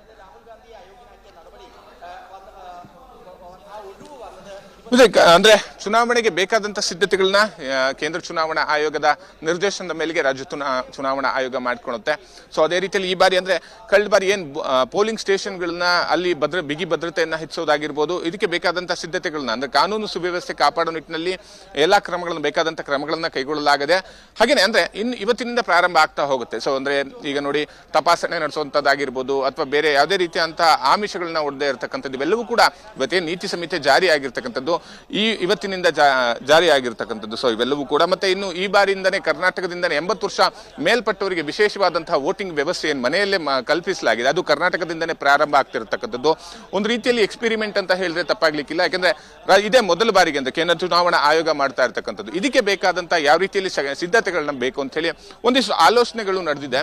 ಅದನ್ನ ಕಾರ್ಯರೂಪಕ್ಕೆ ತರುವಂತಹ ಕಾರ್ಯ ಇವತ್ತಿನಿಂದ ಪ್ರಾರಂಭ ಆಗ್ತಾ ಹೋಗುತ್ತೆ. ಮತದಾನದ ದಿನ ಮತ್ತೆ ಏನು ಅವತ್ತು ರಿಸಲ್ಟ್ ಕೌಂಟಿಂಗ್ ಆಗಿರ್ಬೋದು, ಇವೆಲ್ಲವೂ ದಿನ ಏನು ಒಂದಿಷ್ಟು ಆಲೋಚನೆಗಳು ಇವೆಲ್ಲವೂ ಕೂಡ ಕಾರ್ಯರೂಪಕ್ಕೆ ಅವತ್ತಿನ ದಿನದಲ್ಲಿ ಬರಲಿದೆ. ವಿಜಯ್, ಜೊತೆಗೆ ವಿಕ್ರಮ್, ಈಗ ನಿರೀಕ್ಷೆ ಇದ್ದದ್ದು ಹಾಗೆ ಮೇ ಮೊದಲ ವಾರದಲ್ಲಿ ಆಗಬಹುದು ಚುನಾವಣೆ ಅನ್ನೋದಿತ್ತು. ಅದರ ಹಾಗೆ ಮೇ 10ಕ್ಕೇನೆ ದಿನಾಂಕ ನಿಗದಿಯಾಗಿರೋದು. ಇನ್ನೊಂದು ನಮ್ಮ ಊಹೆ ಪ್ರಕಾರನೇ 40-45 ದಿನದಷ್ಟು ಸಮಯ ಇಟ್ಕೊಂಡು ಚುನಾವಣಾ ಆಯೋಗ ಘೋಷಣೆ ಮಾಡಬಹುದು ಅನ್ನೋದಿತ್ತು. ಅದರ ಹಾಗೆ ಆಗಿದೆ. ಸೊ ಈಗ ರಾಜ್ಯದಲ್ಲಿ ರಾಜಕೀಯ ಚಿತ್ರಣ ಯಾವ ರೀತಿ ಬದಲಾಗಬಹುದು ಅನ್ಸುತ್ತೆ ದಿನಾಂಕ ಪ್ರಕಟಗೊಂಡ ನಂತರ? ವಿಜಯ್, ಖಂಡಿತವಾಗಿಯೂ. ಯಾಕಂದ್ರೆ ನಿನ್ನೆ ಸಂಜೆನೆ ವಿಸ್ತಾರ ನ್ಯೂಸ್ ಈ ಸುದ್ದಿಯನ್ನ ಪ್ರಕಟ ಮಾಡಿತ್ತು. ಇವತ್ತಿನ ದಿವಸ ಎಲೆಕ್ಷನ್ ಕಮಿಷನ್ ಆಫ್ ಇಂಡಿಯಾ ರಾಜ್ಯ ಚುನಾವಣೆಗೆ ಒಂದು ದಿನಾಂಕವನ್ನ ನಿಗದಿ ಮಾಡುತ್ತೆ ಅಂತೇಳಿ. ಆ ರೀತಿಯಲ್ಲಿ ಇವತ್ತು ಏನು 11ವರೆಗೆ ಸುದ್ದಿಗೋಷ್ಠಿಯನ್ನು ಕರೆದು ಚುನಾವಣಾ ದಿನಾಂಕ ಈಗಾಗಲೇ ನಿಗದಿಯಾಗಿರ್ತಕ್ಕಂಥದ್ದು.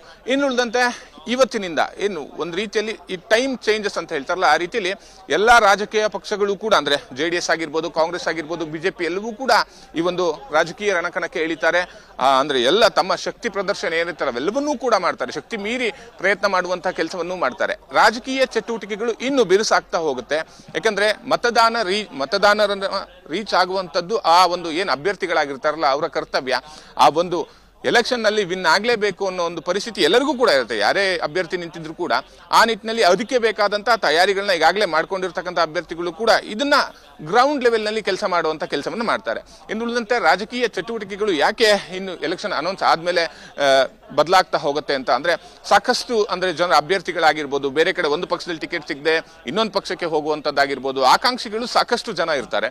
ಇನ್ನು ಉಳಿದಂತೆ ಜನರ ಮನಸ್ಸಿನಲ್ಲೂ ಕೂಡ ಎಲೆಕ್ಷನ್ ವಿಚಾರವಾಗಿ, ಅಂದ್ರೆ ಈ ಒಂದು ಎಲೆಕ್ಷನ್ ಡೇಟ್ ಅನೌನ್ಸ್ ಆಗೋದಕ್ಕಿಂತ ಮುಂಚಿತವಾಗಿ ಎಲೆಕ್ಷನ್ ಅನ್ನೋ ಅಷ್ಟೇ ಒಂದು ಕಲ್ಪನೆ ಇರುತ್ತೆ. ಎಲೆಕ್ಷನ್ ಅನೌನ್ಸ್ ಆದ್ಮೇಲೆ ಒಂದಿಷ್ಟು ಯೋಚನೆಗಳು ಕೂಡ ಸಾಮಾನ್ಯ ಜನರಲ್ಲಿ ಎಲ್ಲರೂ ಕೂಡ ಬರುತ್ತೆ. ಯಾವ ಪಕ್ಷಕ್ಕೆ ವೋಟ್ ಹಾಕ್ಬೋದು ಅಥವಾ ಯಾರನ್ನ ಆಯ್ಕೆ ಮಾಡಿದ್ರೆ ಮುಂದಿನ ದಿನಗಳು ಚೆನ್ನಾಗಿರುತ್ತೆ, ಯಾರು ಅಧಿಕಾರವನ್ನ ಹಿಡಿದ್ರೆ ನಮಗೆ ಅನುಕೂಲ ಆಗುತ್ತೆ, ಈ ರೀತಿಯಂತ ಆಲೋಚನೆಗಳು ಜನಸಾಮಾನ್ಯರಲ್ಲೂ ಕೂಡ ಇವತ್ತಿನಿಂದ ಪ್ರಾರಂಭ ಆಗ್ತಾ ಹೋಗುತ್ತೆ. ಸೊ ಎಲೆಕ್ಷನ್ ಬೂತ್ಗೆ ಹೋಗ್ತಾರಲ್ಲ ಅಲ್ಲಿವರೆಗೂ ಕೂಡ ಈ ರೀತಿಯಂತ ಆಲೋಚನೆಗಳು ಅವ್ರ ತಲೆಯಲ್ಲಿ ಓಡುತ್ತೆ. ಆವರೆಗೂ ಕೂಡ ಅಂದ್ರೆ ವೋಟ್ ಹಾಕುವಂತ ಸಂದರ್ಭಗಳು, ಆ ಮೂವ್ಮೆಂಟ್ಗಳು ಚೇಂಜ್ ಆಗುತ್ತೆ. ಸೊ ಈ ಒಂದು ಏನ್ ಸುಮಾರು 40 ದಿನಗಳಿದೆಯಲ್ಲ, ಈ ಒಂದು ಟೈಮೇ ಒಂದು ರೀತಿಯಲ್ಲಿ ಕ್ರೂಷಿಯಲ್, ಎಲ್ಲರಿಗೂ ಕೂಡ ಒಂದು ರೀತಿಯಲ್ಲಿ ಗೋಲ್ಡನ್ ಪೀರಿಯಡ್ ತರ ಇದು ವಿಜಯ್. ಅದರ ಜೊತೆಗೆ ವಿಕ್ರಮ್, ಈಗ ರಾಜ್ಯದಲ್ಲಿನ ರಾಜಕೀಯ ವಾತಾವರಣ ಗಮನಿಸಿದ್ರೆ ಈ ಹಿಂದಿನ ಚುನಾವಣೆಗಳಿಗಿಂತಲೂ ಈ ಬಾರಿಯ ಚುನಾವಣೆ ಬಹಳ ಬಿರುಸಿನಿಂದ ನಡೆಯುತ್ತೆ ಅನ್ನೋದು ಒಂದು ಲೆಕ್ಕಾಚಾರ ಕೇಳಿ ಬರ್ತಾ ಇರುವಂಥದ್ದು.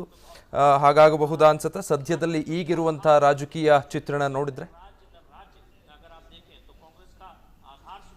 ಡೆಫಿನೆಟ್ಲಿ ವಿಜಯ್.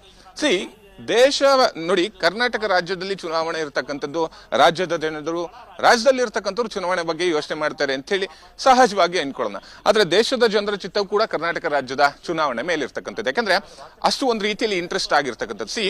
ಸೌತ್ ಅಂದ್ರೆ ದಕ್ಷಿಣ ಭಾಗದಲ್ಲಿ ಬಹುತೇಕವಾಗಿ ಅಲ್ಲಿನ ಸ್ಥಳೀಯ ಪಕ್ಷಗಳೇ ಅಧಿಕಾರವನ್ನ ನಡೆಸ್ತಾ ಇದೆ. ಆದ್ರೆ ಕರ್ನಾಟಕದಲ್ಲಿ ಕಾಂಗ್ರೆಸ್ ಕೂಡ ಸ್ಟ್ರಾಂಗ್ ಆಗಿದೆ, ಹಾಗೇನೆ ಬಿಜೆಪಿ ಕೂಡ ಸ್ಟ್ರಾಂಗ್ ಆಗಿರ್ತಕ್ಕಂಥದ್ದು. ಯಾಕಂದ್ರೆ ಸದ್ಯ ಸರ್ಕಾರ ಬಿಜೆಪಿ ಆಗಿರ್ತಕ್ಕಂಥದ್ದು. ಇನ್ನು ಉಳಿದಂತೆ 2013 ಎಲೆಕ್ಷನ್ ನಲ್ಲಿ ಕಾಂಗ್ರೆಸ್ ಸರ್ಕಾರ ಸಂಪೂರ್ಣ ಅಧಿಕಾರವನ್ನ ಹಿಡಿದಿತ್ತು.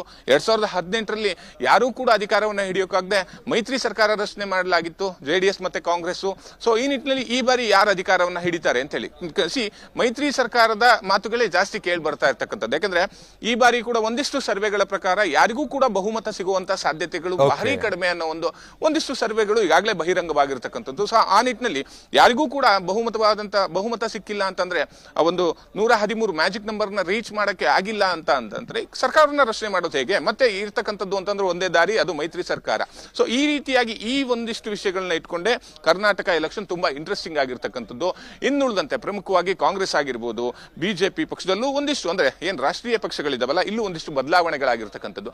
ಬಿಜೆಪಿ ಅಂದ ತಕ್ಷಣ ಇಷ್ಟು ವರ್ಷಗಳ ಕಾಲ ಯಡಿಯೂರಪ್ಪನವರು ಮುಖ್ಯಮಂತ್ರಿ ಆಗ್ತಾರೆ ಅಂತ ಹೇಳಿ ಯಡಿಯೂರಪ್ಪ ಅಂದ್ರೆ ರಾಜ್ಯದ ಒಂದು ಪ್ರಮುಖ ನಾಯಕರಾಗಿ ಬಿಜೆಪಿಯಲ್ಲಿ ಬಿಂಬಿಸಿಕೊಂಡಿದ್ರು. ಸೊ ಈ ನಿಟ್ಟಿನಲ್ಲಿ ಯಡಿಯೂರಪ್ಪನವ್ರನ್ನ ನೋಡಿ ವೋಟ್ ಹಾಕ್ತಾರೆ ಅಂತ ಹೇಳಿ ಒಂದಿಷ್ಟು ಜನ ಹೇಳ್ತಾ ಇದ್ರೆ, ಅದೇ ಈ ಬಾರಿ ಯಡಿಯೂರಪ್ಪನವರು CM ಆಗೋಕೆ ಸಾಧ್ಯ ಇಲ್ಲ. ಯಾಕಂದ್ರೆ ಅವರು ಈ ಬಾರಿ ರಾಜಕೀಯ ನಿವೃತ್ತಿಯನ್ನ ಪಡ್ಕೊಂಡಿರುವಂತದ್ದು.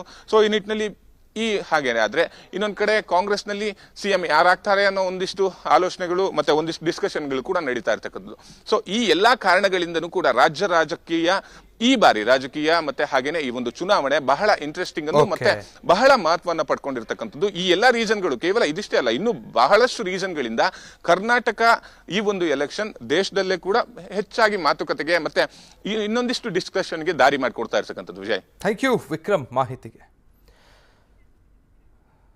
ರಾಜ್ಯದಲ್ಲಿ ನೀತಿ ಸಂಹಿತೆ ಈಗಾಗಲೇ ಜಾರಿಯಾಗಿರೋದನ್ನ ನಿಮ್ಮ ಗಮನಕ್ಕೆ ತಂದಿದ್ವಿ. ಸಿದ್ದರಾಮಯ್ಯನವರ ಕಾರು ಬದಲಾಯಿಸಿದ್ದನ್ನು ನೋಡ್ತಾ ಇದ್ವಿ. CC ಪಾಟೀಲ್ರು ಕೂಡ ಹಾಗೆ ನೀತಿ ಸಂಹಿತೆ ಜಾರಿಯಾಗಿದೆ ಅನ್ನೋದು ಗೊತ್ತಾಗ್ತಿದ್ದ ಹಾಗೆ ಅವರ ಸರ್ಕಾರಿ ವಾಹನವನ್ನು ಬಿಟ್ಟು ಖಾಸಗಿ ವಾಹನದಲ್ಲಿ ತೆರಳಿದ್ದಾರೆ. ಆ ಮೂಲಕ ನೀತಿ ಸಂಹಿತೆಯನ್ನು ಅವರು ಫಾಲೋ ಮಾಡೋದಕ್ಕೆ ಮುಂದಾಗಿರುವಂಥದ್ದು. ಬಹುತೇಕ ಎಲ್ಲ ನಾಯಕರು, ಎಲ್ಲ ಪಕ್ಷದವರು ಇಲ್ಲಿಂದ ಮುಂದಕ್ಕೆ ನೀತಿ ಸಂಹಿತೆಗೆ ಅನುಗುಣವಾಗಿ ನಡೆದುಕೊಳ್ಳಬೇಕು. ವಿಪಕ್ಷ ನಾಯಕ ಸಿದ್ದರಾಮಯ್ಯ ಯಾರಿಗೂ ನೀತಿ ಸಂಹಿತೆಯ ಬಿಸಿ ತಟ್ಟಿದೆ. ಸಿದ್ದರಾಮಯ್ಯ ಸರ್ಕಾರಿ ಕಾರನ್ನ ಅಧಿಕಾರಿಗಳು ಹಿಂಪಡೆದುಕೊಂಡಿದ್ದಾರೆ. ವಿಪಕ್ಷ ನಾಯಕ ಸಿದ್ದರಾಮಯ್ಯನವರ ಸರ್ಕಾರಿ ಕಾರನ್ನ ವಾಪಸ್ ಪಡೆದುಕೊಳ್ಳಲಾಗಿದೆ. ನೀತಿ ಸಂಹಿತೆ ಜಾರಿ ಆಗ್ತಿದ್ದ ಹಾಗೆ ಸರ್ಕಾರಿ ಕಾರನ್ನ ಹಿಂಪಡೆದುಕೊಂಡಿದ್ದಾರೆ.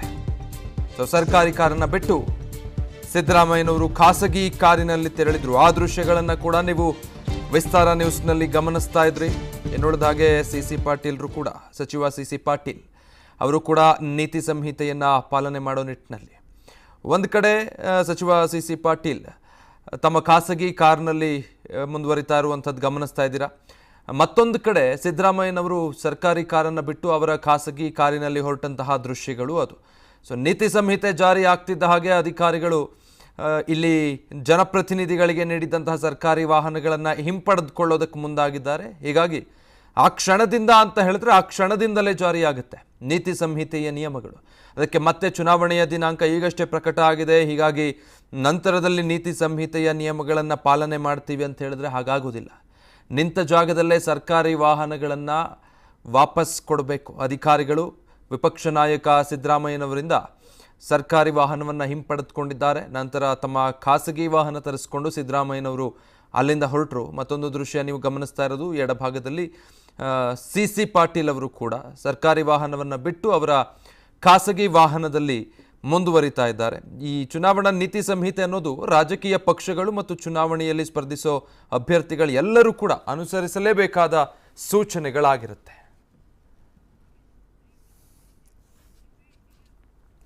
ಒಟ್ಟಿನಲ್ಲಿ ರಾಜ್ಯದಲ್ಲಂತೂ ನೀತಿ ಸಂಹಿತೆ ಈಗಾಗಲೇ ಜಾರಿಯಾಗಿದೆ. ಅದರ ಬಿಸಿ ಈಗಾಗಲೇ ಒಂದಿಬ್ಬರು ನಾಯಕರಿಗೆ ತಟ್ಟಿದೆ ಅಂತ ಹೇಳಿದ್ರೆ ಅವರ ಸರ್ಕಾರಿ ವಾಹನವನ್ನ ಅದಾಗಲೇ ಹಿಂಪಡೆಯಲಾಗಿದೆ. ಖಾಸಗಿ ವಾಹನದಲ್ಲಿ ಮುಂದೆ ಸಾಗಿದ್ರು. ಉಳಿದ ಅಪ್ಡೇಟ್ಸ್ ಕೊಡ್ತಾ ಹೋಗ್ತೀವಿ ಬ್ರೇಕ್ ಆದ್ಮೇಲೆ.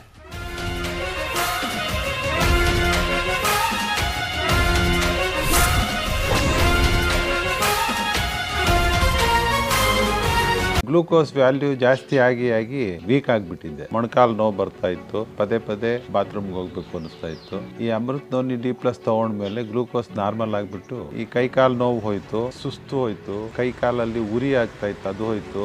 ಒಂಥರ ಹೊಸ ಹುರುಪು ಬಂದಿದೆ. ಆರೋಗ್ಯದ ಭರವಸೆ Amrit noni D+. Select the most promise.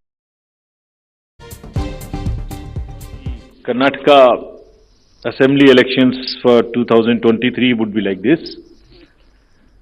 The Gazette notification would be issued on 13th of April. Last date of making nominations would be 20th of April. Date of scrutiny would be 21st April 2023. After that, the withdrawal of the candidature can be up to 24th of April. The polling will take place on 10th of 5 in single phase, and day of counting would be 13th of May. So this is the schedule for the Karnataka elections. Schedule for the Karnataka Assembly elections for 2023 would be like this. The Gazette notification would be issued on 13th of April. Last date of making nominations would be 20th of April.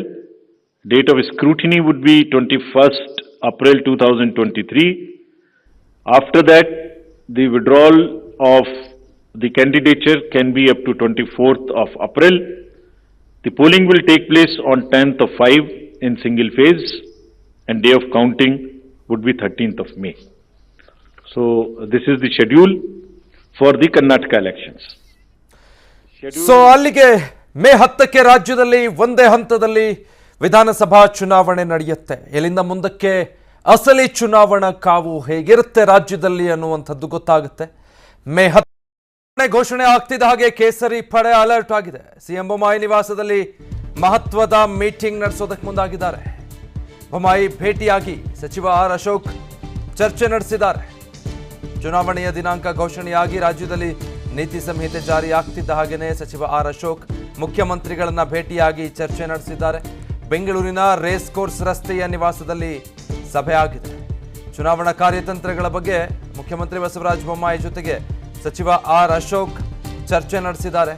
ಇಂದಿನಿಂದ ನೀತಿ ಸಂಹಿತೆ ಜಾರಿಯಾಗಿರೋ ಹಿನ್ನೆಲೆಯಲ್ಲಿ ಇಲ್ಲಿಂದ ಮುಂದಕ್ಕೆ ಹೇಗೆ ರಣತಂತ್ರಗಳನ್ನು ರೂಪಿಸಿಕೊಳ್ಳಬೇಕು ಅಂತ, ಅಧಿಕಾರ ಹಿಡಿಯೋದಕ್ಕೆ ಏನೆಲ್ಲ ಸರ್ವ ಪ್ರಯತ್ನಗಳು ಮಾಡಬೇಕೋ ಆ ದಿನಗಳು ಇಲ್ಲಿಂದ ಲೆಕ್ಕಕ್ಕೆ ಇನ್ಮುಂದಕ್ಕೆ ಸಾಗ್ತಾ ಹೋಗುತ್ತೆ. ಒಂದೊಂದು ದಿನದಲ್ಲೂ ಕೂಡ ಏನೆಲ್ಲ ಸಾಧ್ಯವೋ ಎಲ್ಲ ಶತಾಯಗತಾಯ ಶಕ್ತಿ ಮೀರಿ ಪಕ್ಷಗಳು ಪ್ರಯತ್ನ ಪಡುತ್ತೆ ಮುಂಬರುವ ಚುನಾವಣೆಯಲ್ಲಿ ಗೆದ್ದು ಮತ್ತೊಮ್ಮೆ ಅಧಿಕಾರದ ಚುಕ್ಕಾಣಿಯನ್ನು ಹಿಡಿಬೇಕು, ಮುಂದಿನ ಸರ್ಕಾರ ನಮ್ಮದೇ ರಚನೆಯಾಗಬೇಕು ಅನ್ನೋ ನಿಟ್ಟಿನಲ್ಲಿ. ಸೊ ಹಾಗಾಗಿ ಸಾಕಷ್ಟು ರಣತಂತ್ರಗಳನ್ನು ರೂಪಿಸಿಕೊಂಡು ಅತಿ ಹೆಚ್ಚು ಕ್ಷೇತ್ರಗಳಲ್ಲಿ ತಮ್ಮ ಅಭ್ಯರ್ಥಿಗಳನ್ನು ಗೆಲ್ಲಿಸಿಕೊಳ್ಳೋ ನಿಟ್ಟಿನಲ್ಲಿ ಮುಂದಕ್ಕೆ ಏನೆಲ್ಲ ರಣತಂತ್ರಗಳನ್ನು ಮಾಡಬೇಕು, ವಿಪಕ್ಷಗಳು ಹೇಗೆ ಸನ್ನದ್ಧಗೊಳ್ತಾ ಇದೆ, ನಾವು ಹೇಗೆ ಅವರನ್ನು ಎದುರಿಸಬೇಕು ಚುನಾವಣೆಯಲ್ಲಿ, ಈ ಎಲ್ಲ ವಿಚಾರಗಳಿಗೆ ಸಂಬಂಧಪಟ್ಟ ಹಾಗೆ ಅದಾಗಲೇ ಸಚಿವ ಆರ್ ಅಶೋಕ್ ಮುಖ್ಯಮಂತ್ರಿ ಬಸವರಾಜ ಬೊಮ್ಮಾಯಿ ಅವರನ್ನು ಭೇಟಿ ಮಾಡಿ ಒಂದಷ್ಟು ವಿಚಾರಗಳನ್ನು ಚರ್ಚೆ ಮಾಡಿದ್ದಾರೆ. ಕೇಸರಿ ಪಡೆ ಅದಾಗಲೇ ಅಲರ್ಟ್ ಆಗಿರೋ ಹಾಗಿದೆ. ಇನ್ನು ಮೊದಲ ಪಟ್ಟಿ ಕೂಡ ಪ್ರಕಟ ಮಾಡಬೇಕಾಗಿರೋದ್ರಿಂದ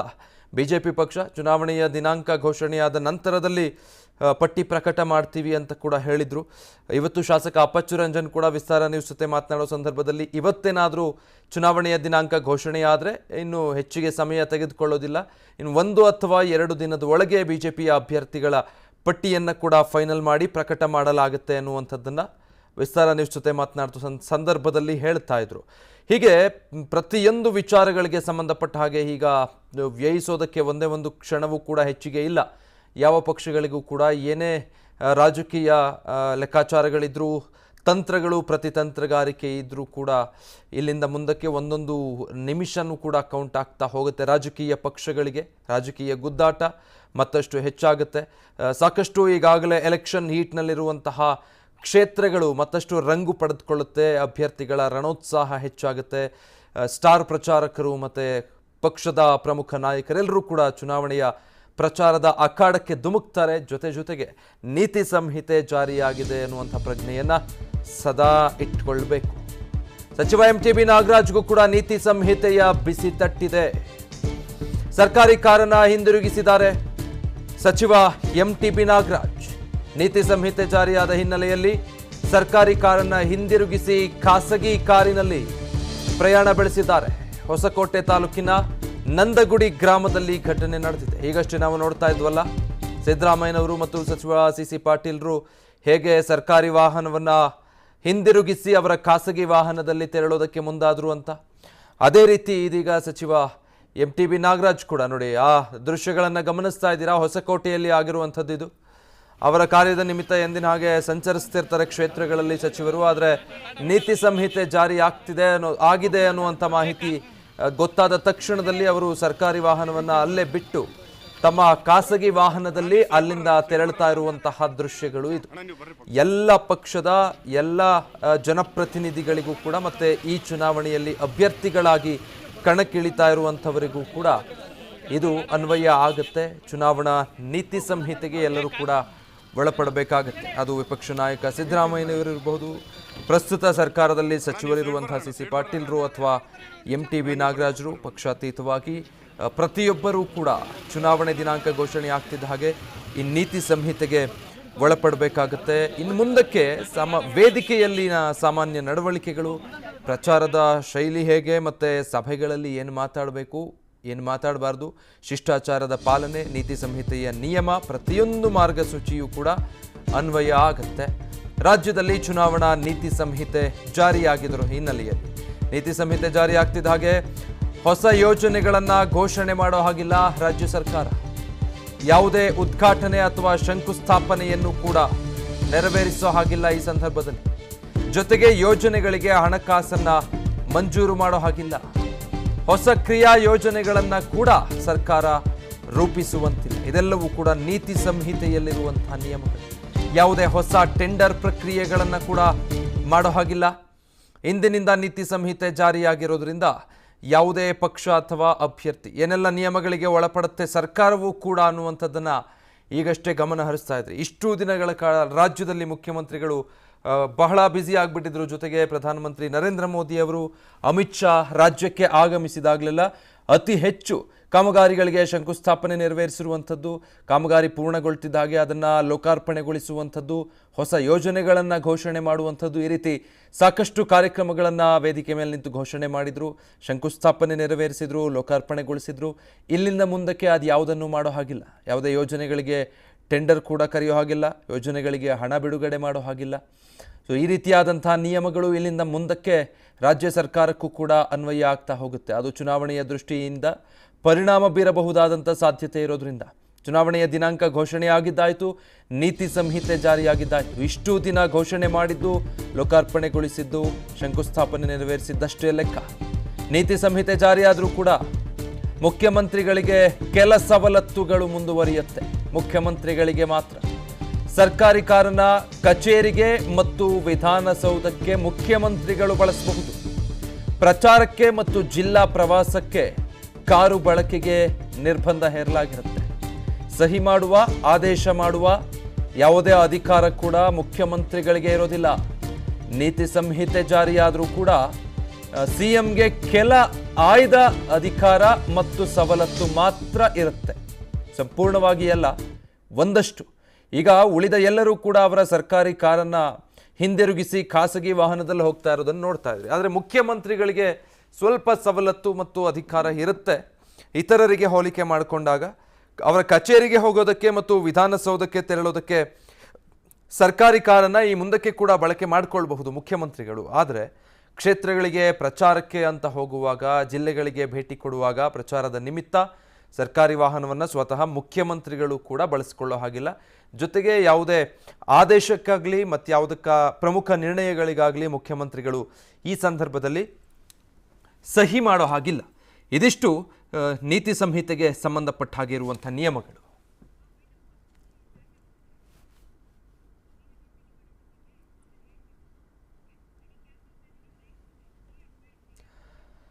ಇದಿಷ್ಟು ಇವರೆಗಿನ ಅಪ್ಡೇಟ್ಸ್. ಅನುಕ್ಷಣದ ಸುದ್ದಿಗಾಗಿ ನೋಡ್ತಾ ಇರಿ ವಿಸ್ತಾರ ನ್ಯೂಸ್, ಇದು ನಿಖರ ಜನಪರ.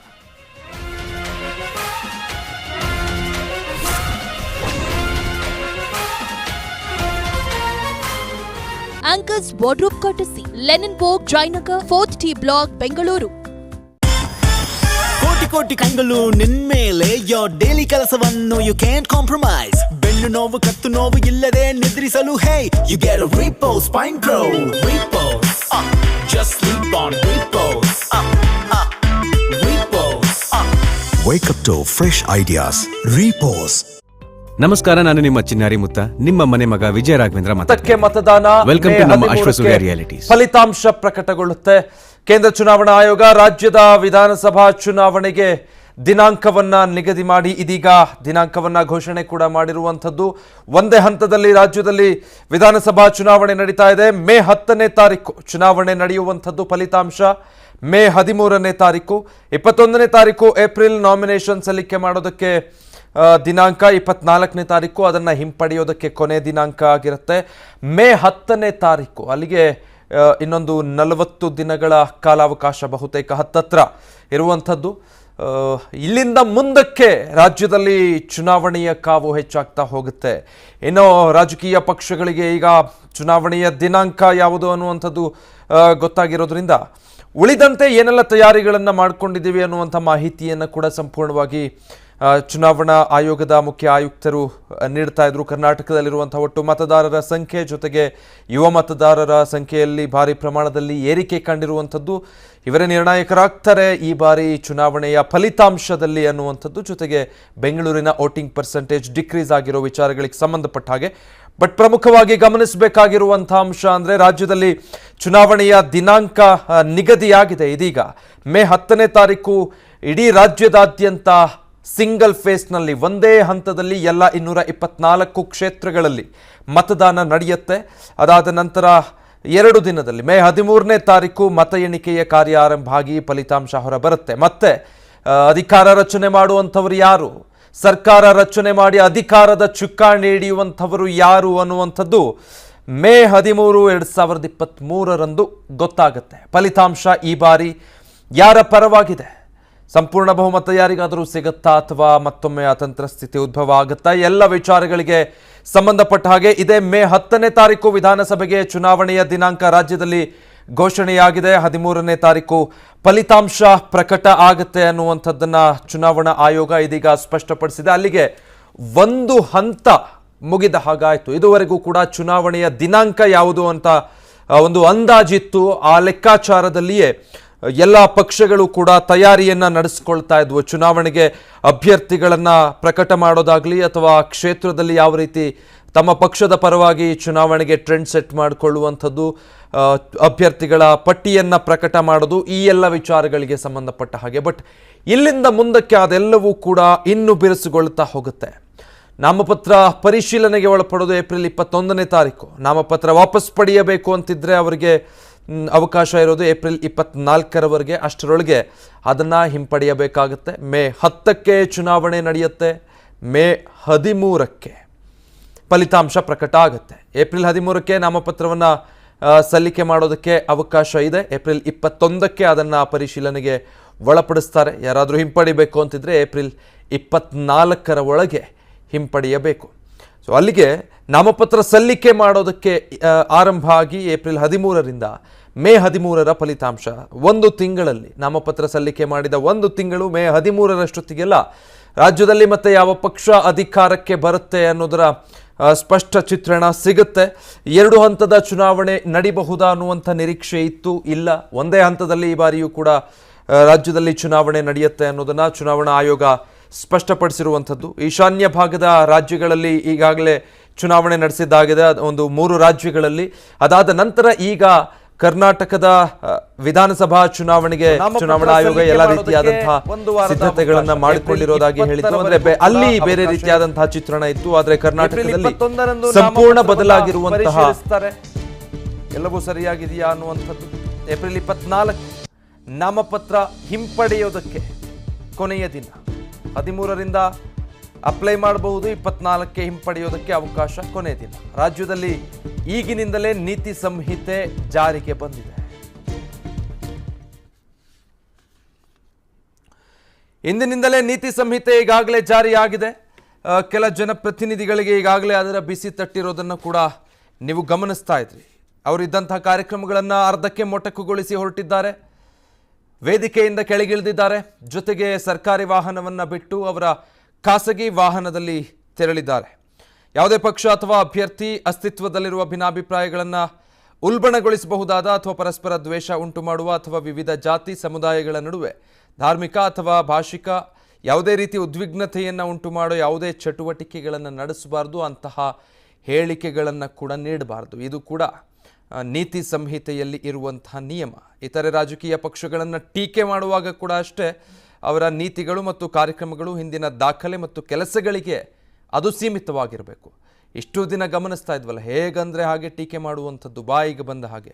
ಆ ರೀತಿಯಲ್ಲ, ಸೀಮಿತವಾಗಿ ನಿಯಮಗಳಿಗೆ ಅನುಗುಣವಾಗಿ ವೇದಿಕೆಯಲ್ಲಿ ಮಾತನಾಡಬೇಕಾಗತ್ತೆ. ಎಷ್ಟೋ ಸಂದರ್ಭದಲ್ಲಿ ಚುನಾವಣೆ ನೀತಿ ಸಂಹಿತೆ ಜಾರಿಯಲ್ಲಿದ್ದಾಗ ಮೈಮರೆತು ಎಚ್ಚರ ತಪ್ಪಿ ನಾಯಕರು ನೀಡಿದ ಹೇಳಿಕೆಗಳಿಗೆ ಎಚ್ಚರಿಕೆ ರವಾನೆಯಾಗಿರುವಂಥ ಪರಿಸ್ಥಿತಿಗಳನ್ನು ಕೂಡ ನಾವು ಈ ಹಿಂದೆ ಗಮನಿಸಿದ್ದೀವಿ.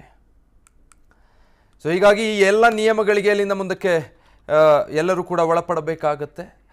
ಸೊ 2018ರ ಚುನಾವಣಾ ಫಲಿತಾಂಶವನ್ನು ನಿಮ್ಮ ಗಮನಕ್ಕೆ ತರೋದಾದರೆ, BJP 104 ಸ್ಥಾನಗಳಲ್ಲಿ ಬಂದಿತ್ತು, ಕಾಂಗ್ರೆಸ್ 80 ಪಕ್ಷಗಳಲ್ಲಿ ಗೆದ್ದಿತ್ತು, ಮತ್ತು JDS 37, ಇತರೆ 2. ಈ ರೀತಿಯಾದಂಥ ಫಲಿತಾಂಶವನ್ನು ಈ ಹಿಂದಿನ ವಿಧಾನಸಭಾ ಚುನಾವಣೆಯಲ್ಲಿ ನಾವು ನೋಡಿದ್ವಿ.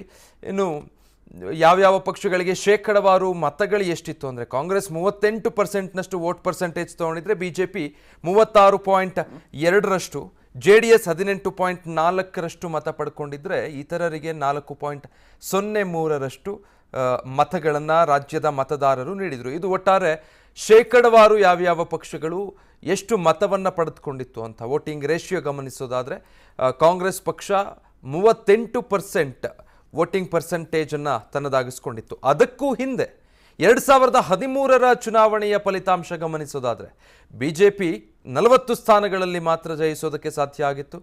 ಕಾಂಗ್ರೆಸ್ 122, JDS 40 ಮತ್ತು ಇತರೆ 22. ಇದು 2013ರ ಚುನಾವಣೆಯ ಫಲಿತಾಂಶ. ಎಷ್ಟು ಅಜಗಜಾಂತರ ವ್ಯತ್ಯಾಸ ಇದೆ 2013ರ ಚುನಾವಣೆಯ ಫಲಿತಾಂಶ ಮತ್ತು 2018ರ ವಿಧಾನಸಭಾ ಚುನಾವಣೆಯ ಫಲಿತಾಂಶಕ್ಕೆ. ಯಡಿಯೂರಪ್ಪನವರು BJPಯಿಂದ ಹೊರಗೆ ಬಂದು KJP ಸ್ಥಾಪನೆ ಮಾಡಿದ ನಂತರದಲ್ಲಿ BJPಗೆ ಆ ಚುನಾವಣೆಯಲ್ಲಿ ಅತಿ ದೊಡ್ಡ ಹೊಡೆತ ಬಿದ್ದ ಕಾರಣಕ್ಕಾಗಿ ಕಾಂಗ್ರೆಸ್ ಸಂಪೂರ್ಣ ಬಹುಮತ ಪಡೆದು ಸಿದ್ದರಾಮಯ್ಯನವರು ಮುಖ್ಯಮಂತ್ರಿಗಳಾದರು. ನಂತರದಲ್ಲಿ ಸಂಪೂರ್ಣ 5 ವರ್ಷದ ಆಡಳಿತವನ್ನು ನೀಡಿದಂತಹ ಆ ಫಲಿತಾಂಶ ಕೊಟ್ಟಂತಹ ಚುನಾವಣೆ ಇದು 2013ರ ಚುನಾವಣೆ. 22 ಅಭ್ಯರ್ಥಿಗಳು ಸ್ವತಂತ್ರವಾಗಿ ಆಯ್ಕೆಯಾಗಿದ್ದರು. ಆ ಸಂದರ್ಭದಲ್ಲಿ ಶೇಕಡವಾರು ಮತ ಪ್ರಮಾಣ ನೋಡಿದರೆ ಕಾಂಗ್ರೆಸ್ 36.55%, BJP 19.97% ವೋಟ್ ಪಡ್ಕೊಂಡಿತ್ತು. JDS BJPಗಿಂತ ಹೆಚ್ಚು 20.09% ಶೇಕಡವಾರು ಮತ ಪ್ರಮಾಣವನ್ನು ತನ್ನದಾಗಿಸಿಕೊಂಡಿತ್ತು. ಇತರರು 19.43 ಈ ರೀತಿಯಾದಂಥ ವೋಟಿಂಗ್ ಪರ್ಸೆಂಟೇಜ್ಗಳು ಪಕ್ಷವಾರು 2013ರ ಚುನಾವಣೆಯಲ್ಲಿ ಹೊರಬಂದಂತಹ ಫಲಿತಾಂಶದಿಂದ ಸಿಕ್ಕಂತಹ ಅಂಕಿಅಂಶಗಳು. ಕಾಂಗ್ರೆಸ್ನ ವೋಟಿಂಗ್ ಪರ್ಸೆಂಟೇಜ್ನಲ್ಲಿ 2013ರಿಂದ 2018ರವರೆಗೆ ಅತಿ ಹೆಚ್ಚಿನ ಬದಲಾವಣೆ ಇಲ್ಲದಿದ್ದರೂ ಕೂಡ BJPಯಲ್ಲಿ ಆ ಬದಲಾವಣೆ ಇದೆ. 19.97 ಇದ್ದದ್ದು 2013ರಲ್ಲಿ, ಮತ್ತೆ ಯಡಿಯೂರಪ್ಪನವರು BJPಗೆ ಮರಳಿದ ನಂತರ 2018ರಲ್ಲಿ ಅದು ಬಹುತೇಕ ದುಪ್ಪಟ್ಟಾಗುತ್ತೆ. 36ರ ಸಮೀಪಕ್ಕೆ BJPಯ ವೋಟಿಂಗ್ ಪರ್ಸೆಂಟೇಜ್ 19.97ರಿಂದ ಹೆಚ್ಚಿಗೆ ಆಗಿರುವಂಥದ್ದು. ಕರ್ನಾಟಕ ವಿಧಾನಸಭಾ ಈಗಿನ ಬಲಾಬಲ ನೀವು ಗಮನಿಸ್ತಾ ಇರುವಂಥದ್ದು. ಈಗ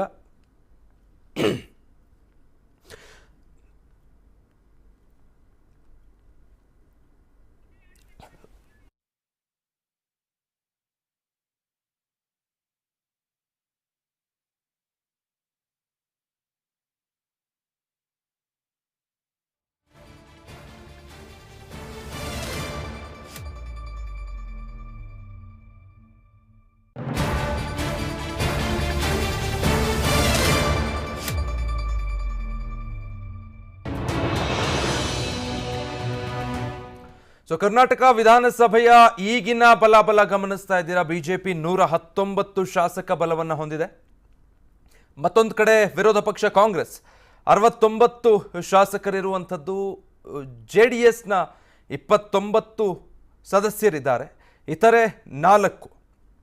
2013ರಿಂದ 2018ರ ಚುನಾವಣೆಯ ಫಲಿತಾಂಶ ಪ್ರಸ್ತುತ ರಾಜ್ಯದಲ್ಲಿ ಯಾವೆಲ್ಲ ಪಕ್ಷಗಳ ಬಲಾಬಲ ಏನು ಅನ್ನುವಂಥದ್ದನ್ನು ಗಮನಿಸ್ತಾ ಇದ್ರಿ. ಈ ಬಾರಿ ಇದೆಲ್ಲದರ ಆಧಾರದ ಮೇಲೆಯೇ ರಾಜಕೀಯ ಚಿತ್ರಣ ಬದಲಾಗಬೇಕು ಅನ್ನುವಂಥದ್ದೇನಿಲ್ಲ.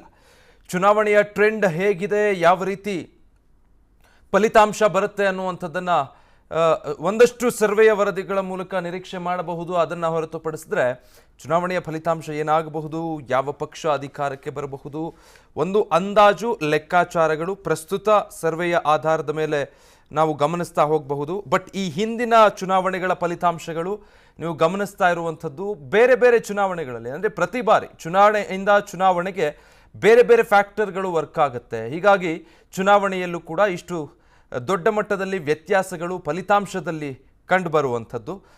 ಹೀಗಾಗಿ 2013ರ ಚುನಾವಣೆಯ ಫಲಿತಾಂಶ ಗಮನಿಸೋದಾದರೆ 40 ಕ್ಷೇತ್ರಗಳಲ್ಲಿದ್ದದ್ದು BJP ಅಷ್ಟೇ. ಆದರೆ ಅದನ್ನು 2018ರಲ್ಲಿ ಅವರು 100ಕ್ಕೂ ಹೆಚ್ಚು ಸ್ಥಾನಗಳಲ್ಲಿ ಪಕ್ಷವನ್ನು ಸಂಘಟಿಸಿಕೊಂಡು ತಮ್ಮ ಸದಸ್ಯರು ಆಯ್ಕೆ ಆಗುವ ಹಾಗೆ ನೋಡಿಕೊಳ್ಳುವಲ್ಲಿ ಯಶಸ್ವಿಯಾಗಿತ್ತು. ಕಾಂಗ್ರೆಸ್ನಲ್ಲಿ ವೋಟಿಂಗ್ ಪರ್ಸೆಂಟೇಜ್ ಸೇಮ್ ಹಾಗೆ 2013ರಿಂದ 2018ರ ಚುನಾವಣೆಯ ಫಲಿತಾಂಶದಲ್ಲಿ ಯಾವುದೇ ಬದಲಾವಣೆಗಳು, ಮೇಜರ್ ಬದಲಾವಣೆಗಳು ಕಾಣದ ಹಾಗೆ ಕಾಂಗ್ರೆಸ್ನ ವೋಟಿಂಗ್ ಪರ್ಸೆಂಟೇಜ್ ಏನಿದೆ ಹಾಗೆ ಮುಂದುವರೆದುಕೊಂಡು ಹೋಗಿದೆ.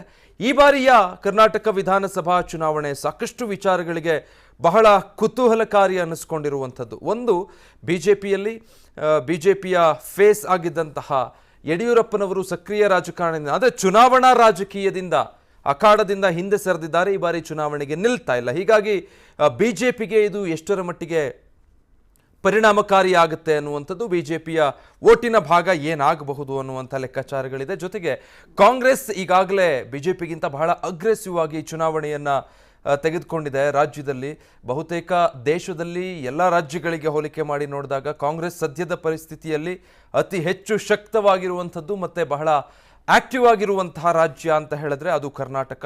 ಸರಿಯಾದ ನಾಯಕತ್ವವನ್ನು ಕೂಡ ಹೊಂದಿರುವಂತಹ ರಾಜ್ಯ. ಒಂದು ಕಡೆ ವಿಪಕ್ಷ ನಾಯಕ ಸಿದ್ದರಾಮಯ್ಯ, ಮತ್ತೊಂದು ಕಡೆ KPCC ಅಧ್ಯಕ್ಷ DK ಶಿವಕುಮಾರ್ ಕಾಂಗ್ರೆಸ್ ಪಕ್ಷವನ್ನು ಬಹಳ ಯಶಸ್ವಿಯಾಗಿ ನಿಭಾಯಿಸಿಕೊಂಡು ಮುನ್ನಡೆಸಿಕೊಂಡು ಹೋಗ್ತಿದ್ದಾರೆ.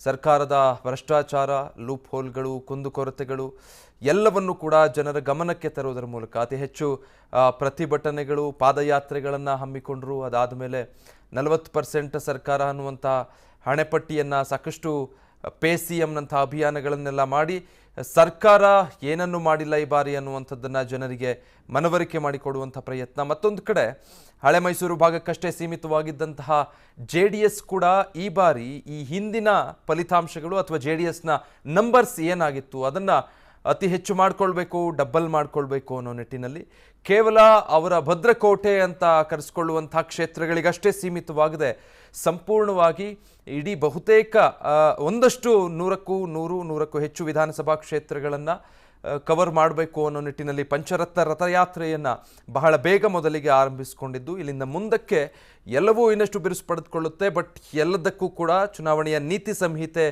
ಹಾಗೆ ಅನ್ವಯ ಆಗುತ್ತೆ.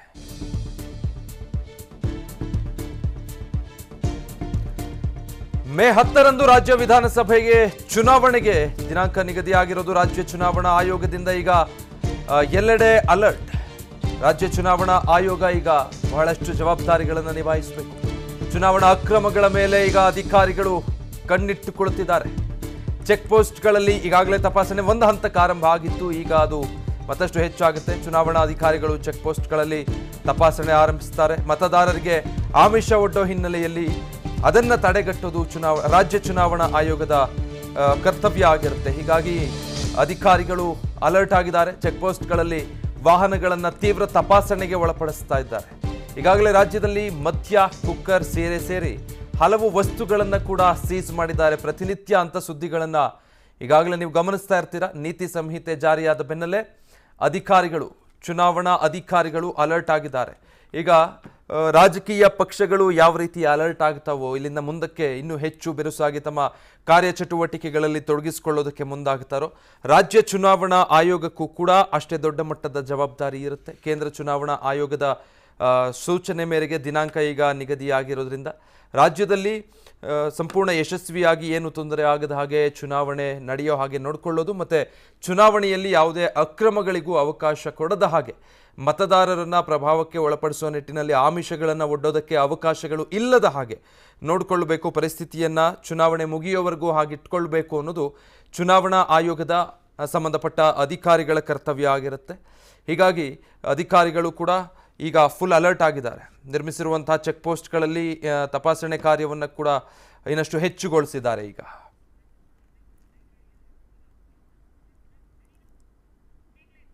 ಡೀಟೇಲ್ಸ್ ಕೊಡ್ತಾರೆ ನಮ್ಮ ಮೈಸೂರಿನ ಪ್ರತಿನಿಧಿ ರಂಗಸ್ವಾಮಿ, ಲೈವ್ನಲ್ಲಿ ಜಾಯ್ನ್ ಆಗ್ತಾ ಇದ್ದಾರೆ. ರಂಗಸ್ವಾಮಿ, ಚುನಾವಣೆಯ ದಿನಾಂಕ ಘೋಷಣೆಯಾಯಿತು, ನೀತಿ ಸಂಹಿತೆಯೂ ಜಾರಿಗೆ ಬಂತು.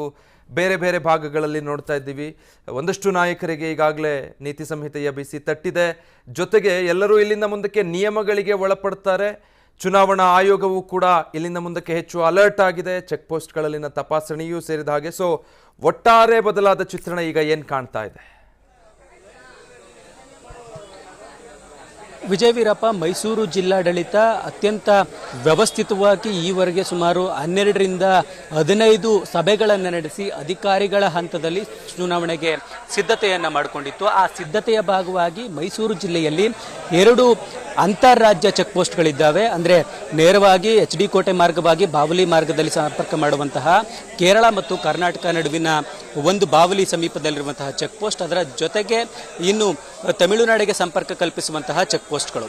ಈ ಇಷ್ಟೂ ಚೆಕ್ ಪೋಸ್ಟ್ಗಳಲ್ಲಿ ಈಗಾಗಲೇ ಪೊಲೀಸ್ ಸಿಬ್ಬಂದಿಯನ್ನು ಮತ್ತು ಭದ್ರತಾ ಸಿಬ್ಬಂದಿಯನ್ನು ನಿಯೋಜನೆ ಮಾಡಿಕೊಳ್ಳುವ ಮೂಲಕ ಯಾವುದೇ ಅಹಿತಕರ ಘಟನೆಗಳು ನಡೆಯದ ರೀತಿಯಲ್ಲಿ ಅಥವಾ ಕಾನೂನಿನಲ್ಲಿ ಅವಕಾಶ ಇಲ್ಲದ ವಸ್ತುಗಳನ್ನು ಸಾಗಣೆ ಮಾಡಲಿಕ್ಕೆ ಬೇಕಾದಂತಹ ಅದನ್ನು ತಡಿಲಿಕ್ಕೆ ಬೇಕಾದಂಥ ಸಿದ್ಧತೆಗಳನ್ನು ಮಾಡಿಕೊಳ್ಬೇಕಾಗಿತ್ತು. ಅದೆಲ್ಲವನ್ನ ಮಾಡಿಕೊಂಡಿತ್ತು.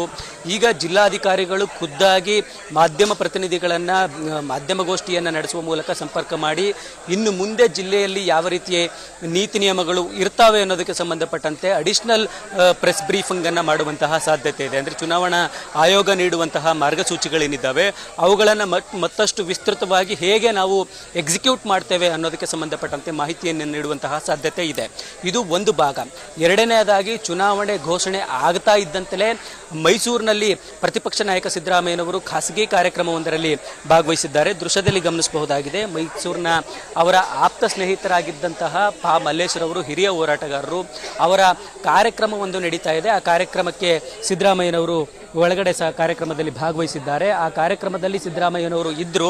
ಬರುವಂತಹ ಸಂದರ್ಭದಲ್ಲಿ ಅವರು ಸರ್ಕಾರದ ಕಾರ್ನಲ್ಲಿ ಆಗಮಿಸಿದ್ರು. ಅಂದರೆ ಪ್ರತಿಪಕ್ಷದ ನಾಯಕರಾಗಿರುವ ಕಾರಣಕ್ಕಾಗಿ ಅವರಿಗೆ ಸರ್ಕಾರದಿಂದ ಫಾರ್ಚುನರ್ ಕಾರನ್ನು ಕೊಡಲಾಗಿತ್ತು. ಆ ಕಾರ್ನಲ್ಲಿ ಈ ಕಾರ್ಯಕ್ರಮಕ್ಕೆ ಸಿದ್ದರಾಮಯ್ಯನವರು ಬಂದಿದ್ದರು.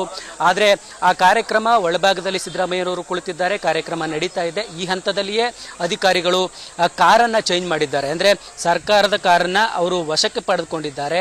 ಪೊಲೀಸ್ ಅಧಿಕಾರಿಗಳು ಸ್ಥಳಕ್ಕೆ ಆಗಮಿಸಿ ಆ ಕಾರನ್ನು ತೆಗೆದುಕೊಂಡಿದ್ದಾರೆ. ಅದರ ಪರಿಣಾಮವಾಗಿ ಖಾಸಗಿ ಕಾರಿನ ವ್ಯವಸ್ಥೆಯನ್ನು ಸಿದ್ದರಾಮಯ್ಯನವರಿಗೆ ಮಾಡಿದ್ದಾರೆ. ಇವತ್ತು ಸಿದ್ದರಾಮಯ್ಯನವರು 2 ಕಾರ್ಯಕ್ರಮದಲ್ಲಿ ಭಾಗವಹಿಸಬೇಕಿತ್ತು. ಒಂದು, ಸಿದ್ದರಾಮಯ್ಯನವರು ಅವರ ವರುಣಾ ವಿಧಾನಸಭಾ ಕ್ಷೇತ್ರ ವ್ಯಾಪ್ತಿಯಲ್ಲಿ ಬರುವಂತಹ ಬಿಳುಗೊಲಿ ಗ್ರಾಮದ ಸೇತುವೆ ಉದ್ಘಾಟನೆ ಕಾರ್ಯಕ್ರಮಕ್ಕೆ ಭಾಗವಹಿಸಬೇಕಾಗಿತ್ತು. ಅದು ಸರ್ಕಾರಿ ಕಾರ್ಯಕ್ರಮ ಆಗಿರುವ ಕಾರಣಕ್ಕಾಗಿ, ಅಂದರೆ ಅವರ ಶಾಸಕರ ಅನುದಾನದ ಅಡಿಯಲ್ಲಿ ನಿರ್ಮಾಣ ಮಾಡಿರುವಂತಹ ಸೇತುವೆ ಆಗಿರುವ ಕಾರಣಕ್ಕಾಗಿ ಆ ಸೇತುವೆ ಉದ್ಘಾಟನಾ ಕಾರ್ಯಕ್ರಮವನ್ನು ರದ್ದುಪಡಿಸಿಕೊಂಡಿದ್ದಾರೆ. ಬದಲಿಗೆ ಖಾಸಗಿ ಕಾರ್ಯಕ್ರಮವಾದಂತಹ ಪರಿಶಿಷ್ಟ ಜಾತಿಯವರು ನಿರ್ಮಾಣ ಮಾಡಿರುವಂತಹ ಡಾಕ್ಟರ್ BR ಅಂಬೇಡ್ಕರ್ ಅವರ ಪ್ರತಿಮೆ ಉದ್ಘಾಟನೆ ಕಾರ್ಯಕ್ರಮದಲ್ಲಿ ಖಾಸಗಿ ಕಾರ್ನಲ್ಲಿ ಸಿದ್ದರಾಮಯ್ಯನವರು ತೆರಳುತ್ತಾರೆ. ಅಂದರೆ ಸರ್ಕಾರಿ ಕಾರ್ಯಕ್ರಮದಲ್ಲಿ ಜನಪ್ರತಿನಿಧಿಗಳು ಭಾಗವಹಿಸಲಿಕ್ಕೆ ಅವಕಾಶ ಇಲ್ಲ ಮತ್ತು ಸರ್ಕಾರ ನೀಡುವಂತಹ ಯಾವುದೇ ಸೌಲಭ್ಯಗಳನ್ನು ಮಾಡೆಲ್ ಕೋಡ್ ಆಫ್ ಕಂಡಕ್ಟ್ ಇರುವವರೆಗೆ ಬಳಸಲಿಕ್ಕೆ ಅವಕಾಶ ಇಲ್ಲ. ಆ ಕಾರಣಕ್ಕಾಗಿ ಆ ಮಾಡೆಲ್ ಕೋಡ್ ಆಫ್ ಕಂಡಕ್ಟ್ ಜಾರಿಯಾದ ಕೂಡಲೇ ಇಂತಹದ್ದೊಂದು ವ್ಯವಸ್ಥೆಯನ್ನು ಮಾಡಿಕೊಳ್ಳಲಾಗಿದೆ. ಆದರೆ ಸಾಮಾನ್ಯವಾಗಿ ಯಾವುದೇ ಜನಪ್ರತಿನಿಧಿಗಳಿಗೆ ಪೊಲೀಸ್ ಎಸ್ಕಾರ್ಟ್ಗಳನ್ನು ಕೂಡ ವಾಪಸ್ ತೆಗೆದುಕೊಳ್ತಾರೆ. ಆದರೆ ಸಿದ್ದರಾಮಯ್ಯನವರಿಗೆ ಪೊಲೀಸ್ ಎಸ್ಕಾರ್ಟ್ ಕಂಟಿನ್ಯೂ ಆಗಿರೋದನ್ನು ಗಮನಿಸಬೇಕಾಗುತ್ತೆ. ಇದು ಅವರು ಈವರೆಗೆ ಏನು ಸರ್ಕಾರದ ಶಿಷ್ಟಾಚಾರದ ಅಡಿಯಲ್ಲಿ ಪ್ರತಿಪಕ್ಷ ನಾಯಕ ಅನ್ನುವ ಕಾರಣಕ್ಕಾಗಿ ನೀಡಿದ್ದಂತಹ ಭದ್ರತಾ ವ್ಯವಸ್ಥೆ ಅಲ್ಲ. ಬದಲಿಗೆ ಅವರೊಬ್ಬ ಜನಪ್ರತಿನಿಧಿ, ಎಲ್ಲಕ್ಕಿಂತಲೂ ಮುಖ್ಯವಾಗಿ ಸಮುದಾಯ ಬಯಸುವಂತಹ ಅತಿ ಹೆಚ್ಚು ಜನ ಸೇರುವಂತಹ ಜನನಾಯಕರಾಗಿರುವ ಕಾರಣಕ್ಕಾಗಿ ಭದ್ರತಾ ದೃಷ್ಟಿಯಿಂದ, ಅಂದರೆ ಅವರ ಏನು ಅವರಿಗೆ ನೀಡ್ತಾ ಇದ್ದಂತಹ ಪ್ರೋಟೋಕಾಲ್ ವ್ಯವಸ್ಥೆಗಳೇನಿದೆ ಆ ಪ್ರೋಟೋಕಾಲ್ ವ್ಯವಸ್ಥೆಯ ಬದಲಿಗೆ ಒಂದಷ್ಟು ಸೆಕ್ಯೂರಿಟಿಯನ್ನು ಅವರಿಗೆ ನೀಡಬೇಕಾಗುತ್ತೆ. ಆ ಸೆಕ್ಯೂರಿಟಿ ಸಿಬ್ಬಂದಿಯನ್ನು ಮಾತ್ರ, ಪೊಲೀಸ್ ಸಿಬ್ಬಂದಿಯನ್ನು ಮಾತ್ರ ಇಟ್ಟುಕೊಂಡಿದ್ದಾರೆ. ಒಟ್ಟಾರೆಯಾಗಿ ಮೈಸೂರು ಜಿಲ್ಲೆಯಲ್ಲಿ ಸಾಕಷ್ಟು ಬದಲಾವಣೆಗಳಾಗ್ತಿದ್ದಾವೆ. ಶಾಸಕರು ಮತ್ತು ನಿಗಮ ಮಂಡಳಿಯ ಅಧ್ಯಕ್ಷರು ಮತ್ತು ಸದಸ್ಯರುಗಳು ಯಾರಿದ್ದಾರೆ ಅವರಿಗೆ ನೀಡಿದ್ದಂತಹ ಸೌಲಭ್ಯಗಳನ್ನು ಕೂಡ ವಾಪಸ್ ಪಡೆದುಕೊಳ್ಳಲಾಗಿದೆ. ಇನ್ನು ಮೇ 15ನೇ ತಾರೀಕು ಮಾಡೆಲ್ ಕೋಡ್ ಆಫ್ ಕಂಡಕ್ಟ್ ಮುಕ್ತಾಯ ಆಗುವವರೆಗೆ, ಅಂದರೆ ಚುನಾವಣೆ 10ನೇ ತಾರೀಕಿದೆ, ಅದು 13ನೇ ತಾರೀಕು ರಿಸಲ್ಟ್ ಬರುತ್ತೆ, 15ನೇ ತಾರೀಕು MCC ಕನ್ಕ್ಲೂಡ್ ಆಗುತ್ತೆ. ಆ ಕನ್ಕ್ಲೂಡ್ ಆಗುವವರೆಗೂ ಒಂದಷ್ಟು ಅಧಿಕಾರಿಗಳ ಸುಪರ್ದಿಯಲ್ಲಿ ಇಡೀ ವ್ಯವಸ್ಥೆ ಕಾರ್ಯನಿರ್ವಹಣೆಯನ್ನು ಮಾಡುತ್ತೆ. ವಿಜಯ್ ವೀರಪ್ಪ, ಥ್ಯಾಂಕ್ ಯು ಗಣಸ್ವಾಮಿ ಮಾಹಿತಿಗೆ. ಸೊ ಹೀಗೆ ಈಗ ನೀತಿ ಸಂಹಿತೆ ಜಾರಿಯಾದ ನಂತರದಲ್ಲಿ ಎಲ್ಲ ನಿಯಮಗಳಿಗೆ ಅಭ್ಯರ್ಥಿಗಳು, ನಾಯಕರು ಒಳಪಡಬೇಕಾಗುತ್ತೆ. ಚುನಾವಣೆಯ ಅಖಾಡ ಈಗ ಕಾವು ಹೆಚ್ಚಿಸಿಕೊಳ್ತಾ ಇದೆ. ಸುದ್ದಿ ಮುಂದುವರಿತಾ ಹೋಗುತ್ತೆ. ಚಿಕ್ಕ ಬ್ರೇಕ್ ಆದ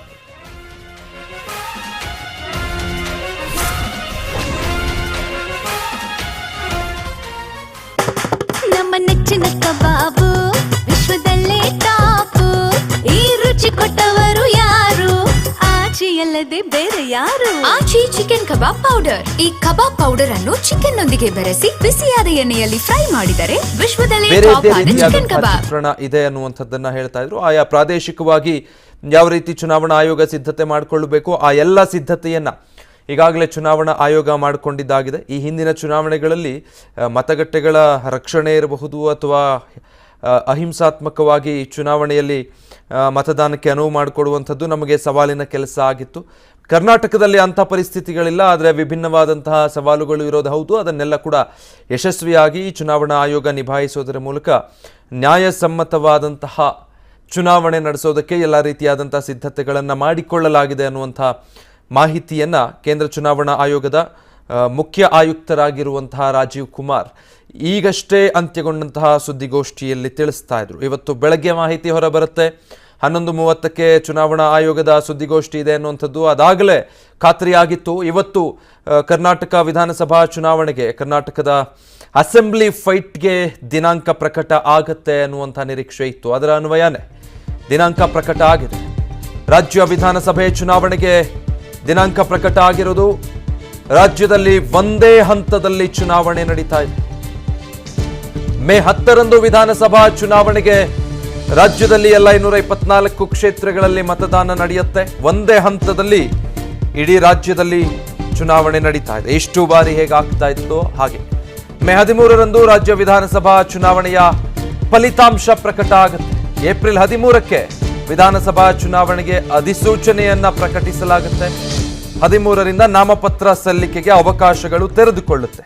ಏಪ್ರಿಲ್ 13ರಿಂದ 21ರವರೆಗೂ ಕೂಡ ನಾಮಿನೇಷನ್ ಫೈಲ್ ಮಾಡಬಹುದು.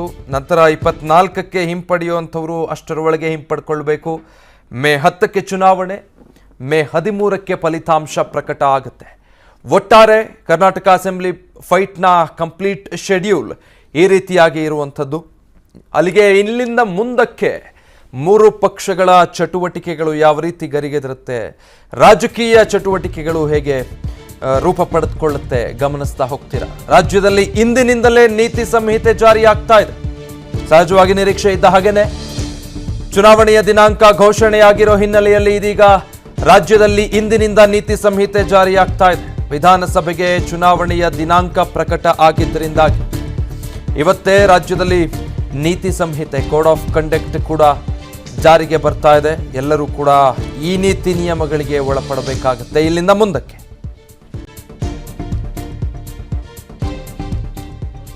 Karnataka Assembly elections for 2023 would be like this. The Gazette notification would be issued on 13th of April. Last date of making nominations would be 20th of April. Date of scrutiny would be 21st April 2023.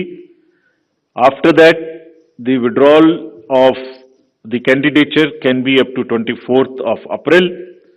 The polling will take place on 10th of 5 in single phase, and day of counting would be 13th of May. So this is the schedule for the Karnataka elections. Schedule for the Karnataka Assembly elections for 2023 would be like this. The Gazette notification would be issued on 13th of April. Last date of making nominations would be 20th of April. Date of scrutiny would be 21st April 2023. After that, the withdrawal of the candidature can be up to 24th of April. The polling will take place on 10th of 5 in single phase, and day of counting would be 13th of May.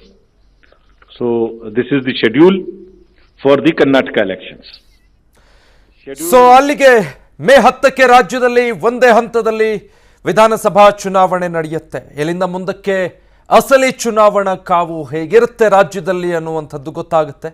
May 10ಕ್ಕೆ ಮತದಾನ, ಮೇ 13ಕ್ಕೆ ಫಲಿತಾಂಶ ಪ್ರಕಟಗೊಳ್ಳುತ್ತೆ. ಕೇಂದ್ರ ಚುನಾವಣಾ ಆಯೋಗ ರಾಜ್ಯದ ವಿಧಾನಸಭಾ ಚುನಾವಣೆಗೆ ದಿನಾಂಕವನ್ನ ನಿಗದಿ ಮಾಡಿ ಇದೀಗ ದಿನಾಂಕವನ್ನ ಘೋಷಣೆ ಕೂಡ ಮಾಡಿರುವಂಥದ್ದು. ಒಂದೇ ಹಂತದಲ್ಲಿ ರಾಜ್ಯದಲ್ಲಿ ವಿಧಾನಸಭಾ ಚುನಾವಣೆ ನಡೀತಾ ಇದೆ. ಮೇ 10ನೇ ತಾರೀಕು ಚುನಾವಣೆ ನಡೆಯುವಂಥದ್ದು. ಫಲಿತಾಂಶ ಮೇ 13ನೇ ತಾರೀಕು.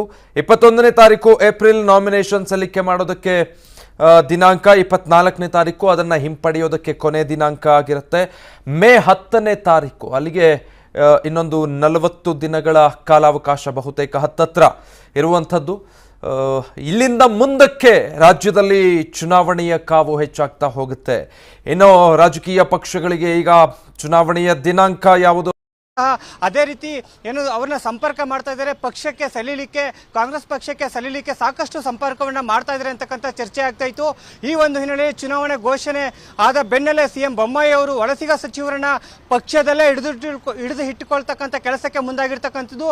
ಚುನಾವಣಾ ಘೋಷಣೆ ಆದ ಕೆಲವೇ ನಿಮಿಷಗಳಲ್ಲಿ ಸಿಎಂ ಬೊಮ್ಮಾಯಿ ಅವರು ವಲಸಿಗ ಸಚಿವರನ್ನ ಸಂಪರ್ಕ ಮಾಡಿ ಆದಷ್ಟು ನಮ್ಮ ಹತ್ರ ಬನ್ನಿ, ಚರ್ಚೆ ಮಾಡಿ, ಏನಾದರೂ ವಿಚಾರಗಳಿದ್ರೆ ಚುನಾವಣಾ ವಿಚಾರವಾಗಿ ಚರ್ಚೆಯನ್ನು ಮಾಡ್ತಾ ಇದ್ದಾರೆ. ಚುನಾವಣಾ ವಿಚಾರ ಚರ್ಚೆ ನೆಪದಲ್ಲಿ ಯಾವುದೇ ರೀತಿಯ ಅನ್ಯ ಪಕ್ಷದ ಒಂದು ಒತ್ತಡಗಳಿಗೆ ಒಳಗಾಗ್ಬಿಡಿ, ಬಿಜೆಪಿ ಪಕ್ಷದಲ್ಲೇ ಇದ್ದು ಮುಂದೆ ಮತ್ತೆ ಸರ್ಕಾರ ರಚನೆ ಮಾಡೋ ಒಂದು ನಿಟ್ಟಿನಲ್ಲಿ ಮಾತುಕತೆ ನಡೆಸ್ತಾ ಇರ್ತಕ್ಕಂಥದ್ದು. ಚುನಾವಣೆಯನ್ನು ಯಾವ ರೀತಿ ಎದುರಿಸಬೇಕು ಈ ರೀತಿಯ ಚರ್ಚೆಗಳನ್ನು ಮಾಡ್ತಾ ಇದ್ದಾರೆ. ಜೊತೆಗೆ ಅನೌಪಚಾರಿಕ ಚರ್ಚೆಯನ್ನು ಸಹ ಸಿಎಂ ಅವರು ಮಾತಾಡ್ತಾ ಇರ್ತಕ್ಕಂಥದ್ದು.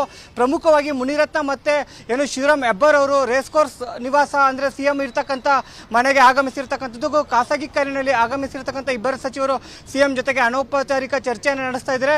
ಇದು ಅನೌಪಚಾರಿಕ ಚರ್ಚೆ ಆಗಿದ್ರು ಸಹ ಒಂದು ಸಂದೇಶ ರವಾನೆ, ಅಂದ್ರೆ ವಲಸಿಗ ಸಚಿವರು ಯಾರು ಸಹ ಬಿಜೆಪಿನ ಬಿಟ್ಟೋಗಲ್ಲ, ನಮ್ಮ ಪಕ್ಷದ ಜೊತೆಗೆ ನಮ್ಮ ಜೊತೆಗೆ ಇರ್ತಾರೆ ಅಂತಕ್ಕಂಥ ಸಂದೇಶವನ್ನು ಸಿಎಂ ಬೊಮ್ಮಾಯಿ ಅವರು ರವಾನೆ ಮಾಡ್ತಾ ಇದ್ದಾರೆ. ಮತ್ತೊಂದು ಕಡೆ ಡಿ.ಕೆ. ಶಿವಕುಮಾರ್ ಅವರು ಏನು ವಲಸಿಗ ಸಚಿವರನ್ನ ಮತ್ತೆ ತಮ್ಮ ಪಕ್ಷಕ್ಕೆ ಸೆಳೆಯುವ ನಿಟ್ಟಿನಲ್ಲಿ ಏನು ಸಾಕಷ್ಟು ಹರಸಾಹಸವನ್ನು ಪಡ್ತಾ ಇದ್ದಾರೆ.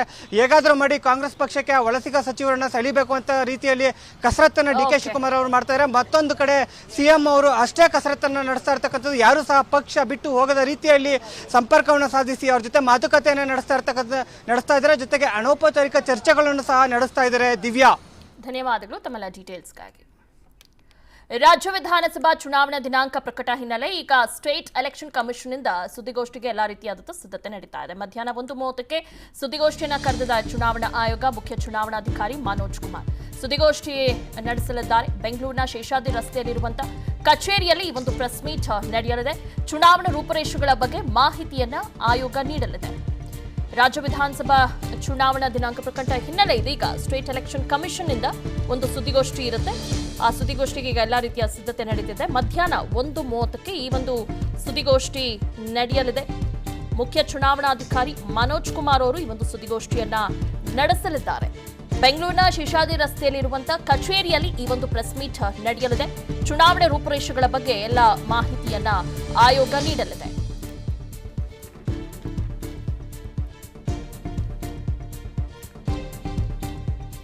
ಓಕೆ, ಎಲ್ಲದ್ರ ಬಗ್ಗೆ ಡೀಟೇಲ್ಸ್ ಅನ್ನ ನೀಡ್ತಾರೆ ಮಾರುತಿ.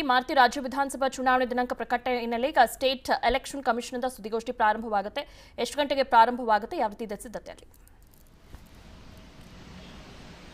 ದಿವ್ಯಾ, ಈಗಾಗಲೇ ಬೆಳಗ್ಗೆ 11:00ವರೆಗೆ ಕೇಂದ್ರ ಚುನಾವಣಾ ಮುಖ್ಯ ಅಧಿಕಾರಿಗಳು ಸುದೀರ್ಘ ಸುದ್ದಿಗೋಷ್ಠಿ ಮಾಡಿ ಚುನಾವಣಾ ದಿನಾಂಕವನ್ನು ಘೋಷಣೆ ಮಾಡಿರುವಂಥದ್ದು. ಜೊತೆಗೆ ಇವತ್ತಿಂದಲೇ ನೀತಿ ಸಂಹಿತೆ ಜಾರಿ ಆಗುತ್ತೆ ಅನ್ನುವಂತಹ ಒಂದು ಅಧಿಕೃತವಾದಂಥ ಒಂದು ಘೋಷಣೆ ಮಾಡಿರುವಂಥ ಒಂದು ಹಿನ್ನೆಲೆಯಲ್ಲೇ ಈಗ 1:15 ಗಂಟೆಗೆ ಸರಿಯಾಗಿ ರಾಜ್ಯ ಚುನಾವಣಾ ಮುಖ್ಯ ಅಧಿಕಾರಿ ಸುದ್ದಿಗೋಷ್ಠಿಯನ್ನು ಕರೆದಿರುವಂಥದ್ದು. ಅಂದರೆ ರಾಜ್ಯದಲ್ಲಿ ಯಾವ ರೀತಿಯಾಗಿ 224 ವಿಧಾನಸಭಾ ಕ್ಷೇತ್ರದಲ್ಲೂ ಕೂಡ ಚುನಾವಣೆ ಮಾಡೋದಕ್ಕೆ ಸಿದ್ಧತೆಗಳನ್ನು ರಾಜ್ಯ ಮುಖ್ಯ ಚುನಾವಣಾ ಕಚೇರಿ ಮಾಡಿಕೊಂಡಿದೆ ಅನ್ನುವಂತಹ ಒಂದು ವಿಚಾರಕ್ಕೆ ಸಂಬಂಧಪಟ್ಟಂತೆ ಸುದೀರ್ಘವಾದಂಥ ಒಂದು ಸುದ್ದಿಗೋಷ್ಠಿಯನ್ನು ಮುಖ್ಯ ಚುನಾವಣಾ ಆಯುಕ್ತರು ಮಾಡ್ತಾರೆ.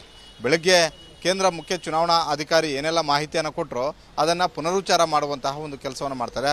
ಅದರ ಜೊತೆಗೆ 224 ವಿಧಾನಸಭಾ ಕ್ಷೇತ್ರದಲ್ಲೂ ಕೂಡ ಚುನಾವಣಾ ಆಯೋಗ ಯಾವ ರೀತಿಯಾಗಿ ಅಲರ್ಟ್ ಆಗಿದೆ, ನಿನ್ನೆವರೆಗೂ ಇದ್ದಂತಹ ಒಂದು ಸಿದ್ಧತೆ ಬೇರೆ, ಇವತ್ತಿನಿಂದ ತೆಗೆದುಕೊಂಡಂತಹ ಒಂದು ಕ್ರಮಗಳು ಕೂಡ ಬೇರೆ ಅನ್ನುವಂಥದ್ದು. ಜೊತೆಗೆ ಈಗಾಗಲೇ ಚುನಾವಣಾ ಆಯೋಗ ಮೊನ್ನೆ ಅಷ್ಟೇ ಯಾರೆಲ್ಲ ದಿನಸಿ ಕಿಟ್ಗಳನ್ನು ಕೊಡೋದಕ್ಕೆ ಮುಂದಾಗಿದ್ರು ಒಂದಷ್ಟು ಶಾಸಕರುಗಳು ಅವರನ್ನು ಸೀಸ್ ಮಾಡುವಂಥ ಆ ದಿನಸಿ ಕಿಟ್ಗಳನ್ನು ಸೀಸ್ ಮಾಡುವಂಥ ಒಂದು ಕೆಲಸಕ್ಕೆ ಮುಂದಾಗಿತ್ತು. ಅದು ಇವತ್ತಿನಿಂದಲೇ ಹೆಚ್ಚಾಗಿ ಮಾಡೋದಕ್ಕೂ ಕೂಡ ಚುನಾವಣಾ ಆಯೋಗ ಎಲ್ಲ ರೀತಿಯಿಂದಲೂ ಕೂಡ ತಯಾರಿಯನ್ನು ಮಾಡಿಕೊಂಡಿರುವಂಥದ್ದು. ಒಟ್ಟಾರೆ ಏನು 5 ಕೋಟಿಗೂ ಅಧಿಕ ಮತದಾರರು ಈ ಬಾರಿ ಚುನಾವಣೆಯಲ್ಲಿ ಭಾಗವಹಿಸ್ತಾ ಇದ್ದಾರೆ. ಅದಕ್ಕೆ 224 ವಿಧಾನಸಭಾ ಕ್ಷೇತ್ರಗಳಲ್ಲಿ ಆಯಾ ಮತಗಟ್ಟೆಗಳಲ್ಲಿ ಒಂದು ಕಡೆ ಭದ್ರತೆ ಆಗಿರ್ಬೋದು, ಮತ್ತೊಂದು ಕಡೆ ಚುನಾವಣಾ ಪ್ರಚಾರದ ಸಮಯದ ಗಡುವಾಗಿರ್ಬೋದು, ಅದಕ್ಕೆ ಮೀರಿದರೆ ಏನೆಲ್ಲ ಕ್ರಮಗಳನ್ನು ಚುನಾವಣಾ ಆಯೋಗ ಕೈಗೊಳ್ಳುತ್ತೆ, ಜೊತೆಗೆ ಆರ್ಥಿಕವಾಗಿ ಹಣ ಎಷ್ಟು ಮಟ್ಟಿಗೆ ಖರ್ಚು ಮಾಡಬೇಕು, ಅದಕ್ಕೆ ಮಾನದಂಡಗಳೇನು, ಜೊತೆಗೆ ಮದ್ಯದ ಭರಾಟೆ ಈ ಬಾರಿ ಹೆಚ್ಚಾಗಿ ಆಗ್ಬೋದು. ಪ್ರತಿ ಚುನಾವಣೆಯಲ್ಲೂ ಕೂಡ ಮದ್ಯದ ಹಣಕಾಸು ಮತ್ತು ಮದ್ಯದ ಭರಾಟೆಗಳು ಹೆಚ್ಚಾಗಿ ಕಾಣಿಸ್ಕೊಳ್ತವೆ.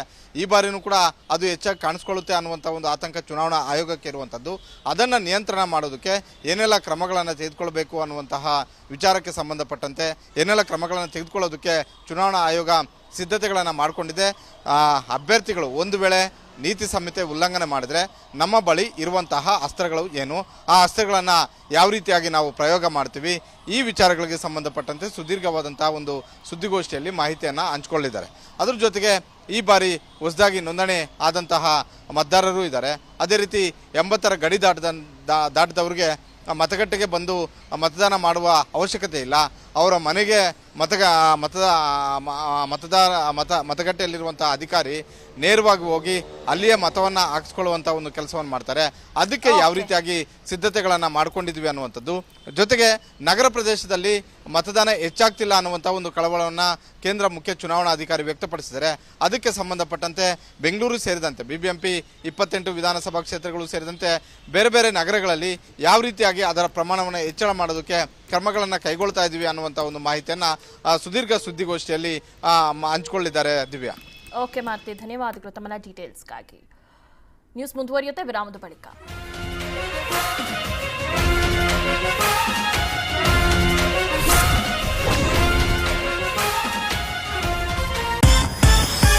ಕೋಟಿ ಕಂಗಲು ನಿನ್ಮೇಲೆ ಯೋರ್ ಡೈಲಿ ಕೆಲಸವನ್ನು ಯು ಕ್ಯಾನ್ ಕಾಂಪ್ರಮೈಸ್. ಬೆನ್ನು ನೋವು ಕತ್ತು ನೋವು ಇಲ್ಲದೆ ನಿದ್ರಿಸಲು hey you get a Repose spine pro.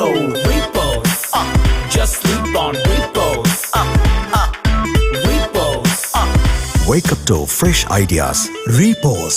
Stock ಮಾರ್ಕೆಟ್ಗೆ ಸರಸ್ವತಿ ತಗೊಂಡು ಹೋದವರು ಲಕ್ಷ್ಮಿ ತಗೊಂಡು ಬರ್ತಾರೆ, ಲಕ್ಷ್ಮಿ ತಗೊಂಡು ಹೋದವರು ಸರಸ್ವತಿ ತಗೊಂಡು ವಾಪಸ್ ಬರ್ತಾರೆ. ಸರಸ್ವತಿ ಬೇಕಾ? ಫ್ರೀಡಮ್ ಆಪ್ ಅನ್ನ ಈಗಲೇ ಡೌನ್ಲೋಡ್ ಮಾಡಿ.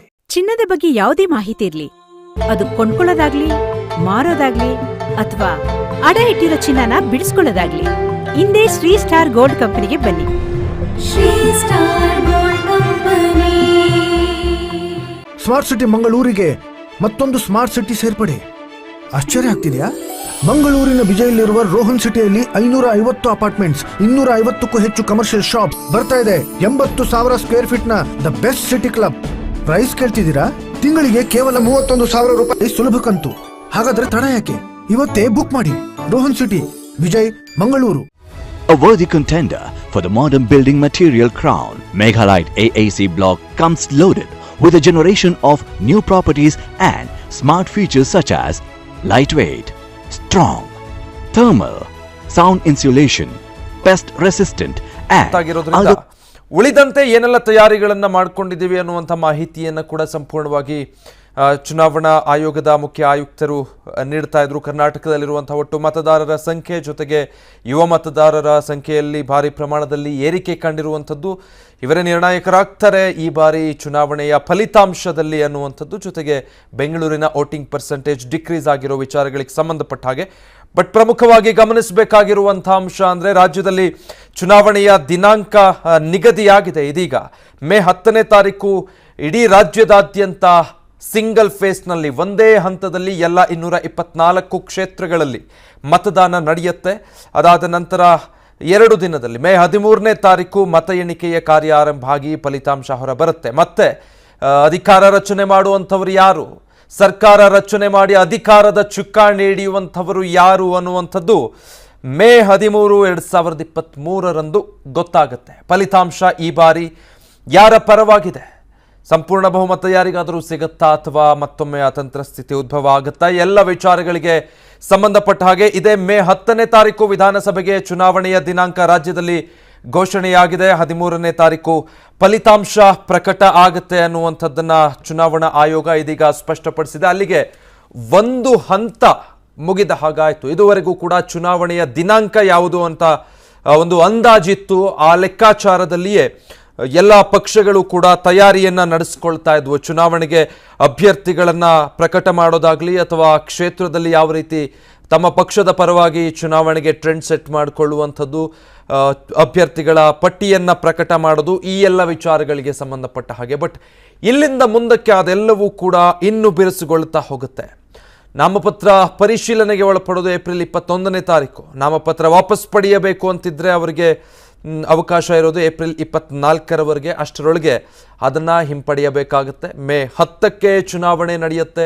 ಮೇ 13ಕ್ಕೆ ಫಲಿತಾಂಶ ಪ್ರಕಟ ಆಗುತ್ತೆ. ಏಪ್ರಿಲ್ 13ಕ್ಕೆ ನಾಮಪತ್ರವನ್ನು ಸಲ್ಲಿಕೆ ಮಾಡೋದಕ್ಕೆ ಅವಕಾಶ ಇದೆ. ಏಪ್ರಿಲ್ 21ಕ್ಕೆ ಅದನ್ನು ಪರಿಶೀಲನೆಗೆ ಒಳಪಡಿಸ್ತಾರೆ. ಯಾರಾದರೂ ಹಿಂಪಡಿಬೇಕು ಅಂತಿದ್ರೆ ಏಪ್ರಿಲ್ 24ರ ಒಳಗೆ ಹಿಂಪಡೆಯಬೇಕು.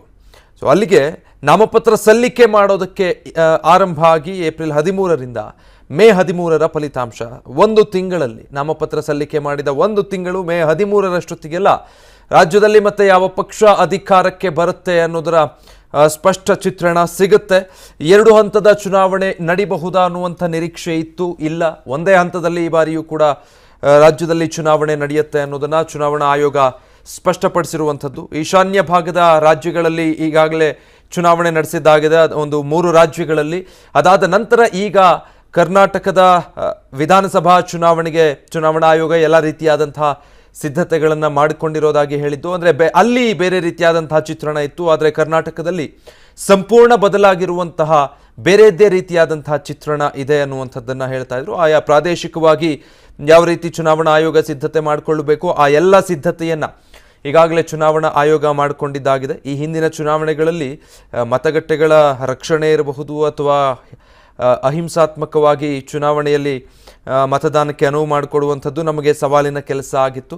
ಕರ್ನಾಟಕದಲ್ಲಿ ಅಂಥ ಪರಿಸ್ಥಿತಿಗಳಿಲ್ಲ, ಆದರೆ ವಿಭಿನ್ನವಾದಂತಹ ಸವಾಲುಗಳು ಇರೋದು ಹೌದು. ಅದನ್ನೆಲ್ಲ ಕೂಡ ಯಶಸ್ವಿಯಾಗಿ ಚುನಾವಣಾ ಆಯೋಗ ನಿಭಾಯಿಸೋದರ ಮೂಲಕ ನ್ಯಾಯಸಮ್ಮತವಾದಂತಹ ಚುನಾವಣೆ ನಡೆಸೋದಕ್ಕೆ ಎಲ್ಲ ರೀತಿಯಾದಂಥ ಸಿದ್ಧತೆಗಳನ್ನು ಮಾಡಿಕೊಳ್ಳಲಾಗಿದೆ ಅನ್ನುವಂಥ ಮಾಹಿತಿಯನ್ನು ಕೇಂದ್ರ ಚುನಾವಣಾ ಆಯೋಗದ ಮುಖ್ಯ ಆಯುಕ್ತರಾಗಿರುವಂತಹ ರಾಜೀವ್ ಕುಮಾರ್ ಈಗಷ್ಟೇ ಅಂತ್ಯಗೊಂಡಂತಹ ಸುದ್ದಿಗೋಷ್ಠಿಯಲ್ಲಿ ತಿಳಿಸ್ತಾ ಇದ್ರು. ಇವತ್ತು ಬೆಳಗ್ಗೆ ಮಾಹಿತಿ ಹೊರಬರುತ್ತೆ.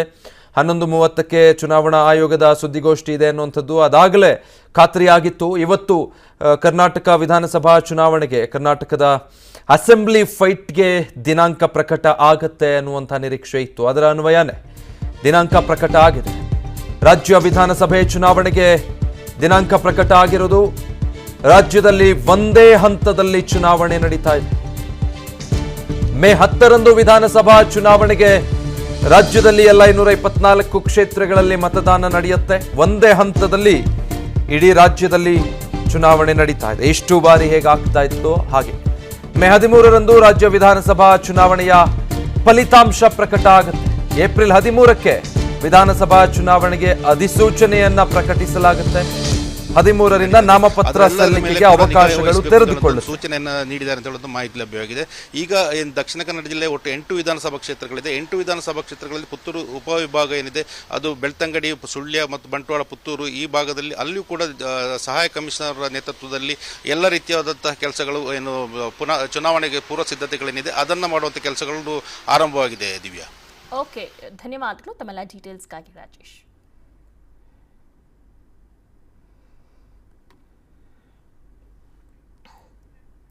ಓಕೆ, ನೀತಿ ಸಂಹಿತೆ ಜಾರಿಯಾದ ಹಿನ್ನೆಲೆಯಲ್ಲಿ ಚುನಾವಣಾ ಸಿಬ್ಬಂದಿಯವರು ಈಗ ಅಲರ್ಟ್ ಆಗಿದ್ದಾರೆ. ಎಲ್ಲ ಕಡೆ ಜನಪ್ರತಿನಿಧಿಗಳಾಗಿರ್ಬೋದು, ಪೋಸ್ಟರ್ಗಳಾಗಿರ್ಬೋದು, ಫ್ಲೆಕ್ಸ್ ಏನಿದೆ ಅದೆಲ್ಲವೂ ಕೂಡ ತೆರವು ಮಾಡುವಂಥ ಕೆಲಸಗಳು ನಡೀತಾ ಇದೆ. ಅಂದರೆ ಸರ್ಕಾರದ ಯೋಜನೆಗಳ ಕುರಿತು ಕೆಲವು ಕಡೆ ಜಾಹೀರಾತುಗಳಿರುತ್ತೆ, ಅಥವಾ ಅವರು ಘೋಷಣೆ ಮಾಡೋಂಥ ಯೋಜನೆ ಆಗಿರ್ಬೋದು, ಅಥವಾ ಅವರು ಮಾಡ್ತಿರುವಂಥ ಕೆಲಸಗಳಾಗಿರ್ಬೋದು, ಅದೆಲ್ಲದ್ರ ಬಗ್ಗೆನೂ ಕೂಡ ಒಂದು ಬ್ಯಾನರು, ಫ್ಲೆಕ್ಸ್ ಆ ರೀತಿ ಎಲ್ಲ ಹಾಕಿರ್ತಾರೆ. ಸೊ ಅದನ್ನೆಲ್ಲವೂ ಕೂಡ ತೆರವು ಮಾಡಬೇಕಾಗಿದೆ. ಯಾಕಂದರೆ ಈಗ ಚುನಾವಣೆ ನೀತಿ ಸಂಹಿತೆ ಜಾರಿಯಾಗಿದೆ. ಈ ನಿಟ್ಟಿನಲ್ಲಿ ಆ ರೀತಿಯಾದಂಥ ಜಾಹೀರಾತು ಫಲಕಗಳು ಎಲ್ಲರೂ ಕೂಡ ಕಾಣಿಸಬಾರ್ದು. ಈ ನಿಟ್ಟಿನಲ್ಲಿ ಒಂದು ವೇಳೆ ಆ ರೀತಿಯಾಗಿ ಜಾಹೀರಾತುವನ್ನು ಹಾಕಿದ್ರೆ ಸಹಜವಾಗಿ ಅವ್ರ ಮೇಲೆ ಕ್ರಮವನ್ನು